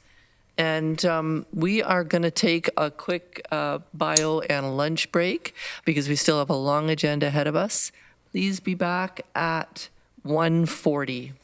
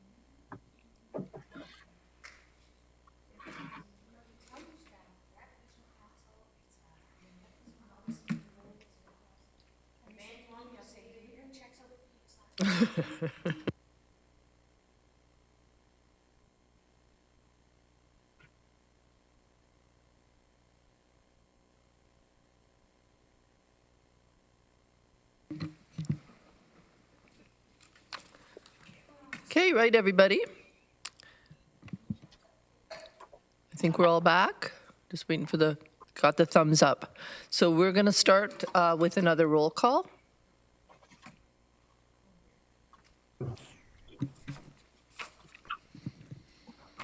As I call your name, please indicate here. Karen Redmond? Here. Les Armstrong? Here. Elizabeth Clark? Here. Jim Erb? Here. Sue Foxton? Here. Tom Galloway? Here. Michael Harris? Dave Jaworski? Here. Helen Jowett? Here. Carl Kiefer? Here. Jeff Lawrence? Here. Catherine McGarry? Joe Nowak? Here. Sandy Shantz? Here. Sean Strickland? Here. Barry Verbanovic? Thank you. Well, there you go. All right. Jeff Lawrence, did you want to speak? No. Thanks. All right. Thanks, everybody, and thanks for being back promptly. The next item we have on our agenda is the GRT service restoration plan, and I'm not sure whether we have a delegation for this or not. I know there was some communication yesterday about it, but I don't. I am here. Oh, you are here. Okay. Thanks, Megan, and thanks for your patience. You have 10 minutes. Great, thank you. So, councillors, thank you for your time. I have written in my notes this morning, but it appears to be afternoon. So I'll strive to keep my remarks concise, and I do invite you to ask any follow-up questions that you might have. So overall, on behalf of students, I support the proposed increases to the GRT service levels. However, the Waterloo Undergraduate Student Association has two main concerns with regard to the GRT service restoration plan. Our chief concern is for the well-being of our students. Data indicates that roughly 50% of our students will be living in the region for the fall 2020 term, as some courses are offered in person and many students are choosing to return to their student accommodation to study. Students use public transit to get to work, do groceries, and address medical needs in addition to attending classes. And we've repeatedly heard concerns from students for their health and well-being without affordable access to transit. For the Waterloo Undergraduate Student Association, the UPass agreement provides access to transit for our students. And our agreement includes a provision that students not living in the region are eligible to receive a refund of their UPass fee. Unfortunately, there is an administrative challenge with issuing a large number of these refunds on a case-by-case basis. We are recommending a self-selected refund process through our online fee system, Quest. By electing not to pay the fee, students are asserting that they are not in the region. We are also able to audit a percentage of students to verify their documentation. GRT has not agreed to using this system as they feel it doesn't fit the vision of the UPass program. Furthermore, we are concerned for the financial well-being of GRT, given how essential public transit is for students. As part of our work with the undergraduates of research-intensive universities, we have contacted the federal government, imploring them to work with the provincial government to support our transit systems and our municipalities. In addition to making the service accessible for students, I believe that using the self-selected refund model would provide more revenue for GRT than if we chose to suspend the program entirely. The report for the restoration plan noted that oh, pardon me, I've lost my place here.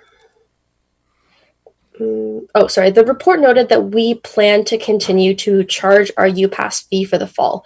However, this decision has not been approved by the executive committee of our board of directors. And as we see with our part-time students, students who do not have access to the UPass typically elect to walk, bike, or drive for their transit needs.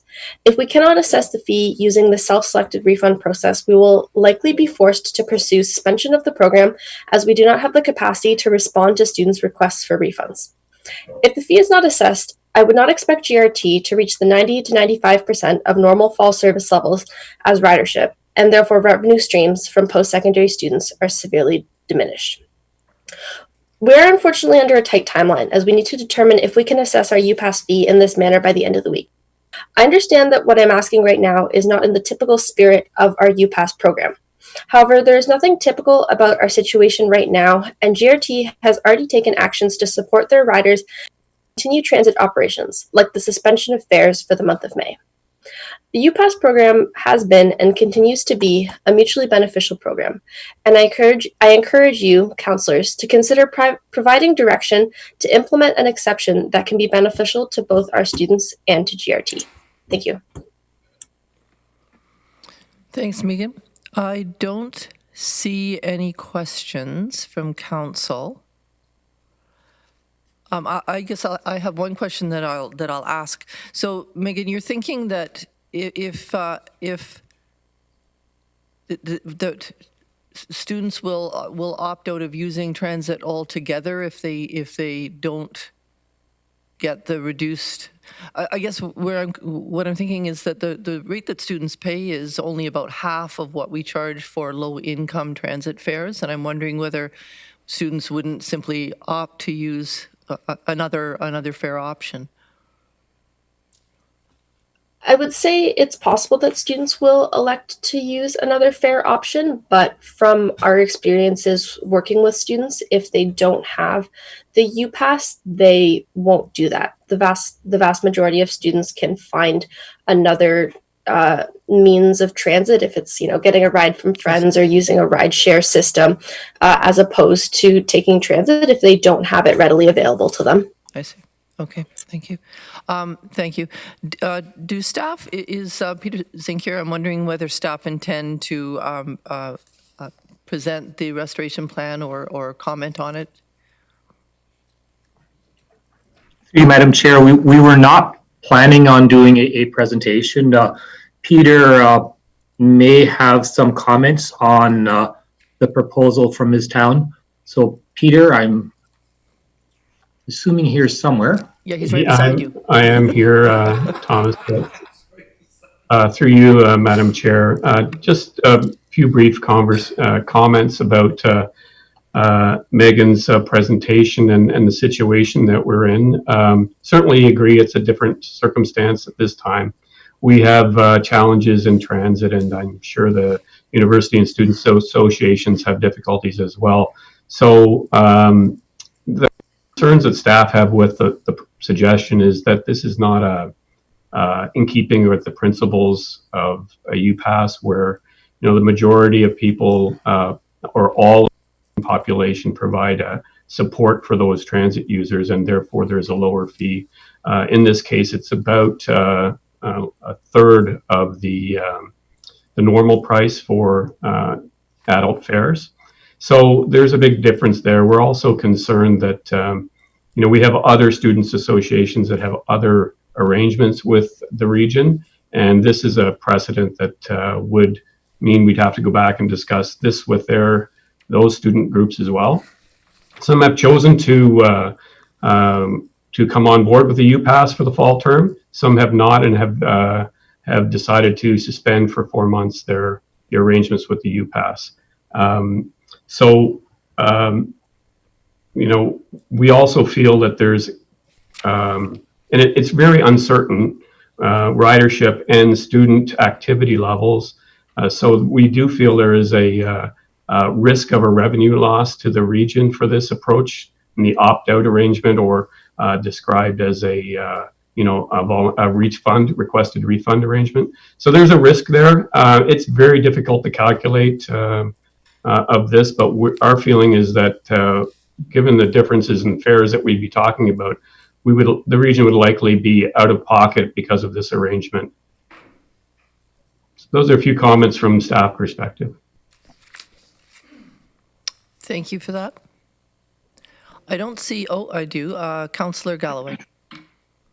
Thank you, Madam Chair. Peter, can you, I know Megan did try to describe it. I'm not sure I still quite understand what is being proposed. Who would be able to opt out? What would they have to do to opt out? So could a person who might normally have a pass under normal conditions, who maybe otherwise has a car and isn't using transit, would they be able to opt out? Through you, Madam Chair, that is my understanding, and I perhaps Megan could confirm that. My understanding is that it's completely an opt-out regardless of your situation, because original discussions with WUSA was that they would be able to identify graphically who was in the region, who was not. They're not able to do that, so I think what I just heard from Megan is that they would audit that arrangement. So maybe if you don't share that Megan speaks to this issue.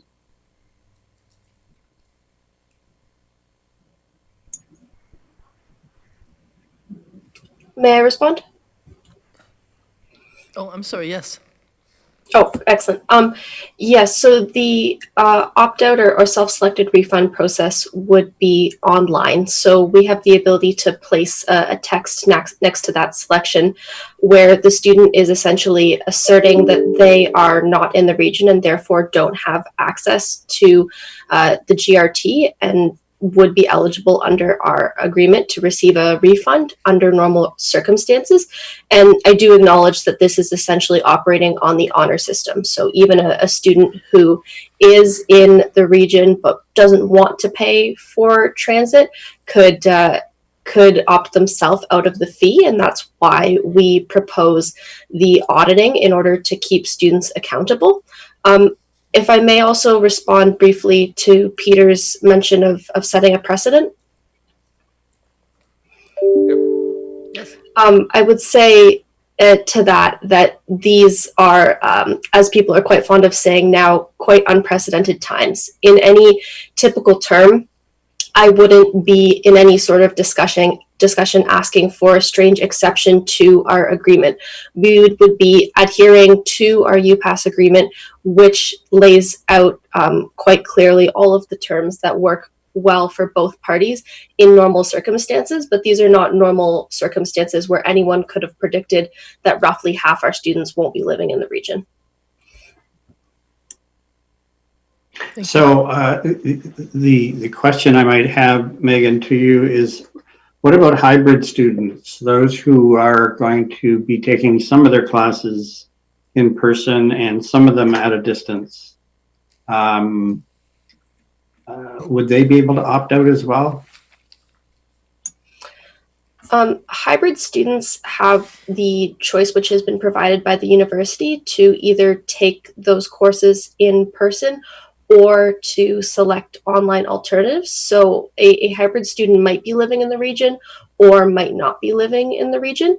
The intention is that only students not living in the region would be opting out of the UPass fee. And typically with these opt-out processes, we unfortunately see quite a level of unawareness. In terms, 50 to 60% of students don't even access the page to try to exercise their right to opt out, which is part of the reason that I feel that this would be a better revenue stream for the GRT and for the region than if we were to try and pursue suspension of the program for the fall term. And would an individual be able to opt in, opt out throughout the term, depending on their wishes, or would this be a one-off? You're either in, and if you're not out by a certain date, you're in for the whole term, or if you opt out by a certain date, you're opted out for the whole term. So the opt-in, opt-out period is prior to fees being due in August. So students would select during that selection period, which is, I believe, about 2 weeks long, and then fees come due. And after that point, students can no longer change their selection.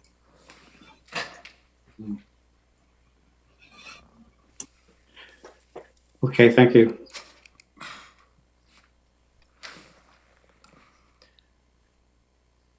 Councillor Evans. Well, I don't have any questions on this, Madam Chair, but at the appropriate time, I would move the rest of the consent agenda. Okay. All right. Thank you, Megan. We have a motion, Councillor Strickland, seconded by Councillor Jowett.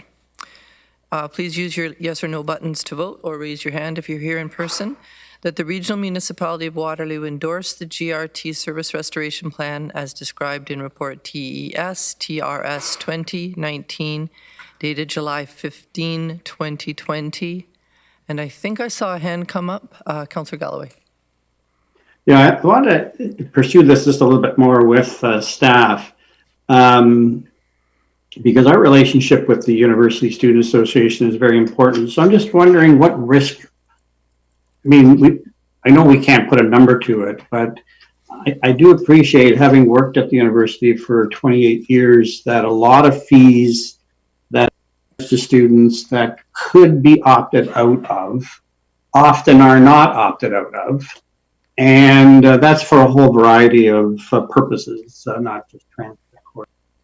And I do really wonder whether or not we are running much of a risk, and whether or not we could accede to what Megan and the UWSA is, or the Student Association is asking for, as maybe a pilot or whatever, something to determine what in fact would be the take up. We don't know what's going to happen in January even yet for the winter term, and what risk we are really running on this. It does seem to me that we would not be taking on much risk. I know our revenues are down and we don't want to take on any risk, but I'm just not sure there is much risk associated with this request, and trying to maintain a good relationship. And I appreciate that we might have to extend this option to others as well. And I also see the possibility that if somebody has opted out during the period and they want to get back in, they're going to have to buy a full price fare. If they change their mind about coming to campus, possibly partway through the term, and they need transit use, they might be in a position where they can't opt back in again and would have to go with a full price student fare, the same, pretty much the same as we have currently for Conestoga College. So I don't know what analysis has been done by staff in regards to trying to calculate the risk, but I'm just not sure the risk in any event can be that great that we couldn't try this on. See, Mr. Zink has any. Madam Chair, maybe I can start and then pass it on to Peter if I've missed anything, or if he wants to clarify anything or change anything that I've said. But I think it's pretty difficult for us to assess what's the risk of people, essentially judging what's the risk of people who could opt out not opting out. So I would probably agree that on some normal thing, students, 50 or 60% of students might not even be aware of their option to opt out. But I think given the circumstances today, with everyone very aware of the COVID, very aware of the changes in their class, they're not at school, they're doing their classes online. I think people would be more aware. But again, I don't know how we would assess how many students chose to basically pay when they had the ability not to pay. So I think that's pretty difficult for us to assess. I think the other part of this is and this has been a difficulty, and you've seen it in all of our negotiations and discussions with the UPass and the college passes, is we're dealing with 5 or 6 different groups simultaneously trying to reach agreements that are similar. And definitely in this case, we believe we have agreements with the other groups.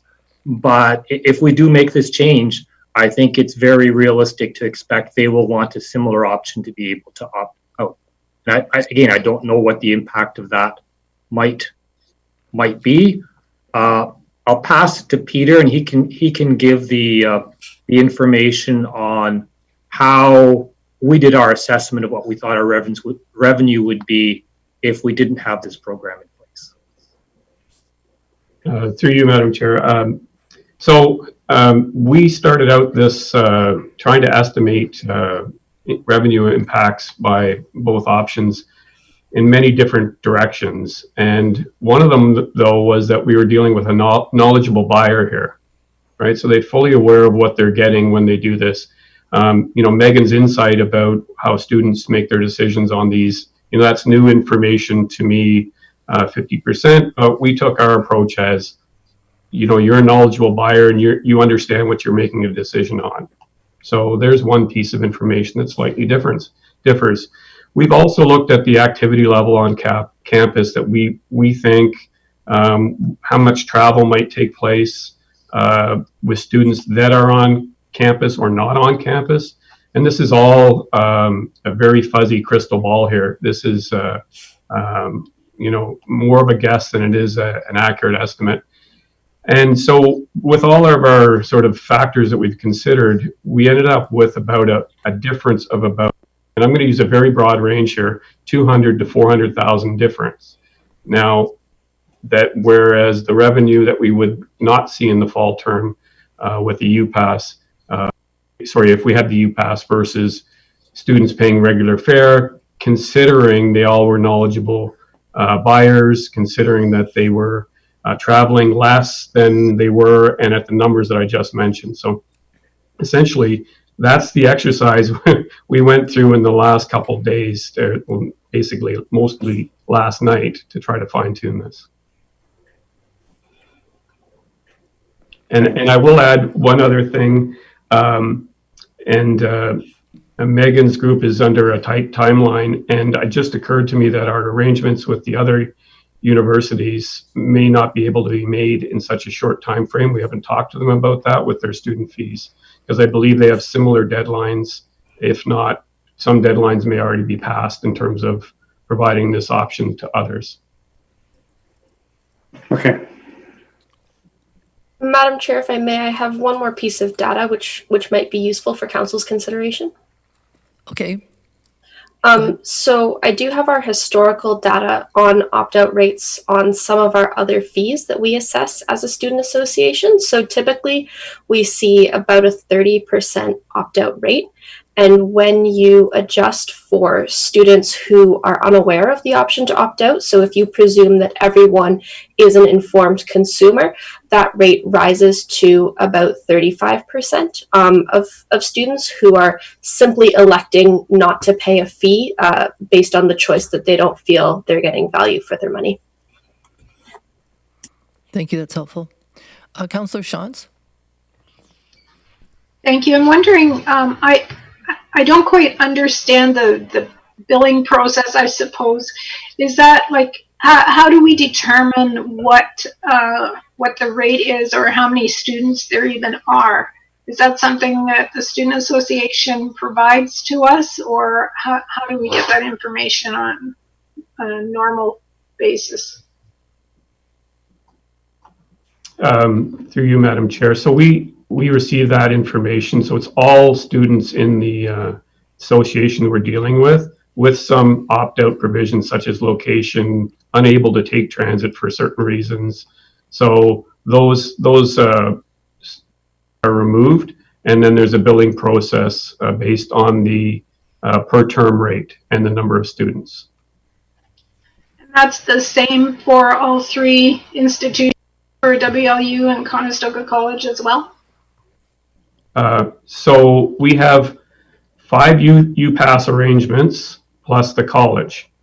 The college has access to a term pass. They do not have a U pass. They have access to a term pass, which is opt in or opt out, your choice. But it's worked through their students association, and we use their cards as well. The other 5, including USA, is a combination, as we just described, in normal times. We have slightly different arrangements right now with two students associations continuing on with U passes, and 2 which are suspending them, and then WUSA, who we're discussing right now. Okay. The Conestoga either opt in or opt out. What kind of uptick did we get on those? And I maybe should know that, but I don't. Sorry. I think my recollection is on the college term pass that prior to COVID, we were about 40 to 45% of the people at the college that were making use of either the term pass or transit. So if you weren't in for the full 4 months, then you would use other transit services. Okay, and is that the same price as the U pass? No, that is not. That is $300 for the 4-month period versus the $105 for the for WUSA members.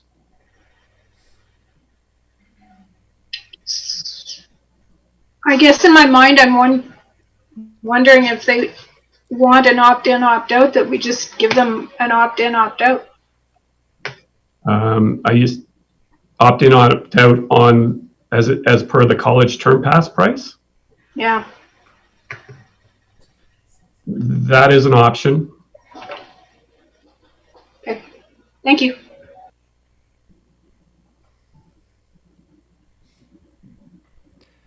I don't see any other questions. Is that something that you're proposing, Councillor Shantz, or are you? I'm contemplating at the moment. Thank you. Well, we're about to call the vote. Oh, Councillor Galloway. Well, I mean, I'm not sure that's always an option, of course. I mean, if USA did suspend for this term, then of course that's the only option available then for students who rely on transit. And we already know that from Conestoga College, on a revenue basis, it's a bit of a wash. The money we get from the term pass, which is 3 times more expensive because it's not universal, is going to be, in our estimation, about the same amount of revenue we would get from the Conestoga College U-Pass. There would not be much of a difference. So on a revenue basis, these things could be a wash, but, and it's not that we aren't in it for the revenue. We certainly have to take care of that side of the ledger, but we are more in it for ridership, for people to be able to get around and get out of car, not have to bring a car to campus, or to be able to get around the community easily to shops and commerce and everything.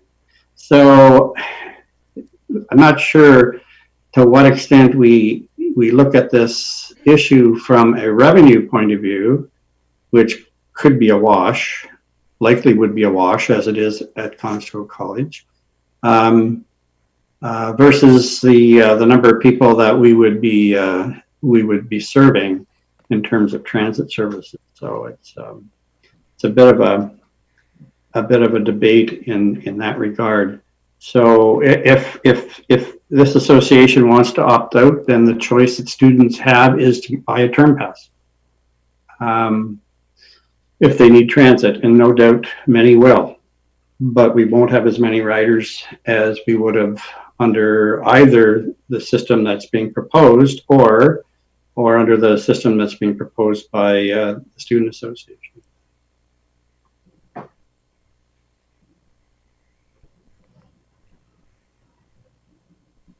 but I'm trying to be betwixt and between because of the timing and the fact that the other associations, some have suspended, some have not, and whether there really is an opportunity here to go along with what's being proposed. I'm not sure that we can actually. Mr. DeZink, did you want to say something?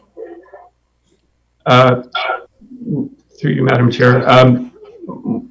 If the college term pass is in the interest of council's direction, and we could have that discussion with Megan's group in more detail. We haven't furthered that. It isn't the term pass rate or the UPass rate, but we could have that further discussion, and it may be, if my information is correct, easier to administer for the Students Association.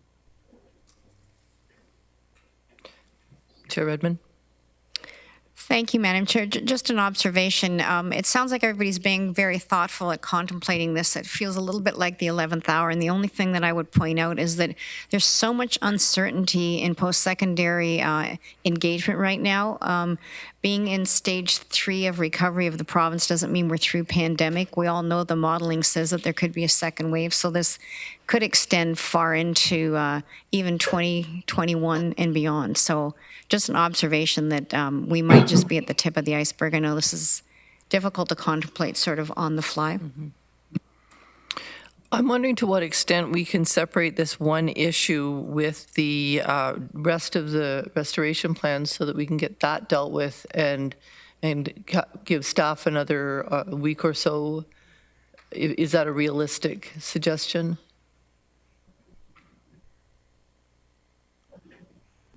Mr. Schmidt. Through you, Madam Chair. I think from staff's perspective, I think it is. I am not so sure from the students' perspective it is, because I believe they're in the process of, or the university's in the process of sending out the bills essentially for the fall term.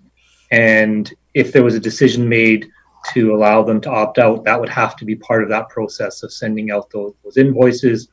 Or if the alternate, which I think staff could be supportive of, if the alternative was that we essentially do what we're planning, which is not have the UPass, but have the $300 pass available for the 4-month. I think that's an option that we could implement in the future, but it would automatically mean the opt-out option is not there.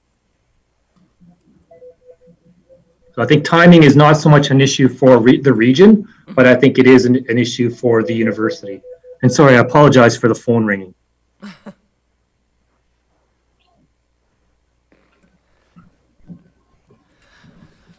All right, well, I've been asked to call the vote, so I'm going to do that. We have the motion by Councillor Strickland and seconded by Councillor Jowett that we endorse the service restoration plan as described. Can I ask you to use your yes or no buttons or raise your hands?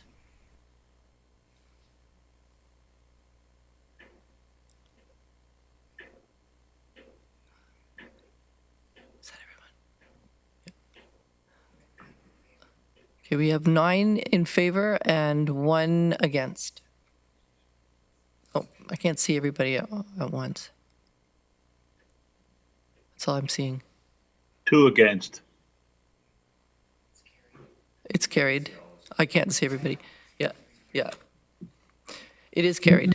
Thank you. Madam Chair, if Ms. Town wants to talk to Peter or continue talking to Peter, we'll look and see if we can make anything else work. We'll proceed as directed by council and as it's being proposed. But I think we have a small window here. Maybe we can take some approach that will help both the region and the university. So we will work on that and report back if there's anything that we think would change. I think there's a willingness. What I'm hearing is there's a willingness on council's part to try and have us work with the university to come up with something that might work for both of us. We need a firm path forward. We have that. We'll continue on that. But we can have the discussion and see if there's something we can do to make this better. Good. Okay, thank you. I think staff can take that as direction. I see lots of little thumbs up on the screen. Thank you very much. Thank you, Megan. We're on to the consent agenda items. If you want to remove an item from the consent agenda, please indicate that now, as we'll not take questions on consent items unless they're requested to be moved to the regular agenda. We have a motion by Councillor Lorentz, seconded by Councillor McGarry, to approve the consent agenda. All in favor?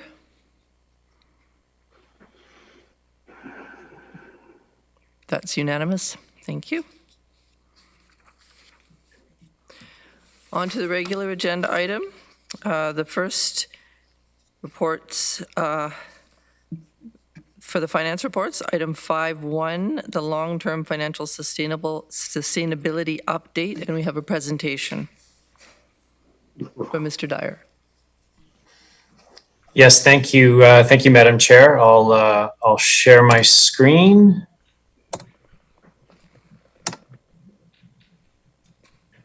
And hopefully people can see that. Okay, thank you, Madam Chair. We have 3 finance reports that are before you today. One with respect to long-term financial sustainability. One, I'll call it almost a companion report with respect to reserves and reserve funds. And a third report that provides an introduction to the 2021 budget process.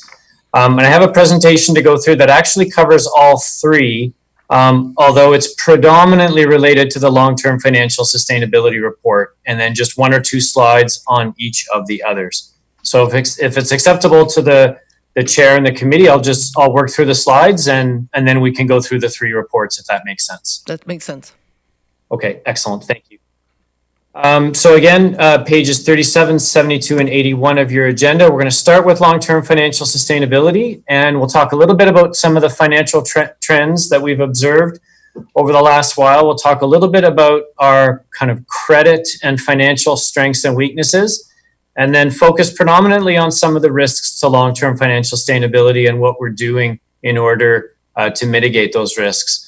And I would say that this presentation is a bit of a follow-up to a presentation that I made back at the end of April to Audit Committee when our financial statements for 2019 were approved.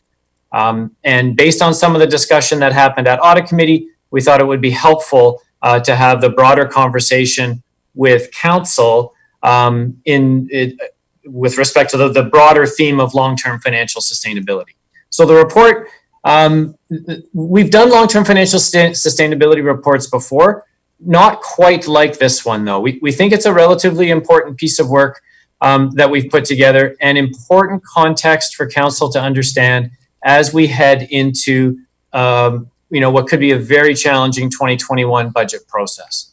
I'm going to start off just by going through some of the strengths, picking up on some of the language in our most recent report from Moody's. And when they look at the region, they've identified over the years items such as strong fiscal management, good governance, a supportive institutional framework, which really means, the possibility of support from the province, if and when it's needed. We have relatively conservative debt and investment management policies, comprehensive financial reporting, and from an overall economic perspective, a relatively affluent and growing local economy, with a diversity in terms of our assessment base and the business sectors that exist within the region. Relative to those strengths, there are 4 specific risks, and I'm going to say region-specific risks that we've identified that we want to talk about, and 2 other risks that are more of a risk to the entire municipal sector. So starting with the risks for the region, and I'm going to suspect that none of these are really going to come as a surprise because we've talked about most of them at various times through recent budget processes. So we have a capital plan that is, we would describe as not adequately funded at this point. We have an elevated level of debt outstanding, which we know and we've known for some time now. Moody's reminds us of it every year, but we're managing it. As I've reported to committee a number of times, our reserve balances are relatively low. And we have the added complication of unfunded post-employment benefit liabilities on our balance sheet. And so I'm just going to kind of go through each of those right now. So from the perspective of the capital program, the report goes through the two main components. And with Mr. Murray now departed, I'm thinking back to his comments at the start of various budget processes. Two main components of our capital program that are challenging for us. One, we have a significant amount of assets that already exist that we have to look at, and we're a relatively high growth area, and so we need to put new infrastructure in place to service that growth. So from an asset renewal perspective, we often call this, it's either asset renewal or state of good repair. We look at the percentage of that that's funded by pay as you go, or looked at another way, that's not funded by long-term borrowing. Because this is the type of work that we want to be able to fund from each annual budget and through whatever reserves and reserve funds that we've put in place. But with respect to our asset renewal, we've identified at least $265 million in debt over the next 10 years currently within our capital program. And so what we're doing to try to mitigate that risk is, a few years ago, we approved a capital asset funding strategy, which we're hoping to be able to implement over the next 5 years. And the table you see that's pulled directly from the report shows some of the areas and the extent to which asset renewal is funded with pay as you go. And as we've reported through budget processes, we're in relatively good shape with respect to the water and wastewater budgets in particular. Where we have challenges are on the tax-supported side with respect to facility asset renewal, our housing renewal within Waterloo Region Housing, bus replacements, and it's not on this chart, but waste management also has a fairly significant amount of renewal that we're currently debt funding. So we know where we are right now. We know what the target needs to be. And we're hopeful that over the next 5 years or so, we're able to implement the asset renewal funding strategy. And that will do a couple of things as we get into the next few slides. It's going to reduce the amount of debt that we're going to issue, which is going to deal with that overall level of debt outstanding, and is going to give us the capacity to focus our debt on major growth-related projects.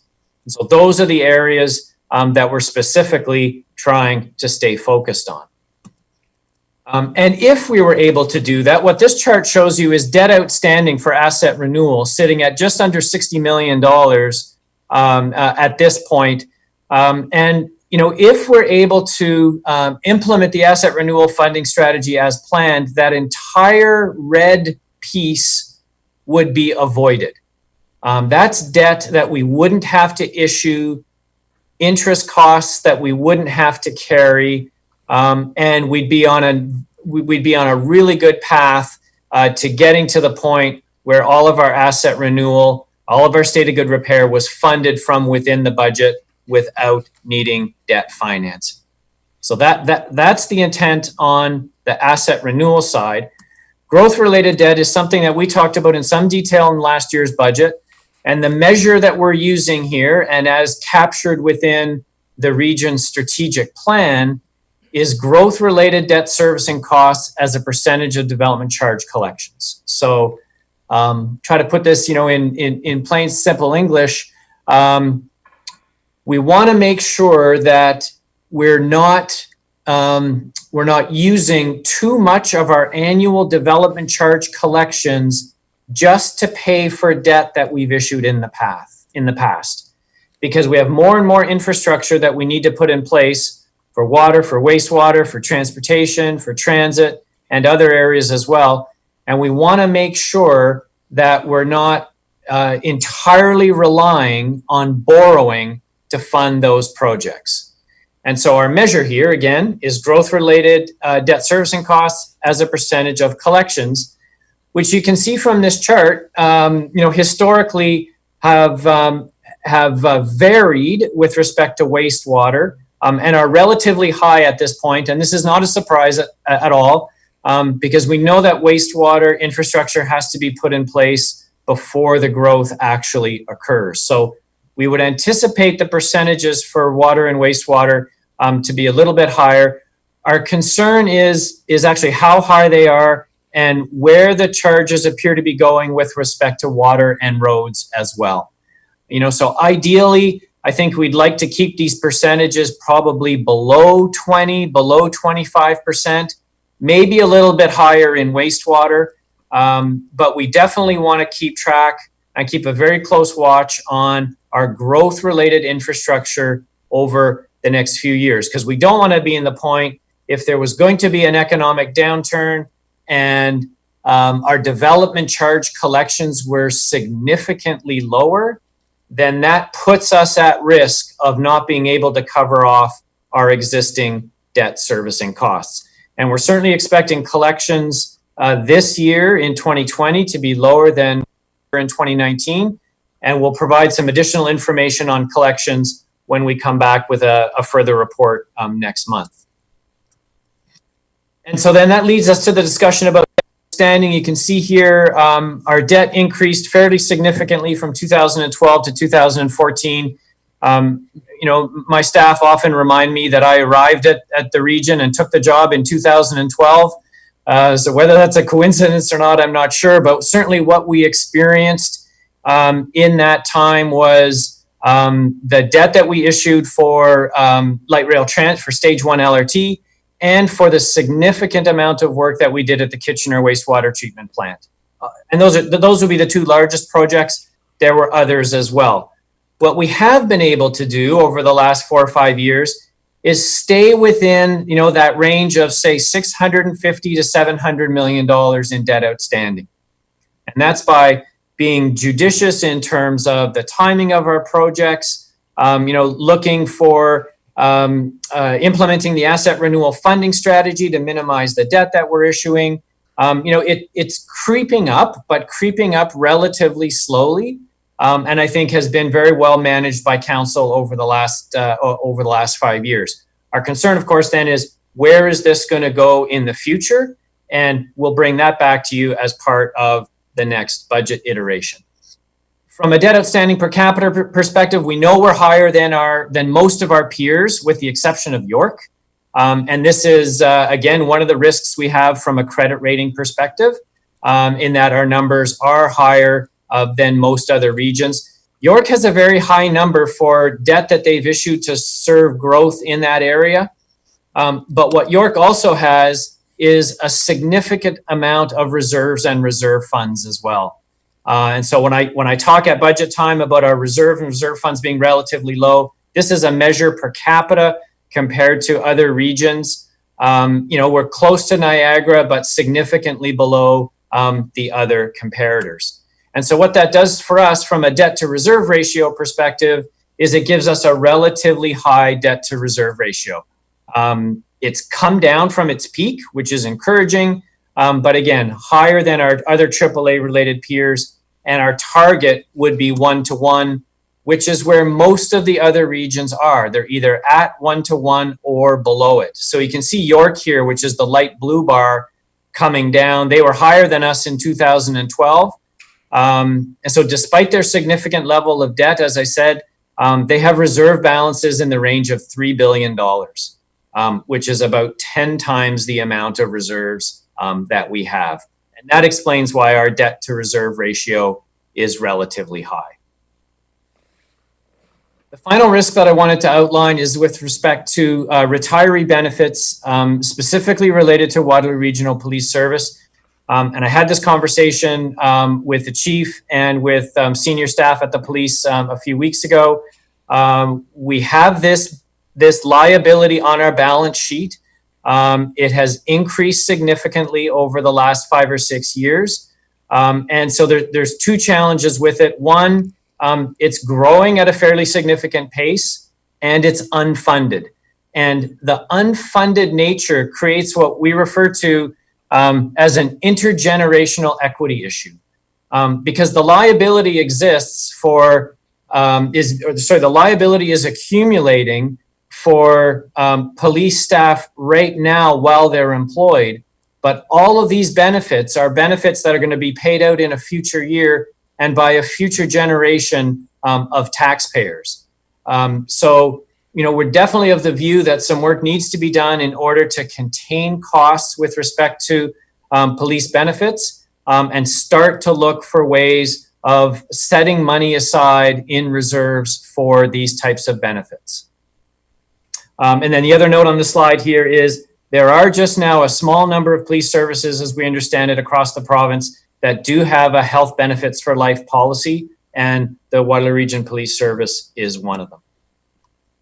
And so in terms of the things that we're doing in order to mitigate these risks, on the capital side, it's a regular ongoing review of the scope and timing of growth-related projects. And we'll be starting that conversation very shortly in anticipation of the next iteration of the capital plan.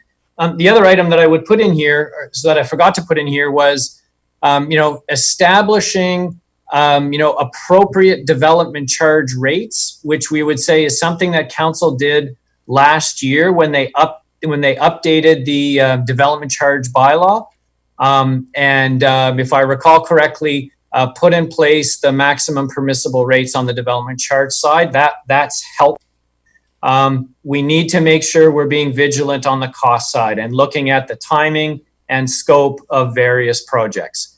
And then continuing to implement the asset renewal funding strategy. That's probably the single most important and impactful item that council can do in order to mitigate these risks.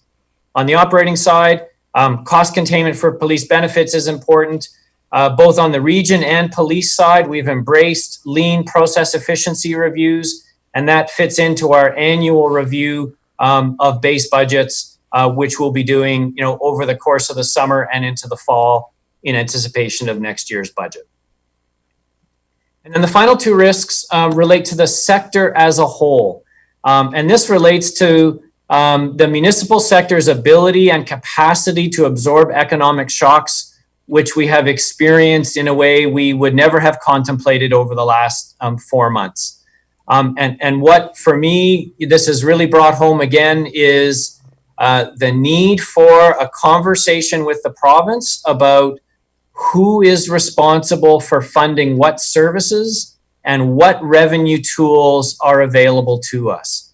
And so what we know is that the property tax is called upon to fund income redistribution and social equity programs in a way that doesn't exist in almost every other province across the country.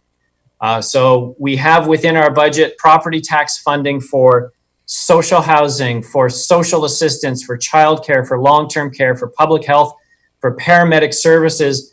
In total, for us, that's over $100 million in property taxes going to fund programs that in almost every other province are funded by provincial revenues. And so the recommendation that's in the report today, council, I think, has already probably 2 or 3 times now requested an emergency financial assistance program to deal with COVID-19 because we know that our budgets are not well equipped to deal with this kind of economic shock. But we also, from a longer term perspective, need to have and need the province to commit to undertaking a review of the financial relationship between the province and municipalities. So key messages from the long-term financial sustainability report. I guess the first one is you're that kind of report on an annual basis about this time of year after year end is done and before the next budget has started. There are strategies that need to be, at or near the top of your list, a budget perspective, most specifically the asset renewal funding strategy. Again, probably the most significant item that you can put in place. Looking at the growth in post-employment benefits, and again, that was a conversation that I had with the police chief a couple of weeks ago, and then to advocate for a formal review of the provincial municipal funding relationship. And this was a point that Chair Redmond and I made as recently as yesterday in conversations with the province. And I think this is something that the province is hearing more and more now from municipalities, that this review needs to happen. So that's a summary of maybe a long and perhaps complicated long-term financial sustainability report. I hope that's helpful context for the committee as we start our discussions around budget. The other two reports, so one is on reserves and reserve funds and is a little bit more technical, but I would say, the point of that report is basically to update our contribution targets and balances for various reserves. Council approved the reserve and reserve fund policy a few years ago. We're regularly updating our targets. Those targets are all subject to budget approval, but it's important that we have something to work towards. And as you can see on this slide, our gap on asset renewal is in the area of $45 million. So it's a significant gap. It's not something that can be resolved quickly, but it is something that we need to make incremental progress on. And so the recommendation with respect to the reserve report is to adopt the target reserve contributions and balances. And then, Madam Chair, thank you for your patience. The final report is the 2021 budget. So this is our first look at 2021. We are going to follow this up with a more detailed report in August that will put some numbers to the items that we've identified. What we wanted to do through this report is just give you an early look at what are the major issues that you're going to be dealing with in this report. And, no surprise at all, the ongoing COVID-19 impacts. We're anticipating some significant user fee revenue reductions continuing into 2021, as well as additional costs in the areas of public health, paramedic services, and long-term care, just to name three. The scale and the pace of economic recovery is going to be an important driver for our budgets for next year. That's, I think we're starting to see some signs of what this is going to look like.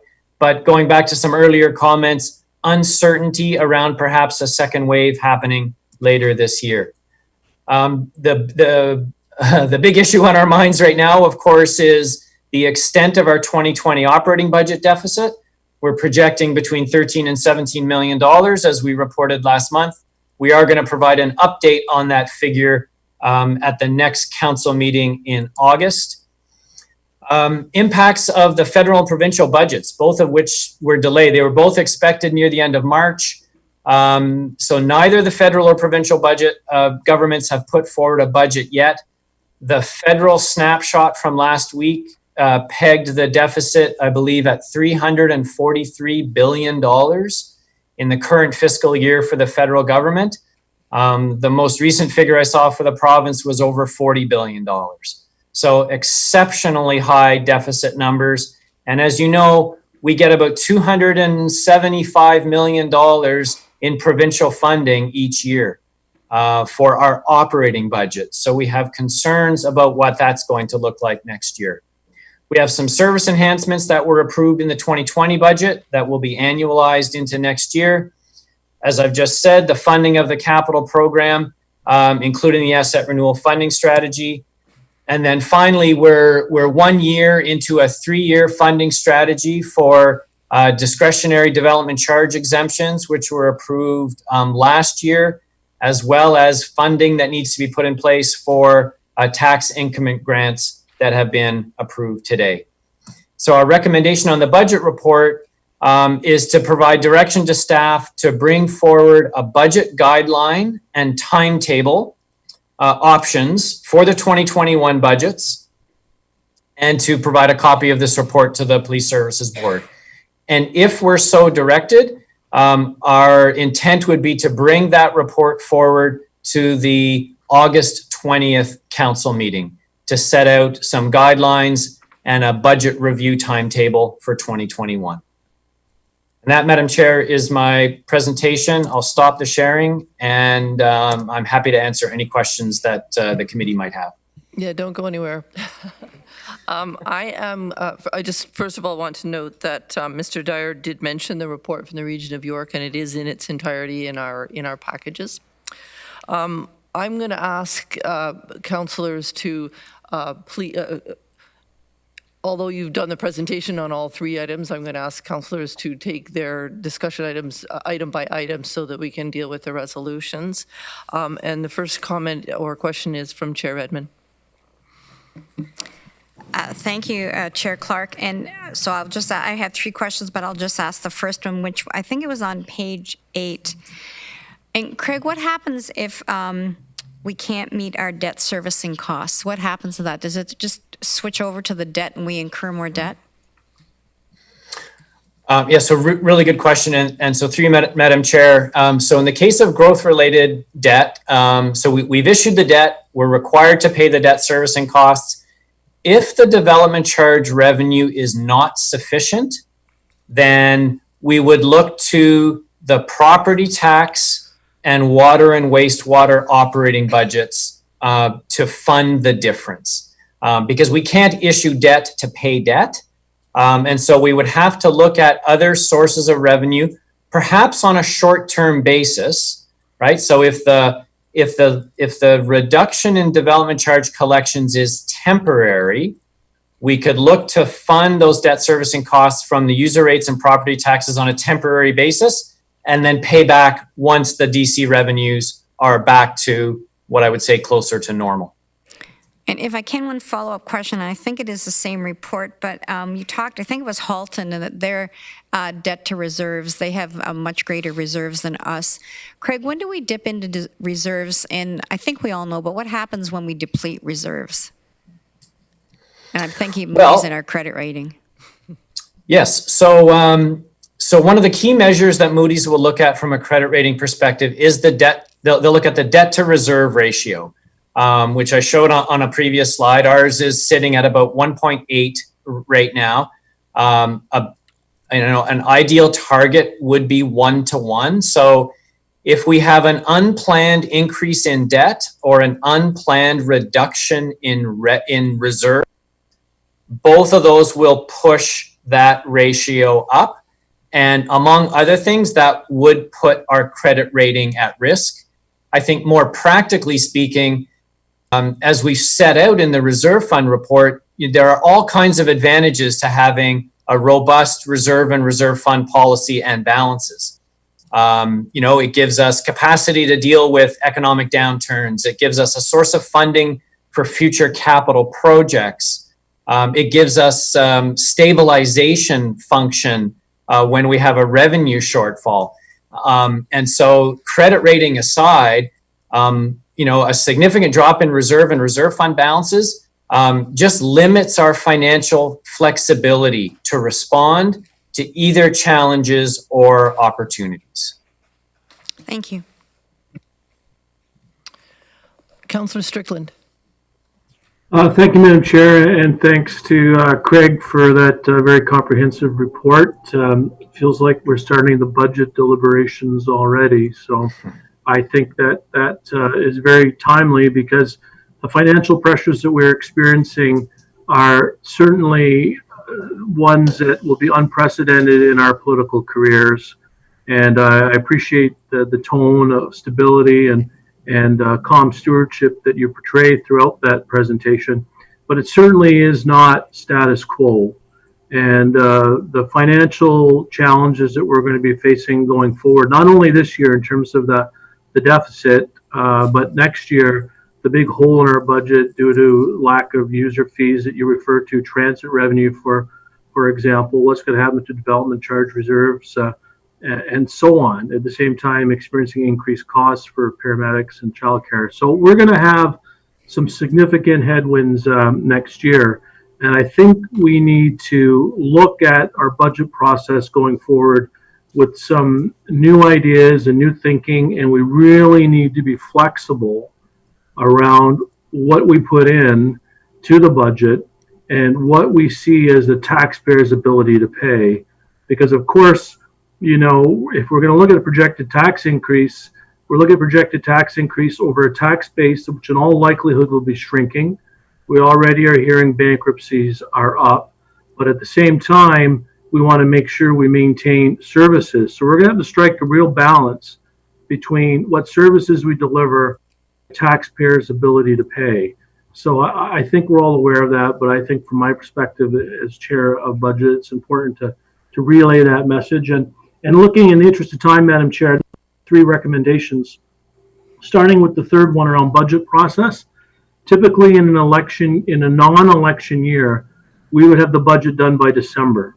But based on some of my conversations with Craig and as per his slide deck, things are changing. Federal, provincial governments are really waiting to deliver their budgets, want to see what kind of fallout we get in terms of decreased revenues and so on. So in all likelihood, it would be better for us, given what the federal, provincial governments are looking at, to delay our budget and get it passed maybe early January. It's not finalized yet, but I think we need to buy some time here to see what kind of decisions the federal and provincial governments make with respect to funding municipalities. And I don't think we'll get that information in time for us to finalize a budget by December. So I think it's important we pass that resolution, but recognizing we need to have some flexibility around when we pass that budget. In terms of the one with respect to revised target reserves, I'm fine with revising the targets for reserves, but we have to really be aware of how much we're going to be able to afford. Like capital asset renewal is important, but are we going to be able to dedicate 1% tax increase next year to capital asset renewal? I would say likely not. So we can establish the targets. When we hit the targets is going to be an entirely different question.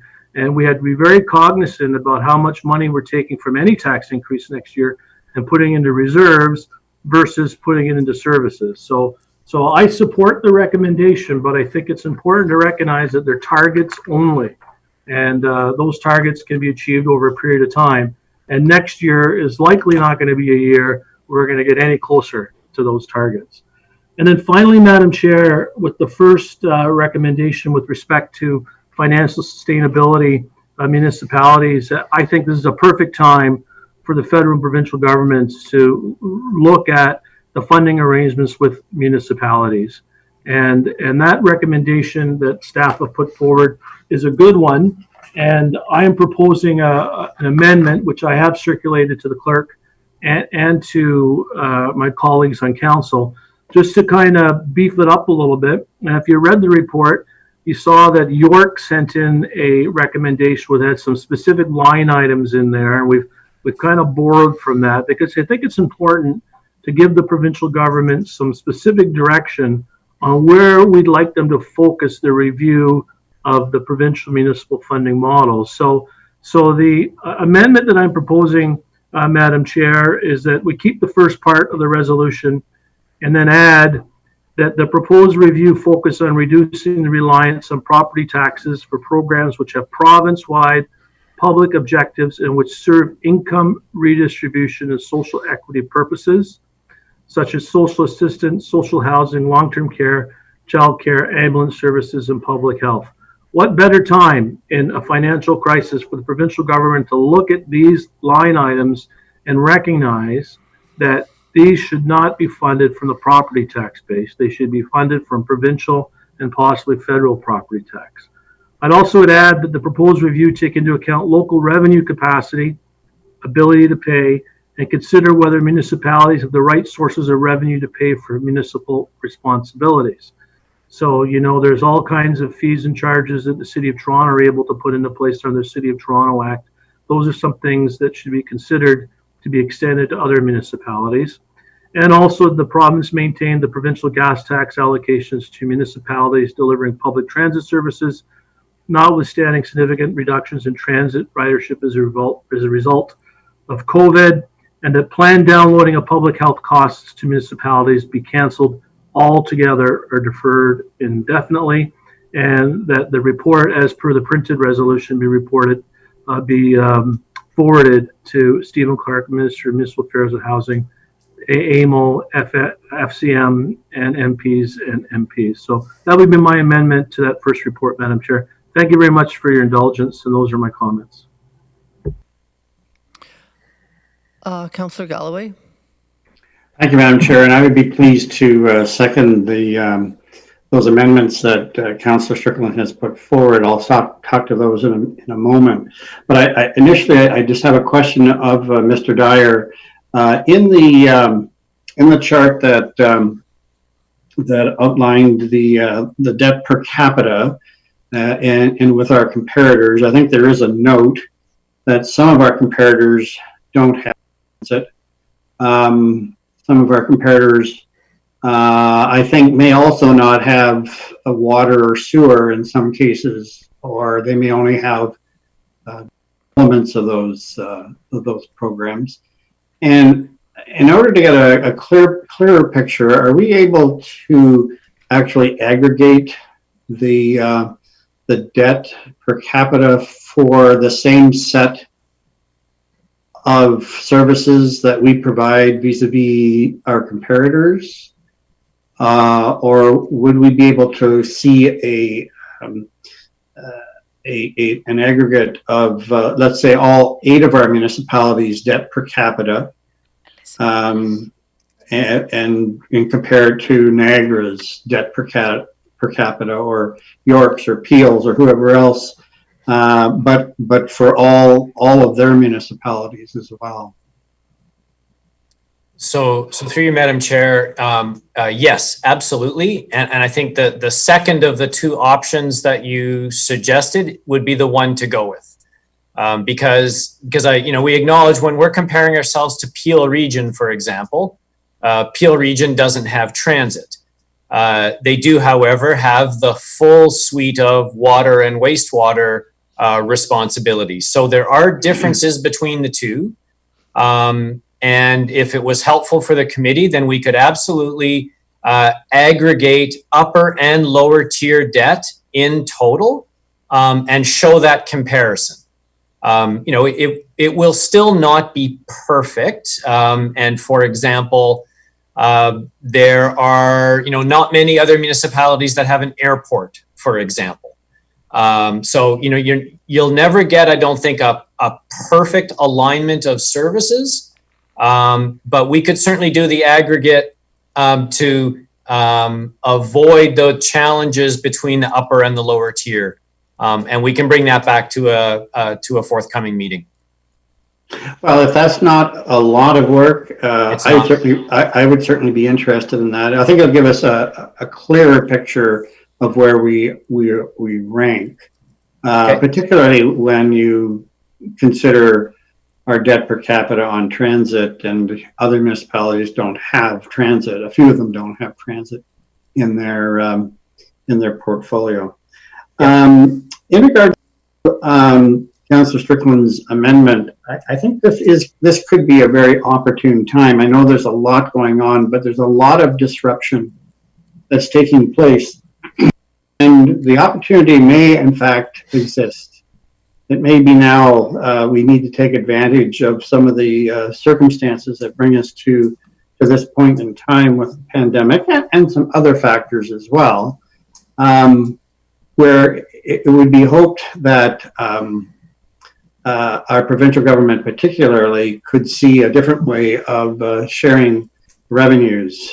I and others on council have been long advocates of having this review done, so that property tax, which of course we all know is a regressive form of taxation because it does not take into account ability to pay, should not be supporting income redistribution programs. Income tax and consumption taxes, sales taxes, gas taxes should be supporting those kinds of income redistribution programs, which are so very, very important.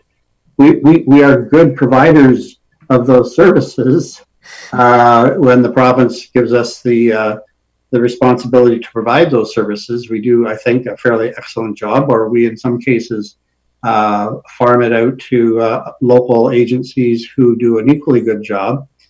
But the source of funding is really problematic, and it has in part something to do with affordable housing. As we continue to put pressure on property taxes, in some cases, particularly low-income seniors are having more and more hard time holding on to their houses, or people trying to get into the housing market, maybe for the first time, are having greater difficulty because of the property tax, then it becomes a housing affordability issue in some respects. I think that for instance, some of the work that we do in health and the money that we spend in the police budget on mental health response is not necessarily appropriately financed by property taxes. We respond to medical calls if you break your leg with a health model, but when you have a mental health crisis, we respond with a police model, and that's no fault of the police. It's just the way it's been defaulted, but it's almost 100% property tax response. But yet it's a healthcare response that really is required in most cases. And so I think we can really try to sort some of these things out, that the current circumstances with the pandemic and the Black Lives Matter issue that has brought to the fore. And I think what Councillor Strickland is proposing could really get at that if the government was receptive. And I support what he is attempting to do. We've attempted to do this before. It's not always fallen on. There's been some changes, of course. We've had Ontario Works uploaded. We've had some success with EMS as well over the years, but there's still a long way to go. And you, Mr. Dyer, also indicated some of the programs, the amount of money that we spend. I think you said $100 million a year on programs that are essentially income redistribution, essential programs that need to be done, essential programs that we do a very good job of delivering, but whether or not property taxes should be the source of funding for those programs is, I think, very questionable. And I think income taxes, sales taxes, consumption taxes in general should be the source of those types of income redistribution programs, which are very, very important, social development programs, which are very, very important.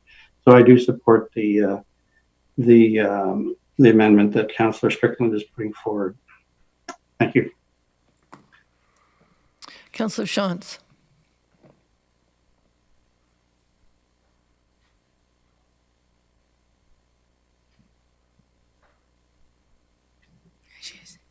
Tell her she's muted. You're muted, Sandy.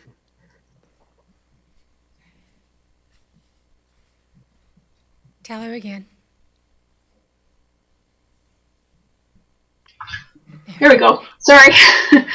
I had a couple of questions. I wonder, one thing that's always stuck in my craw a little bit, coming from an insurance background, working in the actuarial department, is not having reserves for future benefits. And I wonder if Mr. Dyer could speak a little bit to that. I know that was a practice in a lot of places in years gone by, but how would we look at remedying that?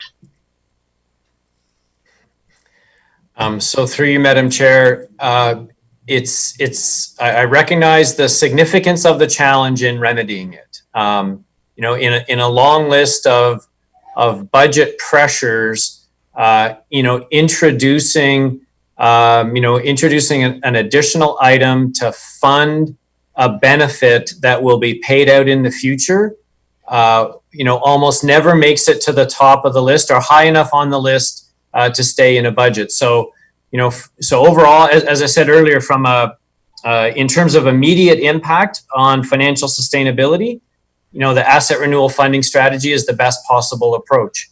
The challenge with the post-employment benefits are it's a cost that will be incurred in the future. So the mechanism to do it would be to tax for it, to set that money aside in a reserve in order to offset the liability. Because what we've got on our balance sheet right now is just the liability. So take a scenario where that liability was funded we would have a much higher reserve balance. We'd have a lower debt to reserve ratio. We'd be on a better path to long-term financial sustainability, and we wouldn't have that intergenerational equity issue, because it would be the taxpayers of today setting money aside for a benefit that will be paid out in the future. Sure, but the kind of policy we would need to set in place to do that, and I guess you said that, it always sort of ends up at the bottom of the wish list because we've got other things we want to do, and so then the benefits become part of our operating as we move forward, and they just never disappear. So I guess from my point of view, I prefer to see us work towards a reserve, but I understand the difficulty with priorities. I have another question too, and it was something you said about the development charges. And I think you said that we are using the max development charges, and yet at some time in the past when we talked about it, I thought we don't use the maximum development charges. Can you just clarify that for me, please?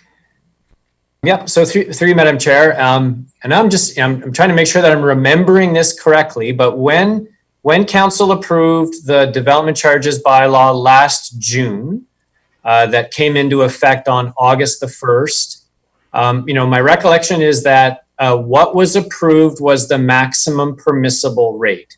So prior to that, that was not the case.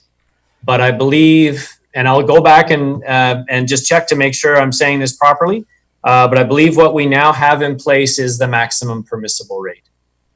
Okay, thank you for that. I guess the other thing I would add, something that's worked well for us in the township is splitting out our taxes so that we have operating tax, we have now a green tax, and we've had a capital levy for quite some time, and just as a matter of policy, it's worked really well for us. It forces us to use certain monies in a certain way, and the residents get to see that those taxes are actually going for that thing and not getting sort of lost in the ether. So that's my comments. Thank you. Thank you. Councillor Foxton. Thank you. And through the chair, Councillor Strickland, may I ask that recommend that you add to your motion and copies of the report be sent to, and all what you have listed, but maybe we add LUMCO. We also add the Minister of Finance, Minister of Transportation, Health, Infrastructure, and then the Minister of Housing and Municipal Affairs. I think Councillor Strickland had to step away at 3, but I'm going to ask whether Councillor Galloway, I believe, was the seconder of that, and whether he'd be amenable to that.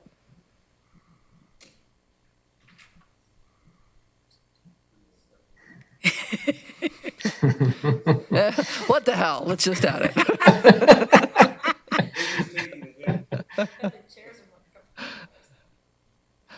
Well, I'm inclined to think that would be acceptable. I can't see any reason why. I'm afraid that everybody goes to the Minister of Municipal Affairs. So his stuff just piles up, and this is just going to be another thing on the sheet. But if we hit several ministries, then they have to talk to each other, and I think you give more weight to it. Just another stamp. Chair Redmond. Thank you, Chair Clark. The only other thing, and I'm not meaning to underscore the fact that the mover and seconder are out of earshot at the moment, but I think it's really important when we look at the gas tax. I think it's implicit, but it should say at the current levels, because one of the things that we've continued to stress to the government is don't look at the stats for 2019 or 2020, because we all know that we reduced transit, so it should be at current levels, which are always the year before, and they're much better source of allocation and, quite honestly, much higher levels. So I would hope that they would be funded on those levels. Clarification? Do you mean, Madam Chair, I was trying to get unmuted and I couldn't somehow, but anyway, I'm fine with that. Your Chair Redmond says, maintain gas tax allocation for 2020. Would that be a sufficient statement, or does that not? I would say maintain gas tax at current levels for 2020. Okay. All right. I want to ask staff, did they capture all of that? I'm backing up just a bit. That the province maintain current provincial gas supply. All right.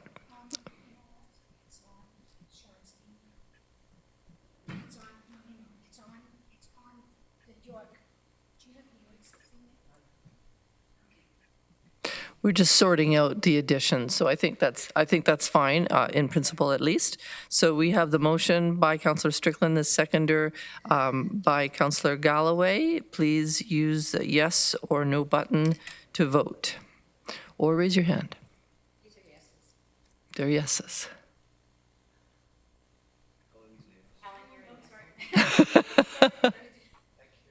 That carries. That's unanimous. Thank you. All right, we are now on to the next item, which is the reserve and reserve fund adequacy issue. That was already presented on, unless there's something that Mr. Dyer would like to add. Are there any questions on that particular presentation or on the motion? Okay, I see no questions. The motion is made by Councillor Jowett and seconded by Councillor Jaworski, which is that the Regional Municipality of Waterloo approve the revised target reserve and reserve fund contributions and balances as set out in Appendix A and B to the report dated this date. Can I call the vote? And that's carried unanimously. Thank you.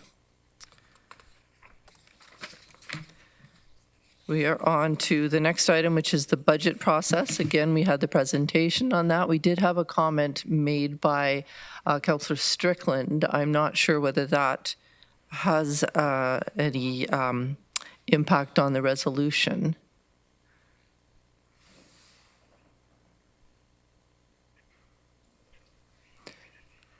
I'm going to ask staff. You heard the comment that we perhaps bump back our process a little bit to give us a little more certainty. Mr. Dyer?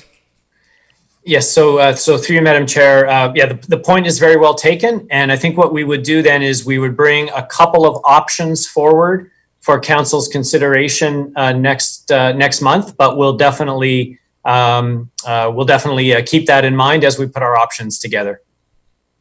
All right. Madam Chair. Oh, sorry, Chair Redmond. Thank you, Madam Chair. I have a question through you to Craig. I think this is the appropriate place to ask this piece.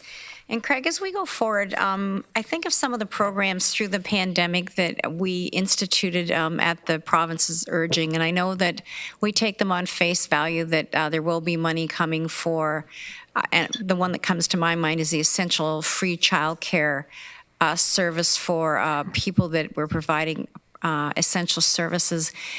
If for some reason that didn't come or it wasn't fully covered, what impact would that have on the budget for next year, and how would we cover off those costs? It's a very good question, and through you, Madam Chair, in the projections that we have made so far for the deficit for this year, that $13 to $17 million range, our assumption has been that the incremental costs that we've incurred for emergency childcare, additional costs for public health, for paramedic services, will be covered by the province. So if one or more of those buckets of costs were not funded, essentially that increases the deficit projection for this year. So it may not have a direct impact on next year's budget, other than if we have to fund some of this year's deficit from next year's budget, then there would be an immediate impact. Our hope and expectation is that we will get the funding to cover off those emergency expenditures. Thank you. And I would tell you that I think all municipalities in Ontario and right across Canada are lobbying hard and heavy for that kind of money. And I am hopeful that the province and the federal government work it out. But I do think we have to recognize that should there be a shortfall in those buckets, as you refer to them, it could be devastating for this year and next year. Thank you. All right, I see no other questions. The recommendation is that the Regional Municipality of Waterloo take the following action with respect to the 2021 budget as set out in this report.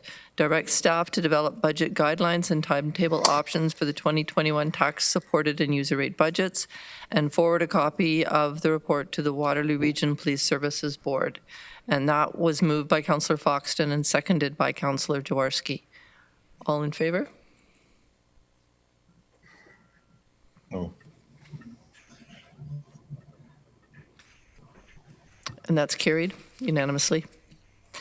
Thank you. We are on to Community Services Report. This was mentioned earlier today. This is our Alternative Housing Expression of Interest pilot project that Councillor Erb briefly discussed. I don't think we have a presentation on that.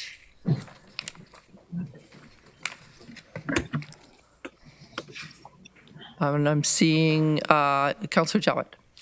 Thank you very much, Chair Clark. So I just wanted to clarify the distinction between the two properties raised today, and the one in Hespeler Bechtel. Will we be given the same latitude that was given to Waterloo by way of criteria? I just want to ensure that because I know that people are watching. Mr. Bartholomew-Saunders. Through you, Madam Chair, there is a difference between the two projects. The pilot project in Waterloo on Beechwood is intended to be more of the traditional form. The Bechtel Street project is intended to be an innovative project where we use a less traditional form of, we're encouraging a less traditional form of housing, be that tiny houses, micro houses, container housing, those kinds of applications. So they're not really comparable. And they're also very different in size and scale. And so, thank you for that, Douglas. So does that mean, though, that the community will be consulted a little bit more based on not knowing what that's going to look like quite yet?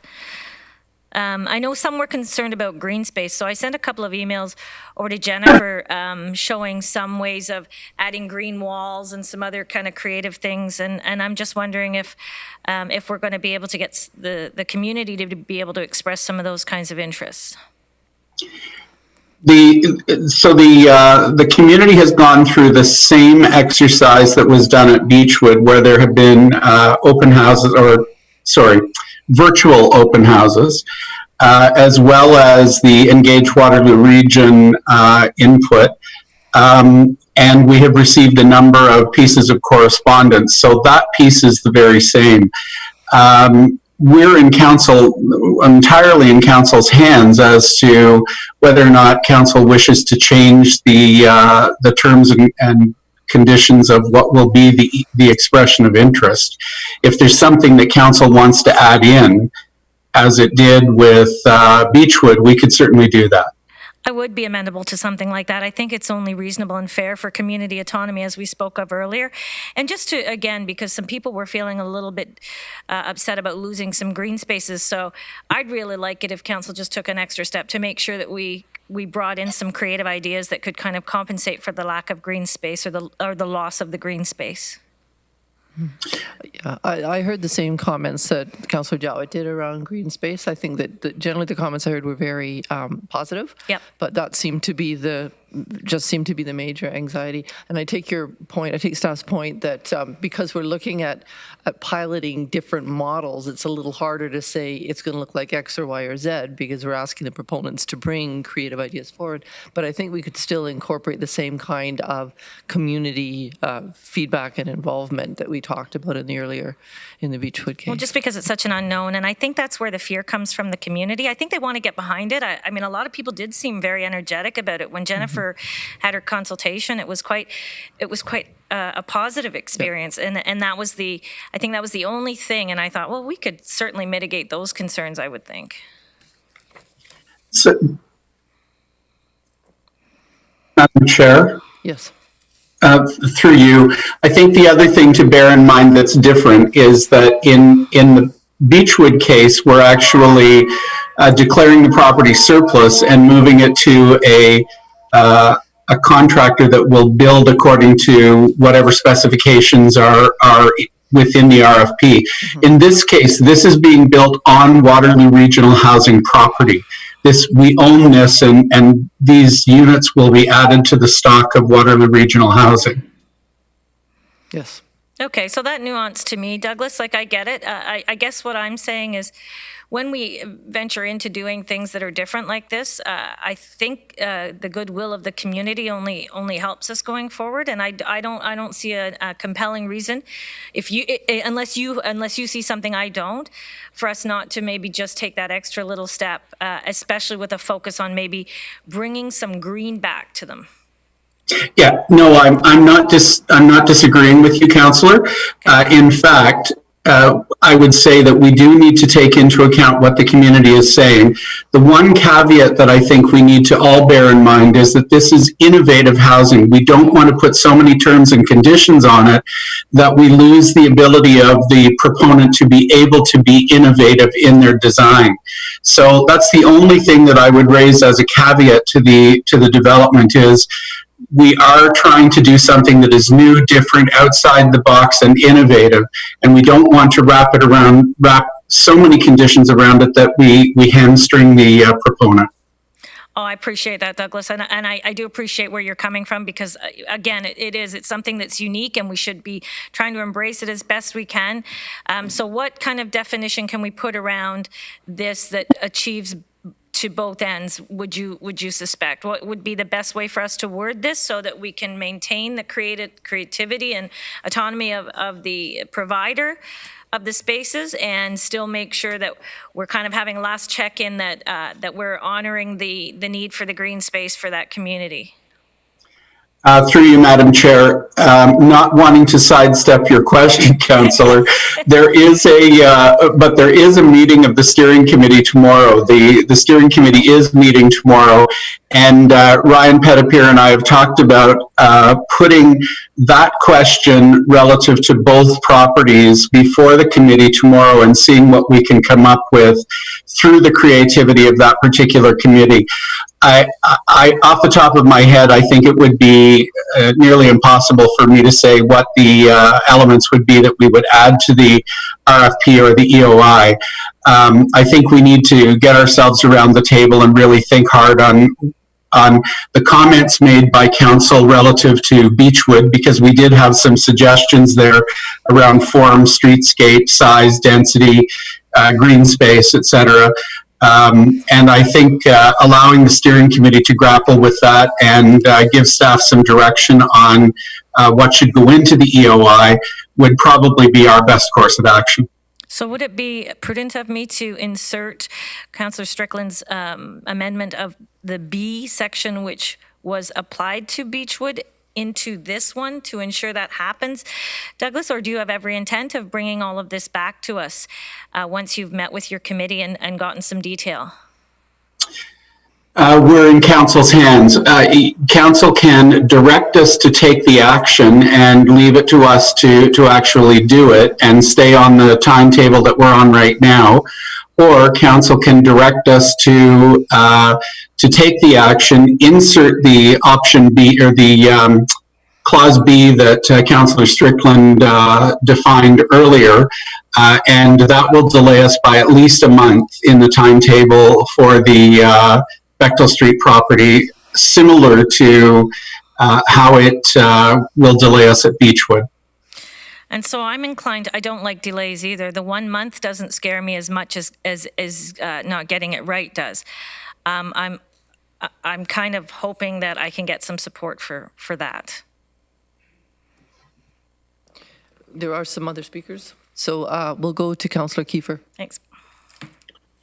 Thank you very much, Madam Chair. I'm going to be supportive of Councillor Jowett's comments. I think she's on the right track here. I do want to know that I would like to maybe have the meeting tomorrow or go through the meeting tomorrow, as I'm sitting on that committee as well, to see how that goes in terms of bringing something back.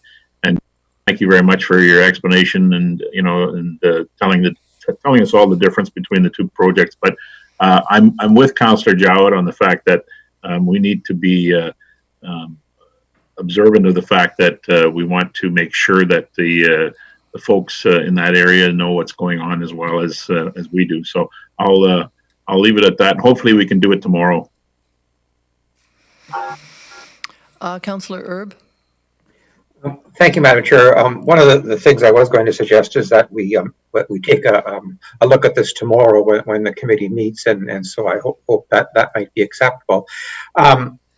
The green space clearly was a concern of the people that attended the two town halls, and so I think we need to work at making sure that's incorporated.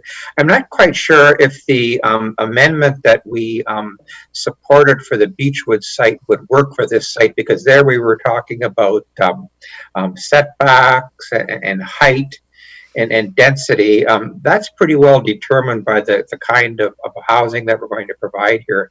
So I'm happy to support this recommendation, and I'm also happy to support what Councillor Jowett is saying, because again, to remind Council, both of these are pilot projects, and we want to get them as close to being right the first time, so that when we create this template and move forward, we've done a good job the first time.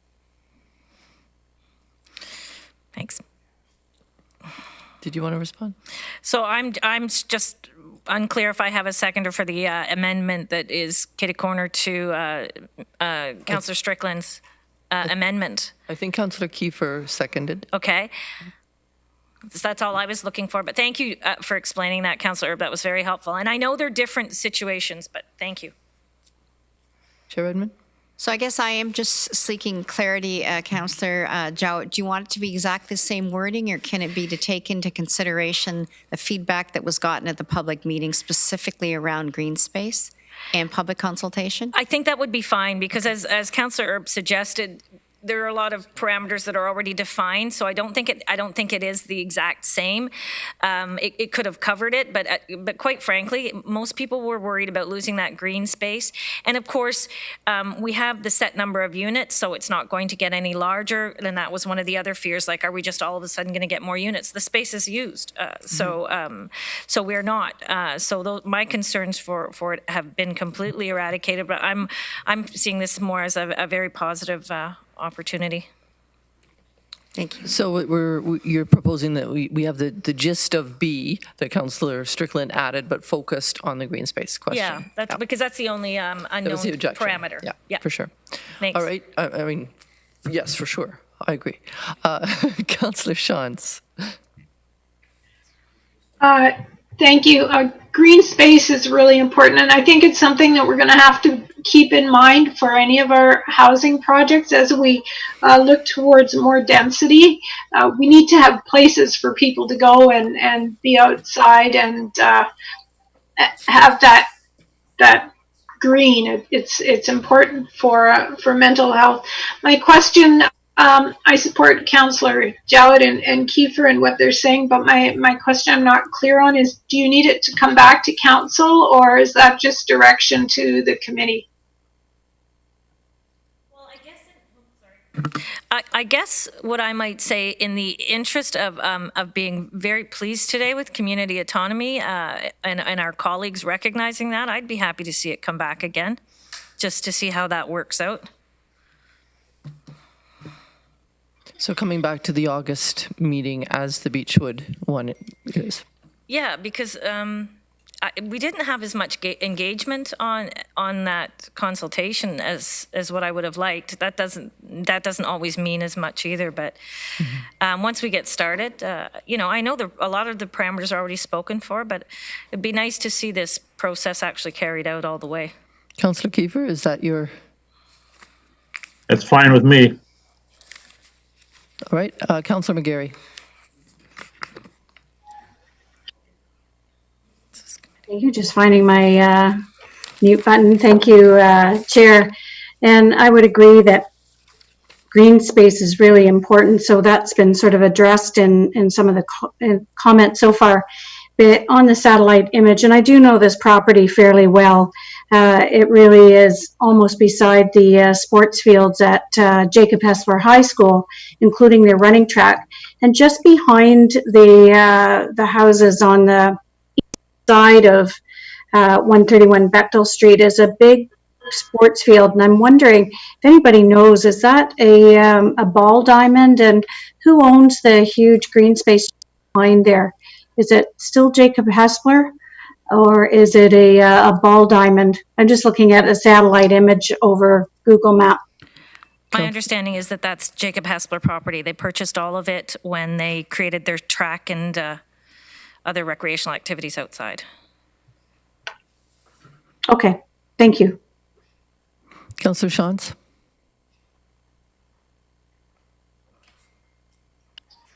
I'm done. Sorry, I'm not sure what that's about. All right, I see no other speakers. I'm going to need a little help with the language, though, of this particular motion. And I've confirmed this with Councillor Jowett.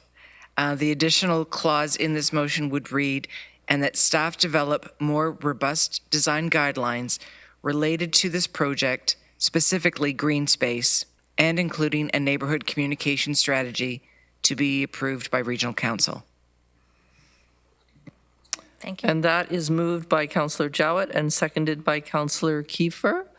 Councillor Bravanovich has a question. A question, just a brief comment. I mean, for the same reasons that I supported this in Waterloo with the Cambridge councillors, asking for this, I will certainly support it. But I think all of us need to keep in mind collectively that come August, we need to make a decision on this, and we need to move forward with this. The urgency on housing is beyond unreasonable in terms of urgency. We all have to remember we have countless people sleeping in tents, in business alcoves, in bus shelters. We've had to look at a better tent city in the city of Kitchener to try to support some of those people. But we need to be aggressively, moving these projects forward. And so this is the first one in terms of these pilots, and we're learning. So from a process point of view, I think there's some things we're going to need to build into the process from a timing point of view, but we also need to be, I think we all need to be honest with ourselves. If we're going to tackle this collectively, we need to be nimble in order to respond to in these areas going. Thank you. All right, we're ready for the vote. Please use your yes or no buttons and raise your hands.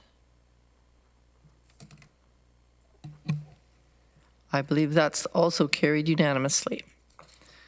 Thank you very much. Madam Chair. Councillor Wentz.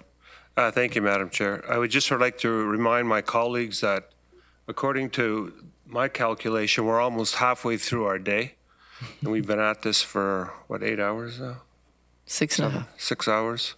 So we still have a caucus meeting after this, and then we also have our special council meeting. So. And I believe we have delegations to coming to. Yeah, and we have delegations as well. So everybody wants to keep making their comments. I'm good with that. I'm a good listener, but I would like to get out of here. And in fact, I do have a 6:30 meeting, so I'll be leaving for that.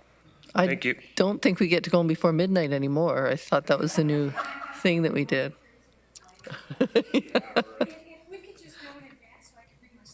Yeah. We're on to transportation and environmental services. Oh. Okay, we sort of approved that. Okay. This is the automated speed enforcement implementation plan. And Mr. Schmidt is going to give a review of the report. Thank you, Madam Chair. Actually, I was not planning a review of the report, but I can very, very quickly say this is essentially the same that you've seen before, except we're now ready to move forward and enter into the necessary agreements to implement this. We have made one change. We have not changed the number of cameras. We are still proposing to get one camera, but instead of setting up 32 different locations that this camera could be rotated to, we are initially proposing simply 8 locations. That helps mitigate some of the cost impact of this program. We can always add more locations in the future, so we will continue to monitor this program, and we can add locations as we move forward. So it really is the last step in us moving forward to implementing this and having the place community. Thank you. And our 8 locations are 1 in each municipality and an extra 1 on a regional road in Kitchener? That's correct. Okay.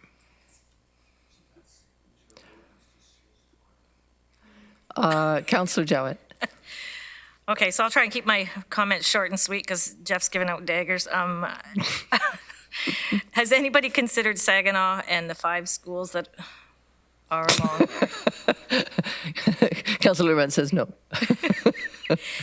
Perhaps we should let staff answer that one.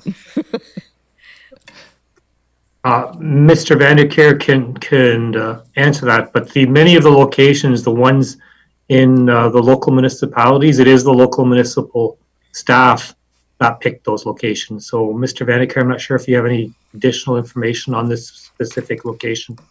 Through you, Madam Chair, Mr. Schmidt's correct. We leave it up to each of the area municipalities to select the locations that they see would be most appropriate for ASE.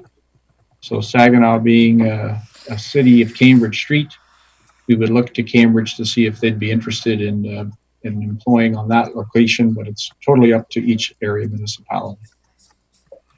So, so I'm to the understanding that it's 5 schools. Is there, without getting into a long, drawn-out conversation, is there a way we can do a circle back and ensure that that maybe that consideration hasn't been made by them?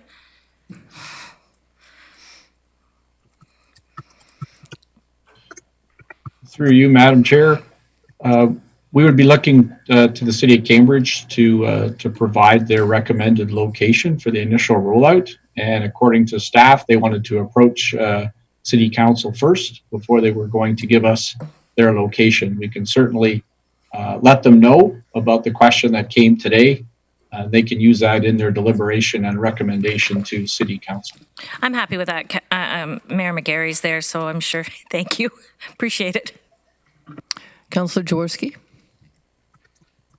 I just wanted to voice my support for this. This came up at my council during our deliberations. Automated speed enforcement came up at my council. They were very supportive. I know they've sent in their notes. We've just done a number of changes to our roads. And I think this offers a good return on investment with respect to always having to call police to do radar and to automate the process instead. Thank you. Thank you. Councillor Rabanovich.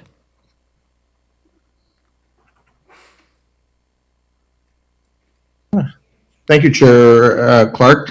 This is my question to staff, and I understand the financial challenges, and why the recommendation is to go lower. But I am concerned because I'm concerned on a few fronts. We heard earlier today from residents and from councillors how traffic is the number one issue that we hear about in each of our municipalities.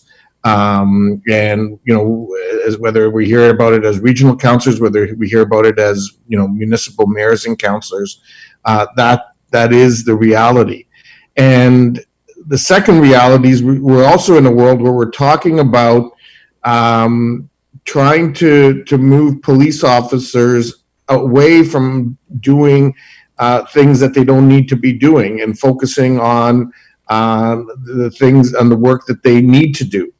And so where I'm going with this is it not taking a more aggressive approach in terms of implementing this seems to be counterproductive in all those areas to me.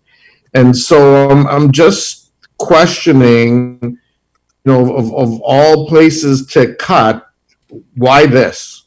This is one where it would seem to me we should be being more aggressive on, if anything. I mean, that's what we heard from when we last talked about this, and now we're going the opposite direction. Mr. Vanderkeer? Or any other staff that would like to respond? Through you, Madam Chair, I agree with all the points that Councillor Verbanovic made about the need and importance of this system. But we do recognize, given the financial challenges that the region is in 2020, and recognizing that there wasn't any initial funding in 2020 for this project, that it was a recommendation to mitigate those costs in order to still get the program out, get it launched, get it rolling. Sites can be added in subsequent years fairly easily.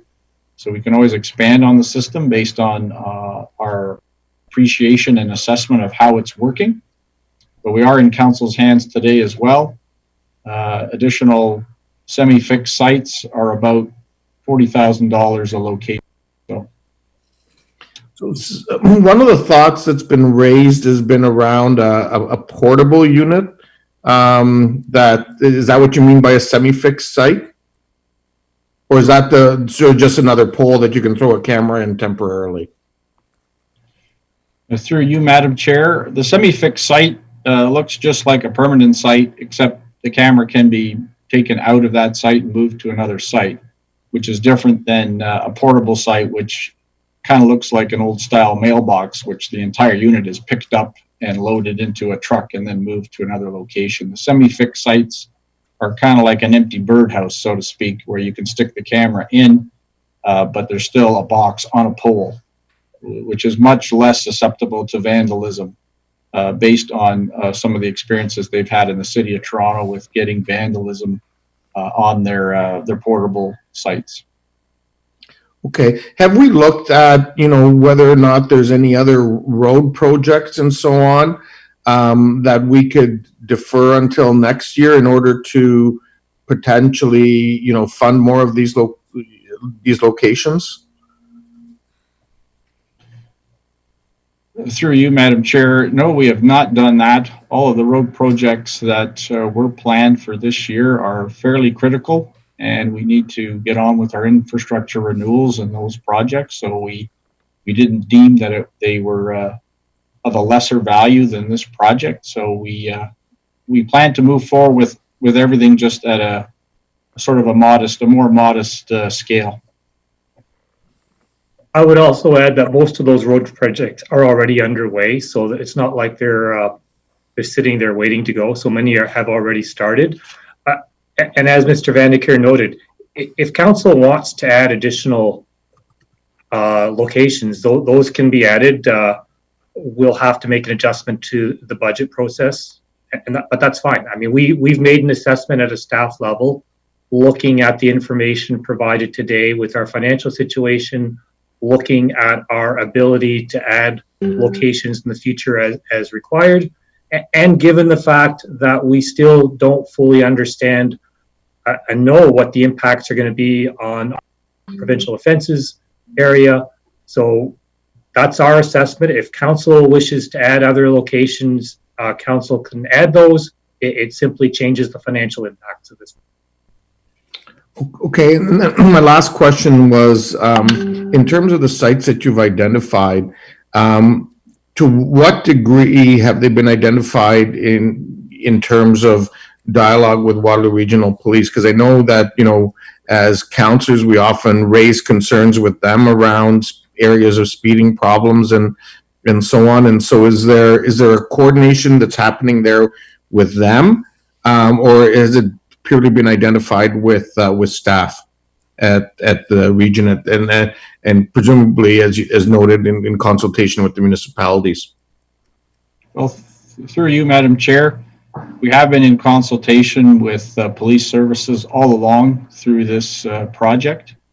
but I would defer to Bob Henderson if he can add anything about consultation with the police about specific locations where ASE has been recommended. Yeah, I can speak to the fact that we've been meeting with Waterloo Regional Police over the course of the last 2 years on this issue through our traffic coordinating committee, and they're providing input to not only the region but all the municipalities in terms of what they're seeing on the roads, but they primarily let the municipalities and the region steer the decision on locations based on our data with collisions and pedestrian volumes and other factors that would influence us in terms of where we would select our locations. But they've been involved since day one. Okay, I'll leave it at that for now, and I may move an amendment with respect to the numbers. Councillor Galloway. Thank you, Madam Chair. Well, I think we should be going ahead with this program, first of all. And I, too, would like to be a little more aggressive if we could. But my understanding is that whether we have 8 sites, 10 sites, 12 sites, we really can only have one camera. If we go to a second camera, of course, there's quite a different, considerable more expense. But the bigger impact is at the POA. And currently it's assumed or hoped that the POA can handle one camera. So whether or not it gets rotated through 8 locations, 10 locations, 12 locations, it still will probably generate the same number of offenses. Might be some variations. Some locations may attract more offensive than others. But it's still one of our restrictors, one of our encumbrances is the capacity in the POA. And so it's not predicated so much on how many cameras, or it is predicated on how many cameras, but not so much on how many locations. So we can do 12 locations. There's a capital cost associated with that, additional 4 or however many. But each location will get less service from the camera as it gets rotated through the 12 locations. So you may still generate the same number of offenses, but you may get, people might think, well, there is a camera, or isn't there a camera here today? There may be more locations where people may, have some second thoughts about speeding if they're aware that there is the capacity on that particular location to have a camera, even though they won't know a camera is or isn't located there. So it's kind of 6 of one, half a dozen of the other. Thank you. I understand that Councillor McGarry, you've re-signed in, so I don't see you, but I understand you wanted to speak. I am here. Yes. Thank you. My computer decided to reboot in the midst of this, which is oh so convenient. Anyway, I'm on my cell phone, and thank you. And thanks to staff for this report. I am also anxious to see this program move ahead. I do understand the restrictions that we've got with the number of cameras and the POA. And I also do appreciate the comments that regional staff will reach out to Cambridge staff, who will bring this in front of Cambridge Council in order to identify a particular location in the meantime, so that we can join in this very worthy program. So, from my former ministry days to Cambridge mayor as well as regional councillor, I have heard throughout the province that road safety is the number one issue in all of our communities. So I very strongly support going ahead at this particular time. Thanks. And I will be signing back into my computer shortly. Thanks. Councillor Foxton. Thank you. Does anyone know if the provincial courts are going to be opening soon? I know we have several issues on the township. September? Oh, that's too long away. Thank you. I have no other speakers, so I'm going to go back to Councilor Vanovich to see how he would like to proceed. I'm aware that this resolution is very specific with regards to the locations. Madam Chair, could I just, before that, of course, if we are adding locations, and we're fine with that, and we can come back on the issue of the specific ones, we can come back with that information to councillors. I would just request that you please do it either in units of 8, multiples of 8, or you decide specifically which municipalities get which units, because we have had years of negotiation and discussions with each of the local municipalities to reach this agreement. If you approve 4, then we're in a position of having to figure out which municipality gets those. And I think, as you know, that's been a difficult process. So I would ask, either if you add more, please add 8. We'll put 1 in each local municipality, or designate which local municipality you'd like them to be in. Chair Redmond would like to speak. Thank you, Chair Clark. And I may be remembering wrong, because these days lately feel like weeks, but my recollection was that this was a pilot project. And I'm very supportive of it going forward, but we just have been walked through what the realities of the budget may look like, knowing that it could be even worse. And so even before Mr. Schmidt had said this, I am fully supportive of this number, and if it's up for discussion, especially in Cambridge, as to the location, I would be fine with that. But I have to say, colleagues, I think it's more important that we get going with this and we revisit it, and recognizing that this is going to be a tough budget year, as is next year. And I think it's more important from my perspective that we get on with this, test it out and see how it works, and then we can balance this against other priorities when we come to budget 2021. Ms. Fletcher. I only caught the tail end of Councillor Foxton's questions about the court. The court is not physically opening for trials or early resolution matters until September, but it is still accepting filings and notices with respect to court matters. So there are some provisions with respect to the court that doesn't allow us to process charges as we normally would, but we are still accepting charges. But the delay in the system is compounding the longer that we stay closed. So I wasn't quite sure of Councillor Foxton's concern, and I do know that somebody said it's mid-September for its opening, but it is technically opened now for filing of matters, but those will be delayed. So I'm not sure if I've answered Councillor Foxton's question or not. You have, thank you. But can anybody tell me what 8 are being, what page is the 8 listed on? Because I just saw the long list.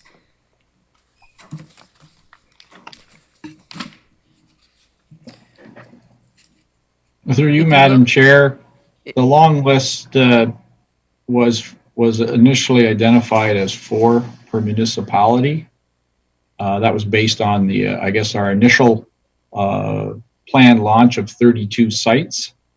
The 8 or the 7 would be probably the top one in each of those lists for each of the area municipalities, as I think they were put in order of priority or ranking for each municipality. So if you look at the table, it would be the first one in each municipality would be the first 7 plus the one identified by the City of Cambridge. So what page are you on? What table is that? I'm scrolling now.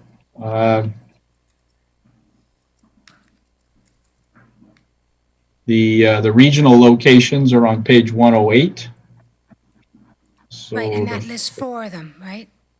Yeah, so the first location in that list on page 108 would be the Region of Waterloo location at Laurentian Public School. Thank you. And then if you go to page 109, the first 4 locations are in the City of Waterloo. First one at Keats Way Public School would be the City of Waterloo location. And we can of course confirm these with the area municipalities, but I think that they were put into the list. I don't want to waste your time. Could you just send me an email of the 8 that you've selected for first? I'm not arguing against it. I just didn't understand. So if you could just email it to me. Absolutely. Because Jeff will be mad if I talk much more. I think if you go to B in the recommendation, you can see the with the speed, the rate of speed changes. You can see the general area that will be on. I'm just seeing the consolidated. Sorry, the actual resolution. Councillor Shantz. Thank you, and thank you to staff for the clarification, except my comment was going to be, I wanted to confer with our staff on the choice of Conestoga School, and then when I look at this list of 4, Conestoga School isn't even on there. So I'm not sure how your priorities are working. I know I promised people in Winterburn that they would be getting one on Catherine Street. So I guess, do you want me to confer with our staff, or could someone clarify that list for me, please? Through you, Madam Chair, the priorities in the local municipalities are entirely, or area municipalities are entirely up to the area municipalities. So from a regional perspective, we've had the discussions with staff. They've told us what their priorities are. If there's a different one, I think I would just suggest speaking to your staff and letting us know what the location is of those 4 that you want. So we're I believe, quite flexible in putting it in. So I see Mr. Henderson has his hand up. Yeah, in addition to this report going to Regional Council, the area municipalities will be taking reports to each independent area municipality to approve the location that they're suggesting if it's situated on a local municipal road. I do want to add that Conestoga Public School on Sawmill Road was in our top 4 locations. And in our list of original 32 locations, but it's been pared back to 8. So as we program, we'll roll out and go through our top rank locations and eventually roll out the 32 if the program is proving beneficial. So what's in Appendix B? Conestoga Public School is identified in Appendix A in the regional list of locations. Again, when township staff at the Township of Woolwich take their locations to their council, you can deliberate with your staff on the location that you choose. And if I could add, Madam Chair, if the Township of Woolwich would like to use their one location as Conestoga, even though it's on a regional road, staff would be absolutely fine with that. So it's really up to the area municipalities where they would like to see this implemented initially.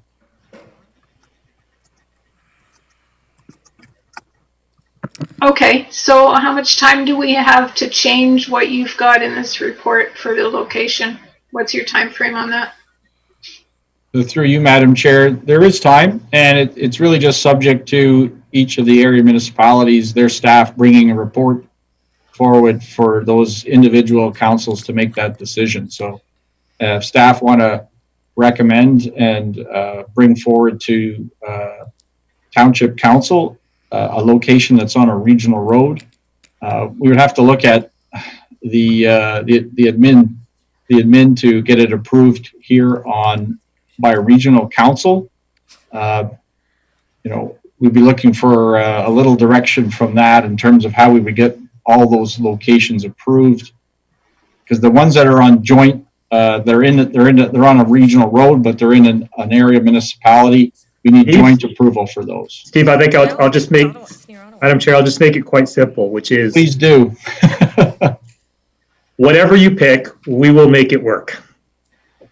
So it may take us a little bit of time, but we've been working with local staff for 2 years on setting this program up and picking the locations. I think the last step for them is just to go back to their council to get those approved. Once those are approved, if it takes us a bit longer, we'll figure out how to make it work. But the decision of which locations the local municipalities want to have is entirely up to them. Okay, understood. Thank you. And it's 4 per municipality, correct? One. It is currently it is 1 per municipality. It's 1, but you've got a list of 4. We have a list of 4 because we started off with the program of 32, and then with the financial, we reduced that. I get it. They just don't match, so I just want to make sure I understood. Thank you. Yeah. Councillor yes. Sorry. Thank you. Yeah, thank you, Chair Clark. One last question for staff is there a mechanism where municipalities can, if we go ahead with this, acquire their own?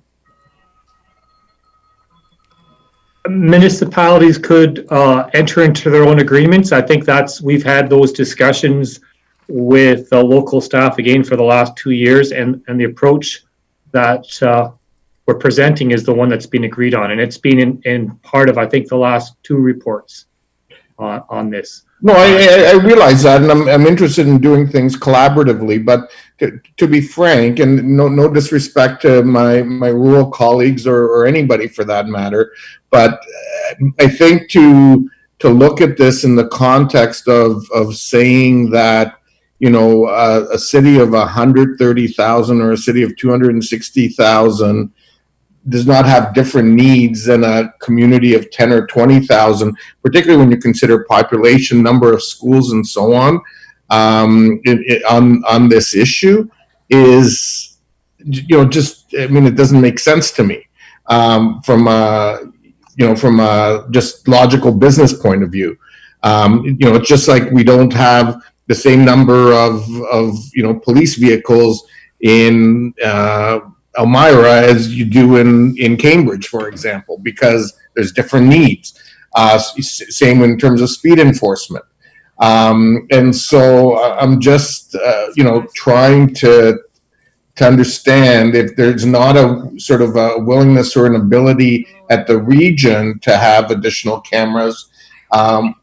Is there not a system where we can still collaborate, but municipalities can acquire additional cameras? So municipalities, there are ways for them to do that. We could go through that, but I think at the end of it, the reality is that our POA is the bottleneck that we're dealing with. And part of, and I think we reported it in a previous report, to give a comment on the extent of the problem. Essentially, when Toronto piloted this, in 1 week, they would have handed out more tickets than we could have possibly dealt with in a year, in just 1 week. So we're not sure, and we've seen different municipalities deal with this problem or scope this problem differently. So we're actually not clear exactly how big it's going to be. We're also not clear what driver behavior is going to be, because once drivers are aware these are visible, you will be able to see them. People can slow down. They won't know which where the camera is, so hopefully they'll slow down at all locations. But I think part of the advantages of doing it this way is it gives us a chance to try that out. It gives us a chance to figure out what our POA needs are.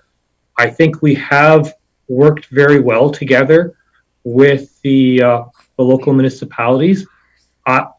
I cannot argue with you that there are differences between urban centers and the rural municipalities. There are differences, but I think we all decided we would move forward in this manner, and we can make adjustments again as we move forward. But if the issue is a local municipality wants to go on its own, that is an option. It may require them to enter agreements, or we may have to have some type of a side agreement to do it under the region's agreement, but that is an option. Okay, so I'm gonna leave things the way they are. We're already into July. By the time we get this installed, it's going to be, you know, October anyway. Let's get a few months under us, but I'm going to be looking to seeing us review this early next year as part of the budget. I do know that our council is not going to be happy with the direction, that we're going. But, in light of COVID and everything else, I'm willing to accept it for the balance of this year. But I think this is going to be an area that we need to revisit next year. Thank you. Councillor Jowett. Thank you, Chair Clark. I can't make eye contact over to that side of the room, but I'll just be very quickly and asking for the report that is being sent to Mayor Foxton, if it could be sent to all of us. And I have an even better idea for ease of expediency. Perhaps we could just send that same report to all of the lower tier municipalities, and maybe that will be quicker, and put a deadline on it and say, either you're in or you're out. You got 1 week, get it done. Can we do that? That's what we do in business. Through you, Madam Chair, I believe all of the local municipalities are basically in. They may not have presented the reports to their council yet, but at a staff level they're in. The processes are all started. So I don't think there's any need for us to do anything. So I think it's just let the process flow at this point, and we'll get the information we need. Okay, but I'm just going to call point of clarification there. This is a motion that we are supposed to approve today, and we don't even have the official word of the lower tier yet. So that's the kind of thing that I find a little bit difficult. I mean, the bike lanes were a perfect example. The Cambridge councillors didn't even know about the bike lanes until it was done. I like to think that we're going to be more transparent going forward than that, and more inclusive. So that's why I'm asking for the reports to be sent out, so that I don't have to have a bunch of conversations. We can send this report out to local municipalities. Again, we rely on local staff to report to their council. So how they report to their council, we have been very transparent. We have reported to this council numerous times on this project over the last few months. I know, local Thomas, staff, it's that's up no to them whether they reflection do of or you, do not. I'm sorry. I want to make sure this is no reflection on you. This is just process and priorities and things piling up, and probably COVID and Zoom a little in there as well. So I hope you take my comments with that in vein, if my perception is that direction. But I just think that if we're this late in the game, perhaps if we did that, it could just kind of speed it up without interfering too much with your process. We will circulate the information, and my comment simply though is I'm not in a position to step into the role of local staff. They choose to report to their council as they want. So this information we've provided has been out there for quite a long time. So we will recirculate everything, but it is really up to local staff to report to their council on this. They've been fully engaged in this for 2 years. I appreciate it, Tom. I'm pretty sure Mayor McGarry's actually looking at this and saying, I think I might have to do something a little further here. Thank you very much. Councillor Foxton. Thank you. And I don't want to hold this up. I just want to understand. So the list in the report, it looks like, and I may be wrong, it looks like 4 or 5 from Kitchener, 1 or 2 from Waterloo, and 1 either from Woolwich and 1 from Wellesley. So North Dumfries isn't in it. I'm not offended by that. That's okay. We'll get there eventually. I just wanted to get clarified. It's not all 8. All 7 municipalities, correct? Through you, Madam Chair. Yeah, there are 3 locations identified in the township of North Dumfries at the bottom of B2 on page 110. So there's 3 locations there: Cedar Creek Public School, Ayr Public School, and St. Bridget Catholic School. And so the 1 location as per this recommendation would be the location at Cedar Creek on Hilltop Drive. Unless, of course, Township Council wants to do a different location on a township road. So what I see in the agenda is not correct? Or did I read the agenda wrong? Yeah, we must be reading it wrong then. You guys will send us the list, please. Thank you. We will do that. Councillor Shantz.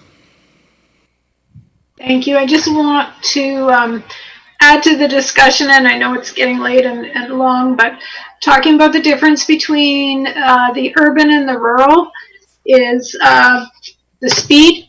And we get regularly through our towns where there's schools, people driving through at 80 kilometers an hour. And so I don't know if that happens in the cities, but I think that our schools and our children are just as important as any of the schools in the city. And so I just want to make that point. Thank you.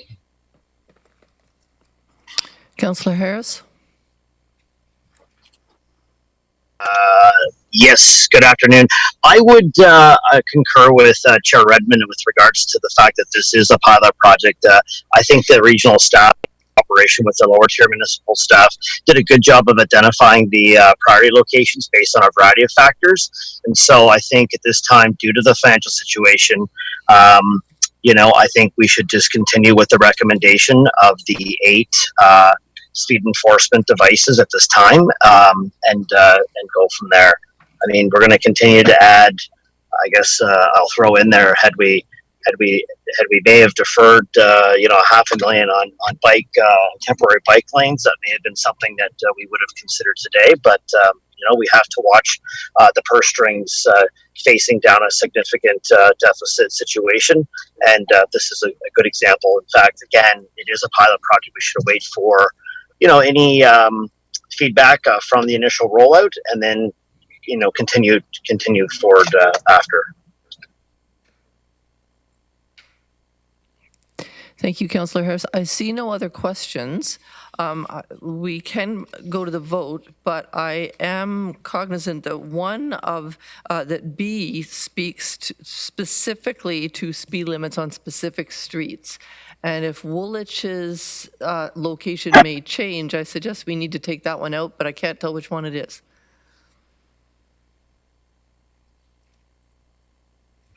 I don't think Woolwich had any changes in the speeds, Okay. unless I missed it.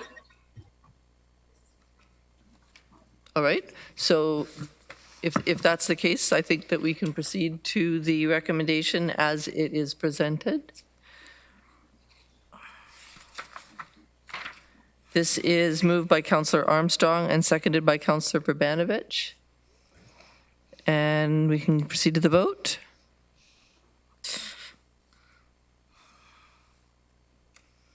And that is carried unanimously.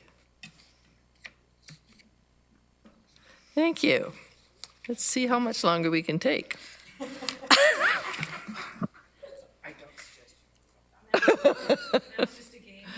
All right, okay. This one's going to be quick. The proposed level 2 pedestrian crossover. Sure, Clark. Just one question. Sorry to interrupt, but I'm cognizant of the fact that we've had delegations waiting now for, I think originally they were scheduled for 11 and then 12:30. Is there a way we can pause this meeting, start the other one, and hear those delegates? Like, I'm just cognizant that we're not necessarily being overly respectful of them. I was actually just whispering about that possibility. I'm going to defer to staff because we do need to change the chair at that point. So there's some technical and cleaning things that have to happen. Staff aren't making eye contact with me. Their eyes are glazed over. What if your options? Yeah. We still have in camera to do before we can move on. So generally speaking, shall we proceed? We'll just proceed. All right. Okay. The next item is the proposed level 2 pedestrian crossover on Queensbush Road, Regional Road 5 at Nafziger Road in the township of Wellesley. We do have some correspondence in our package, and we have been hearing, I'm sure all of us, from many residents of Wellesley. I don't believe we have any presentation on that. Councillor Novak, would you like to speak to it?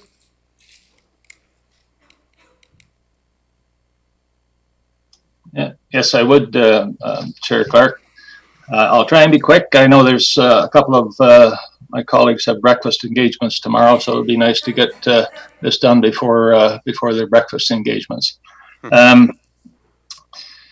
I think what I'll do is speak to a number of the issues with regard to the report, the regional report. I think everybody knows by now exactly what position the township has with regard to this proposed crosswalk, but I'm going to first of all start with the collision data. We believe that the collision data is a little bit outdated, 2014 to 2018. And many minor collisions go unreported, making collision data rather unreliable. And in particular, I think it was just a couple of weeks ago that a young 8-year-old girl was hit by a motorcycle. She was crossing from the Chop House over to Pimm's right at that intersection, and the motorcycle just went through and hit her. Fortunately, it wasn't serious, some scrapes and bruises, but that's this type of thing that can happen. Fairly easily. I'll talk a little bit about the survey. The intersection was only surveyed for one day, which was a Wednesday. It is well known locally. Thursdays and Saturdays are the busiest day in Wellesley, resulting from the St. Jacob's Farmers Market. And there was no indications of weather conditions on the survey day in that report. Also, I'd point out that I think on page 112 of the report, the region had suggested that they weren't going to recommend the all-way stop based on pedestrian counts. And I think it's a little bit short-sighted. We have 2 subdivisions happening right now. I think roughly 80 units in total that are being built. Another 2 that are going to be happening likely by the end of the year, early next year. And then we have another 20-acre parcel of land that's going to be developed for residential. So, the community is growing. I also would like to point out with regard to parking, I'm going to go over a couple of issues. With regard to parking, our staff have looked into this. Apparently, according to the Ontario Traffic Manual Book 15, it lists no stopping area as required for the PXO, but it's optional for the all-way stop. Now, regional staff report states that removal of parking is required for the all-way stop, which we feel is incorrect. If the OTM Book 15 is the criteria used to determine the design as indicated by region staff, then it should be kept consistent. Township would consider supporting removal of 1 space each side of the intersection, which goes above and beyond the OTM requirements. The all-way stop was not mentioned as an alternative. This is with regard to the community engagement.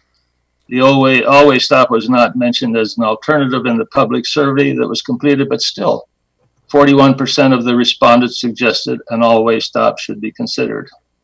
In fact, 52% of the overall responses indicated that an all-way stop. Traffic signals or flashing lights were either preferred or required for safety reasons, even though the only option presented was the PXO. Of the residents that indicated these alternative signals were preferred, 75% were opposed to the PXO, but felt signals were a viable option. So I think, make that a little shorter, the survey results certainly indicate a very strong public support for the all-way stop. By the way, this all-way stop has been required by the township or requested by the township since Albert Erb was trying to get a 4-way stop years ago. That's 4 mayors ago. So I think it's been identified as a concern for some time. Also, I'm just going to mention all the benefits for the PXO listed on the regional staff report are even more true of an all-way stop, except of course for the on-street parking removal, where no removal parking is required by OTM Book 15 for all-way stop. The reasons provided by regional staff for not recommending an all-way stop are speculative and could apply to the PXO in exactly the same manner. There's a couple, I had gone through quite a list of the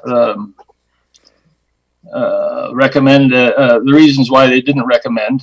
There's two that I won't go through each one of them, but there's two in particular. The one was that they feel it would provide a false sense of security for pedestrians and cyclists. It is assumed that motorists would come to a complete stop. Well, I think if you read the two bits of correspondence I sent out yesterday from residents, I don't think there's any feeling of security with the PXO. I mean, from their comments, less than 30% of the time are the drivers of the vehicles, adhering to the regulation. So they didn't feel very comfortable, and that's one of the reasons why they don't feel very comfortable with the four-way stop.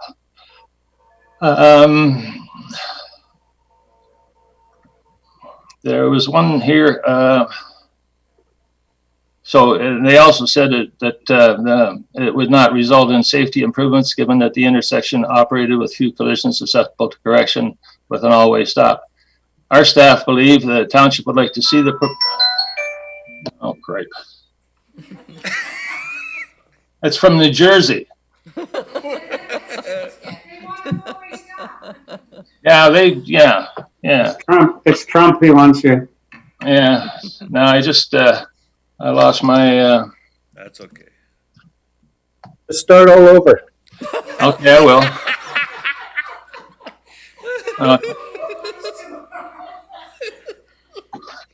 Everything at once. Okay. So where was I? Oh yeah, the other one I was going to mention. The staff have suggested that a four-way stop may lead to higher travel speeds along Queensbush Road east and west, and I have a hard time with that one. I just don't understand how putting a four-way stop is going to force people to, or suggest that people will drive a lot faster. There's absolutely no reason for that. So anyway, I'm not going to go through the rest of them. I think time is a bit of an issue. I will be prepared to make a motion. Other than I won't be supporting the staff recommendation for sure, and I am prepared to make another motion at the appropriate time, Madam Chair. It's a big amendment to go from a level 2 to a four-way. Just a second, Joe. Councillor Lorenz would like to speak, so perhaps we'll do that first, and then I'll come back to you. Thank you, Madam Chair. Thanks for recognizing me. I'll certainly move the recommendation, the staff report, at the appropriate time, and I'll just speak to it briefly. I think that none of us are traffic experts. Obviously, the last four mayors weren't. I think that for us to go against a staff recommendation on an issue like this, I think it becomes a liability issue for us if someone does run through a four-way stop when staff had recommended that we shouldn't put one there. So I think we have to base our decisions on good staff information. I mean, that's what it's all about, in my view. And I won't support anything else but the staff recommendation. And I'd ask for a recorded vote when we do vote on it. All right, I am going to go, I believe, and clerks can jump in and correct me if I'm wrong. I believe that we will deal with the amendment first. He's indicated that he's prepared to make. I need a seconder for my motion. No, sorry, there's already a built-in seconder. Oh, okay. Oh, I'm wrong. You're the seconder. Oh, okay. So Councillor Armstrong is the built-in seconder. Go ahead, Councillor Novak. I'm not sure where we're at here. I wasn't proposing. Well, I guess would it be an amendment to the main motion if I were to ask for the four-way stop? I don't think it's an amendment. I think it's a motion in itself. Okay, would you like that motion? Yeah. Or would you, yes. I'm just need a point of order here because I think Jeff has moved the chair's report, Yes. or the region's report. Yes. I think it has to be seconded before it can be discussed, if I'm not mistaken. As of yet, it hasn't been seconded. So I'm just wondering where we're going with that. Thank you. Okay, so the movers and seconders are assigned while we're doing things remotely, but given this particular issue, I'll ask for a seconder on the staff report. I see a number of hands. I'm going to go to Councillor Galloway.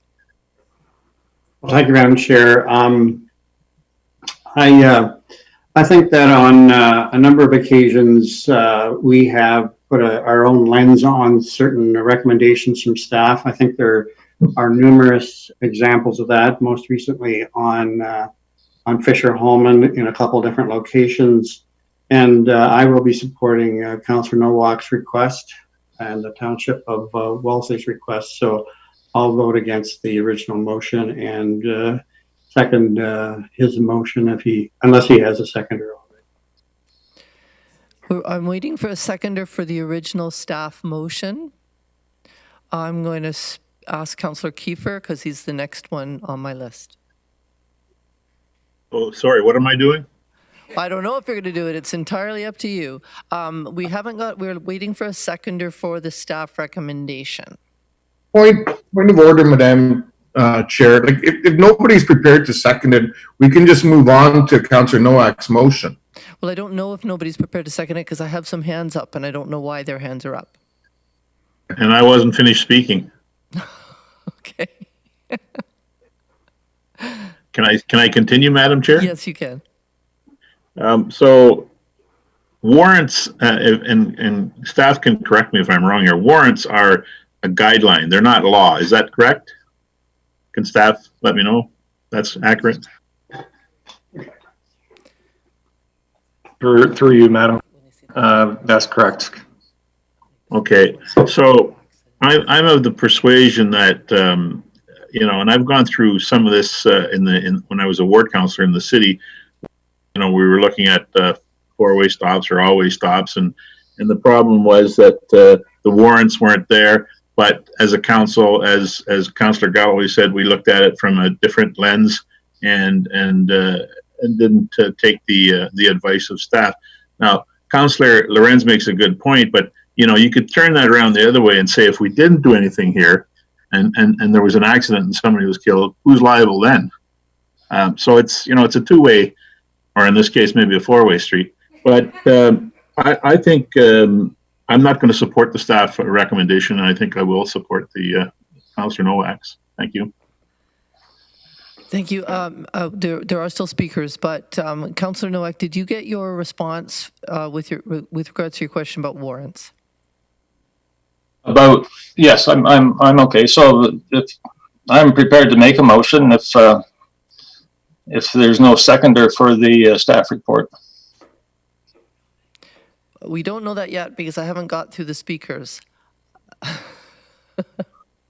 Would it be quicker just to ask anybody if they would be willing to second that, and if they would, they could put up their hand? Can you put your hand up on the screen if you're prepared to second the staff recommendation? I see no seconders. Okay. So then, Madam Chair, may I make the motion? We are trying to, Councillor Lorenz moved the original staff recommendation. We're trying to determine whether we have a seconder for the original staff recommendation. There's a number of people who want to speak, but I can't tell from their little blue hands whether they're seconding the original motion or whether they're speaking. Why don't I second it to get the discussion moving forward? Thank you. Otherwise, somebody's going to get hurt. Okay, so we now have a seconder for the original motion. Now that it's on the table, I would like to call the vote.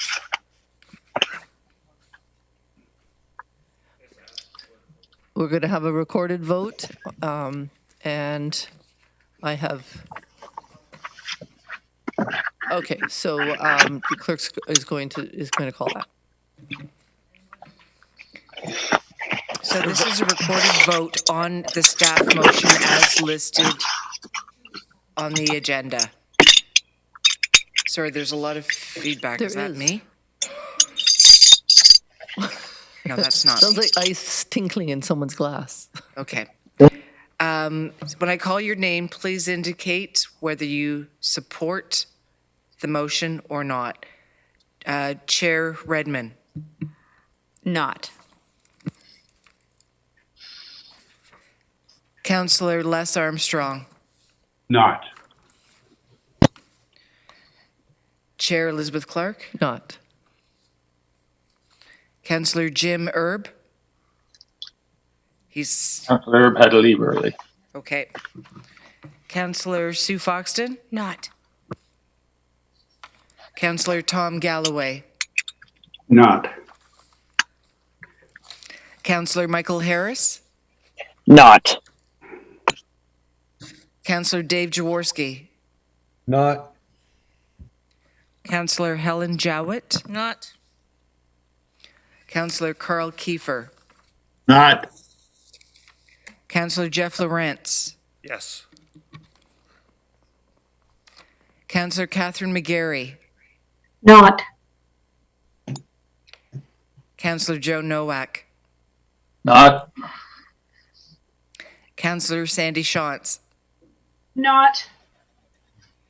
Councillor Sean Strickland, I believe he had to leave the meeting. Councillor Barry Verbanovic. No. Thank you. The results of that recorded vote that we have we've got 14 in against the recommendation, 1 in favor. I hope my math is right there. Thank you. Thank you. So the staff recommendation is defeated. Not carried, yeah. We have a seconder for Councillor Novak's motion, but I don't think we've actually put the motion down in writing yet. So perhaps you can finish your thought. Okay, what I'll do, I think I could just use the same wording that was used in our staff's recommendation, and I can read it if I have to change a few words in the very last, but maybe the clerk can tell me if this is appropriate or not.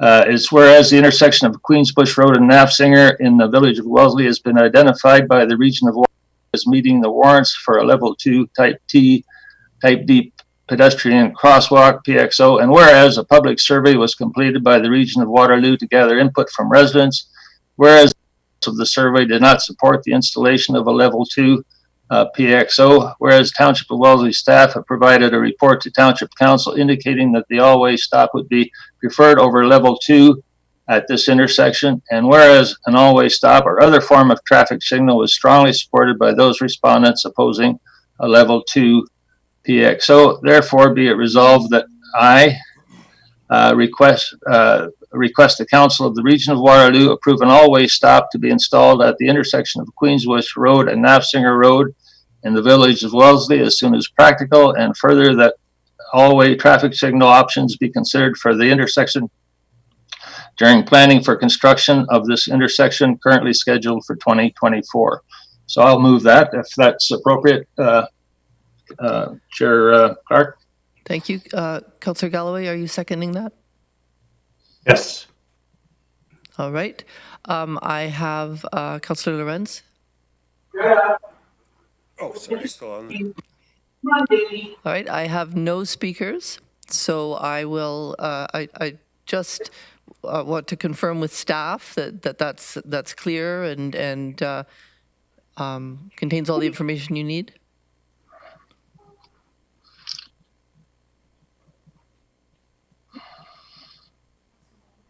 I believe so. I'm looking at Mr. Vandecare. I believe that provides us the information. I guess the only issue is the number of parking spots that would have to be removed for that. I'm just not sure if council should be getting to that level of detail of deciding the number of parking spots. I think staff would be prepared to have a discussion with township staff. We believe their interpretation of the OTM is incorrect, and they are actually selecting a portion of it and not reading the entire section. But I think we would be happy to have that discussion with local staff, and if necessary, come back to this council. But I think the decision on number of parking spots, I think, would be better at a staff level than by this council. Councillor Novak?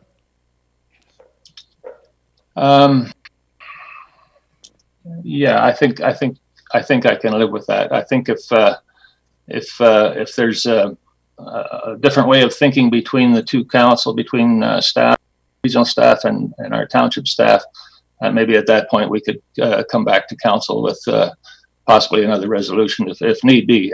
But maybe they can work it out, and that would be fine. That would be ideal. So I'm okay with that. All right. Thank you. I see no other speakers, so I'm going to call the vote. Use your little buttons or your hands to indicate all in favor.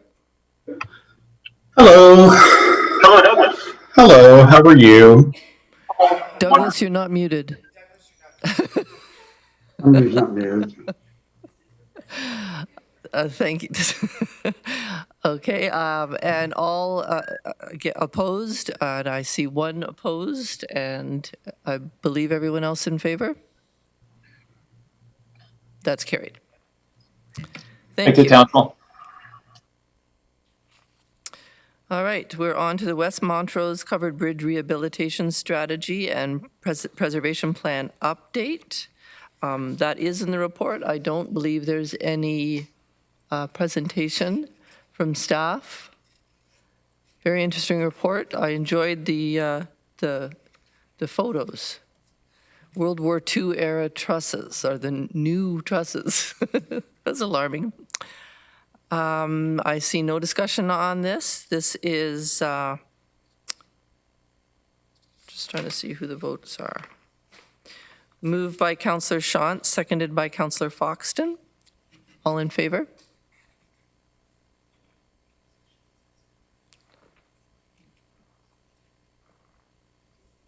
Sorry, apparently somebody has their hand up who I can't see.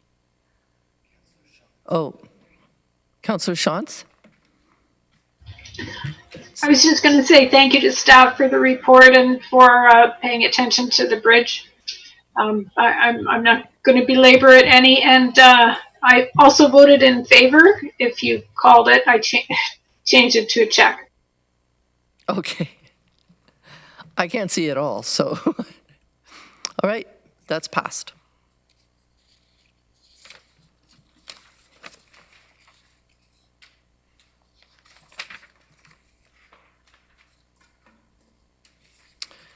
The next item, reports from Planning Development and Legislative Services.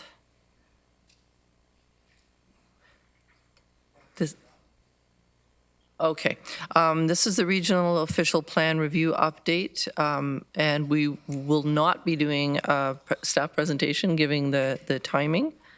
All the information is in the report. Are there any questions of staff? Councillor Jowett. I'd like to declare a conflict of interest, given that I have to pull up my picture again as I've given it into the clerk's office.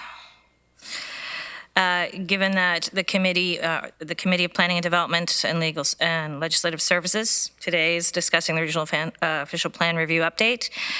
Do you want me to identify the report? Is everybody on board? No, I think we've got it.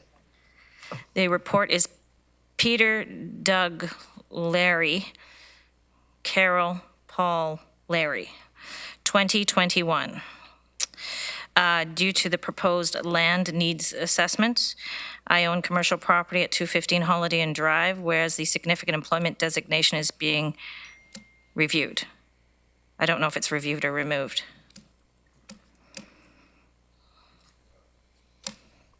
Okay, thank you. I have no speakers. I have a motion by Councillor McGarry, seconded by Councillor Foxton. All in favor?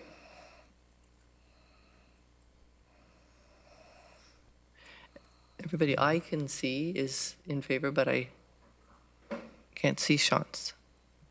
Oh, there she is. All right, that is carried unanimously. You show I abstained?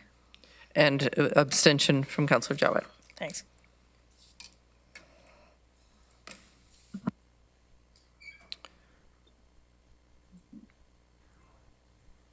Okay, we're on to information and correspondence. We were going to have a verbal update from Dr. Wong on COVID. I'm not sure if she's still with us.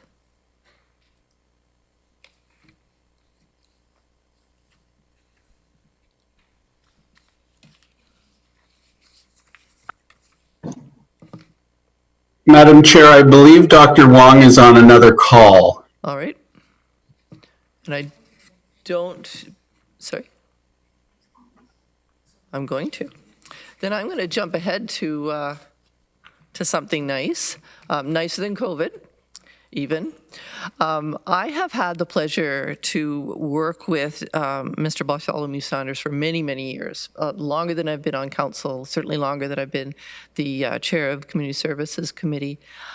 Before Douglas joined the region, we had community services that were doing a very good job, but doing them really in silos. So we had, we had employment and income supports, and we had childcare, and we had housing and homelessness services, and we had public health, and all of those sorts of things. But they were working very independently, and often the same residents would be using multiple services. One of the things that's been happening over the last few years is the integration of all of those services, and that's been a physical integration, it's been a staffing integration, it's been a real organizational overhaul, and consequently, the people who are receiving services receive a much better quality of service. They are not telling their stories 16 different times. They're not going to 4 different locations. They're getting their services met in a way that is much more efficient for them and much more comfortable. So it's truly become a consumer-led service rather than an organizational-led service. And that is thanks in large part to the work of Mr. Bartholomew-Saunders, who has been recognized with the OMSSA Patty Moore Human Services Integration Award. So congratulations. I can't give you anything in person, but we can give you a hand. Thanks for your very good work and, of course, the work of your staff. Thanks very much, Madam Chair. Integration only happens with a great staff of people, and I have to say that Community Services is blessed to have 1,000 wonderful souls that work in it. And now they work more closely together, so. Indeed. Thank you. Thank you very much. I don't know if Dr. Wong is off her call. I'm not seeing her. So perhaps if she rejoins us, she can rejoin the special council meeting that will be coming up. We have a closed session. We have quite a number of issues on our closed session, but in the interest of time and the fact that we do have people waiting, we are going to go into close very briefly to deal with one pressing matter. Then we'll come back into special council, and then we'll do the rest of our closed items after that. So we need how many minutes to do the change? You're going to do the first closed session? Yes. So we're going to go into close now. Except council. But it's a technological, right? Is there anybody who will stop streaming, right? All of that's We're going to stop streaming. Okay, so We're staying. Elizabeth, Yeah. Elizabeth just announced we're going to stop streaming. Yes, so we're about to stop streaming to go into closed. Okay. Oh. Can we do it after? And then Jess, you'll put everybody in. Yes, we need a motion to go into closed. Moved by Councillor Jowett, seconded by Chair Redmond. All in favor? Yeah. Motion to, yeah. Yeah. Okay, so then we'd ask all staff to leave except, I guess, for Jane.